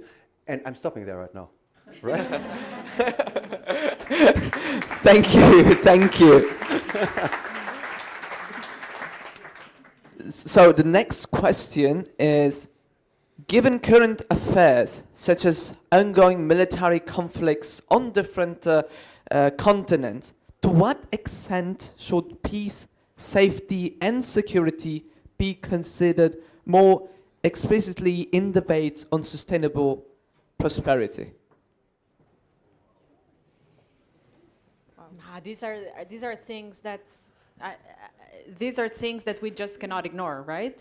These are things that are just not ignorable by default. You can ignore, paradoxically, you can ignore climate change and say, yeah, it's raining because I don't know the weather, but you really cannot ignore violence and conflicts. And we have seen actually that even though the two main conflicts that now we are seeing really very, very close to the European Union or in Europe, the violence, it's already spreading also here. Think at what happened in Amsterdam. That's the fallback of a war that is happening in the Middle East.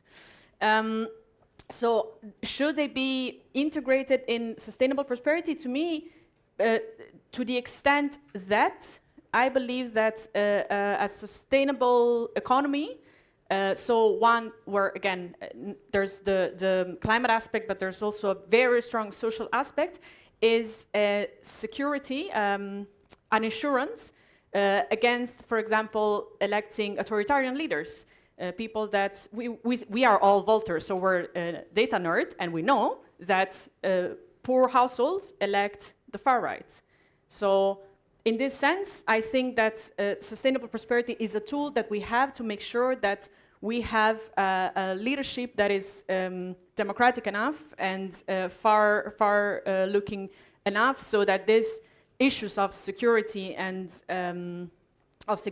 are addressed before they come. Now, what to do now that this has not happened enough and the two conflicts are happening, it's, I believe, another story. But no. Great. So, next question. What plans are there regarding sustainable resource procurement in Europe, since many resources such as lithium is mined outside of Europe in reduced environmental standards?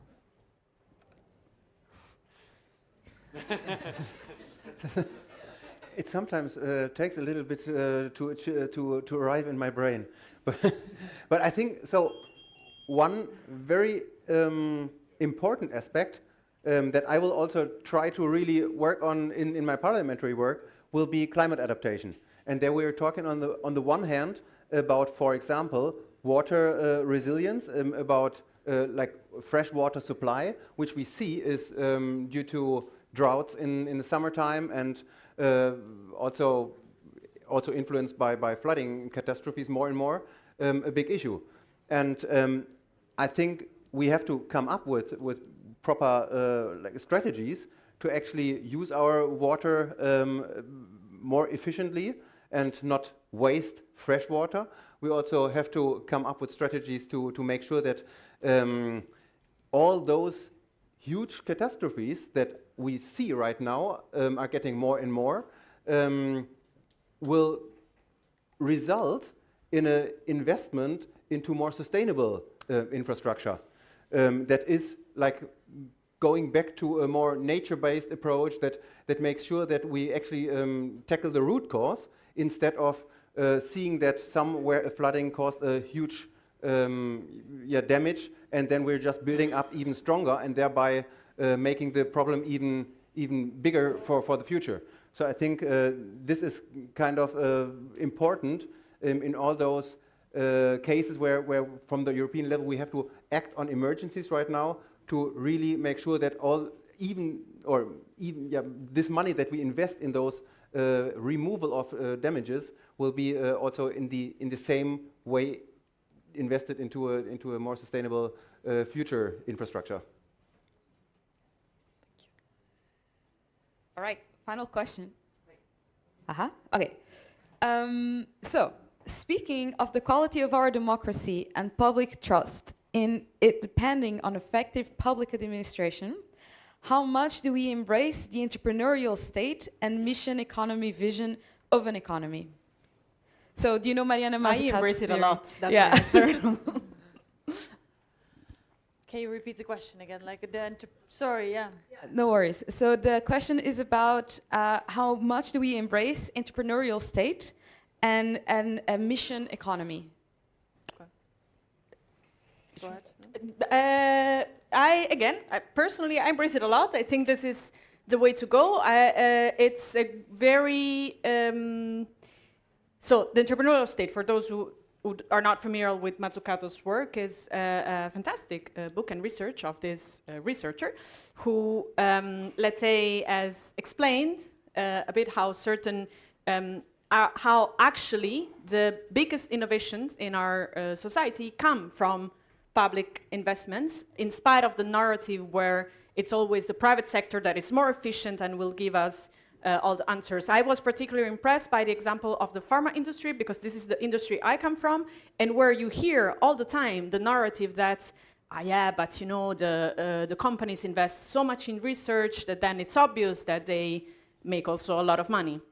Now, I love pharma. I love working in the pharma industry, but the argument in the book actually showed, for example, how the big innovations come from state fund project, because science is just like this. Science is not paradoxically, science is not a precise science. You don't just invest in this and this will work. You invest here, here, here, here, here, and then something emerges, and then you have to be good at capturing it and make it available for society. This is more or less the concept of entrepreneurial state. I think this is the way to go, which doesn't mean we don't like the private sector. We love the private sector, but we need to have a strong enough state economy that can make sure that all the beautiful innovation that come up can be channeled in the right way and can be at the benefits of everybody. And then the private sector is super important to do a lot of other things that come after we have made sure that we are resilient enough. 5 seconds and then I'm done. This is also a matter, I think, of a very important matter when it comes to climate change, right? If we keep on disempowering the state, we're going to have richer and richer private companies, richer, more and more Elon Musks, not even more and more Elon Musk, more of Elon Musk, and then states that are not able to counteract the immense power that comes with exorbitant wealth. And that's what we need to prevent to save our democracy.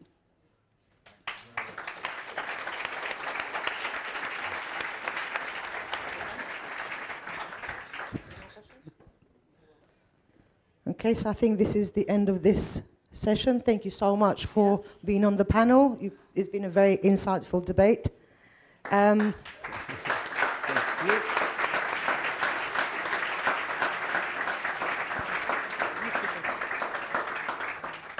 Can we go? We'll go. I think Ines gave a quick You are sign welcome to. I have You some can, legal you can stuff to leave now, say. yes. Yeah. You are free to go. But not you. Because, so some legal important announcements. So you still have your votes open for the strategy, for the budget until 9 Central European time. So don't forget to vote. And we will officially adjourn this General Assembly until tomorrow at 9 a.m., where we will continue our proceedings. And now word to Ed Lida that will introduce the speaker who will talk to us about the public action. Okay. Is Nathan in the building at all? No? He's outside. Okay, so what is going to happen now, we're all going to go outside in the main square. So if you go outside of these doors, straight ahead of you, you'll see the main square. And that's where the public action is going to happen. We're going to form a human chain, and we're going to dance the valet. Now, I know a lot of you don't know what valet is, but we're going to teach you. It's basically this thing where you hold hand in hand and you just do this. So one step forward, one step back, and then you carry on.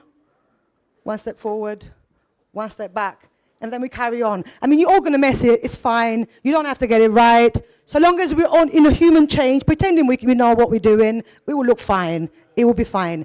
We've got some speakers. Our co-president, he's going to give a little speech outside. But for now, I think be careful when you're holding, okay, public safety. In Albania, you will be super safe as long as you're not gay, visibly gay. That's it, really. The rest of you are fine.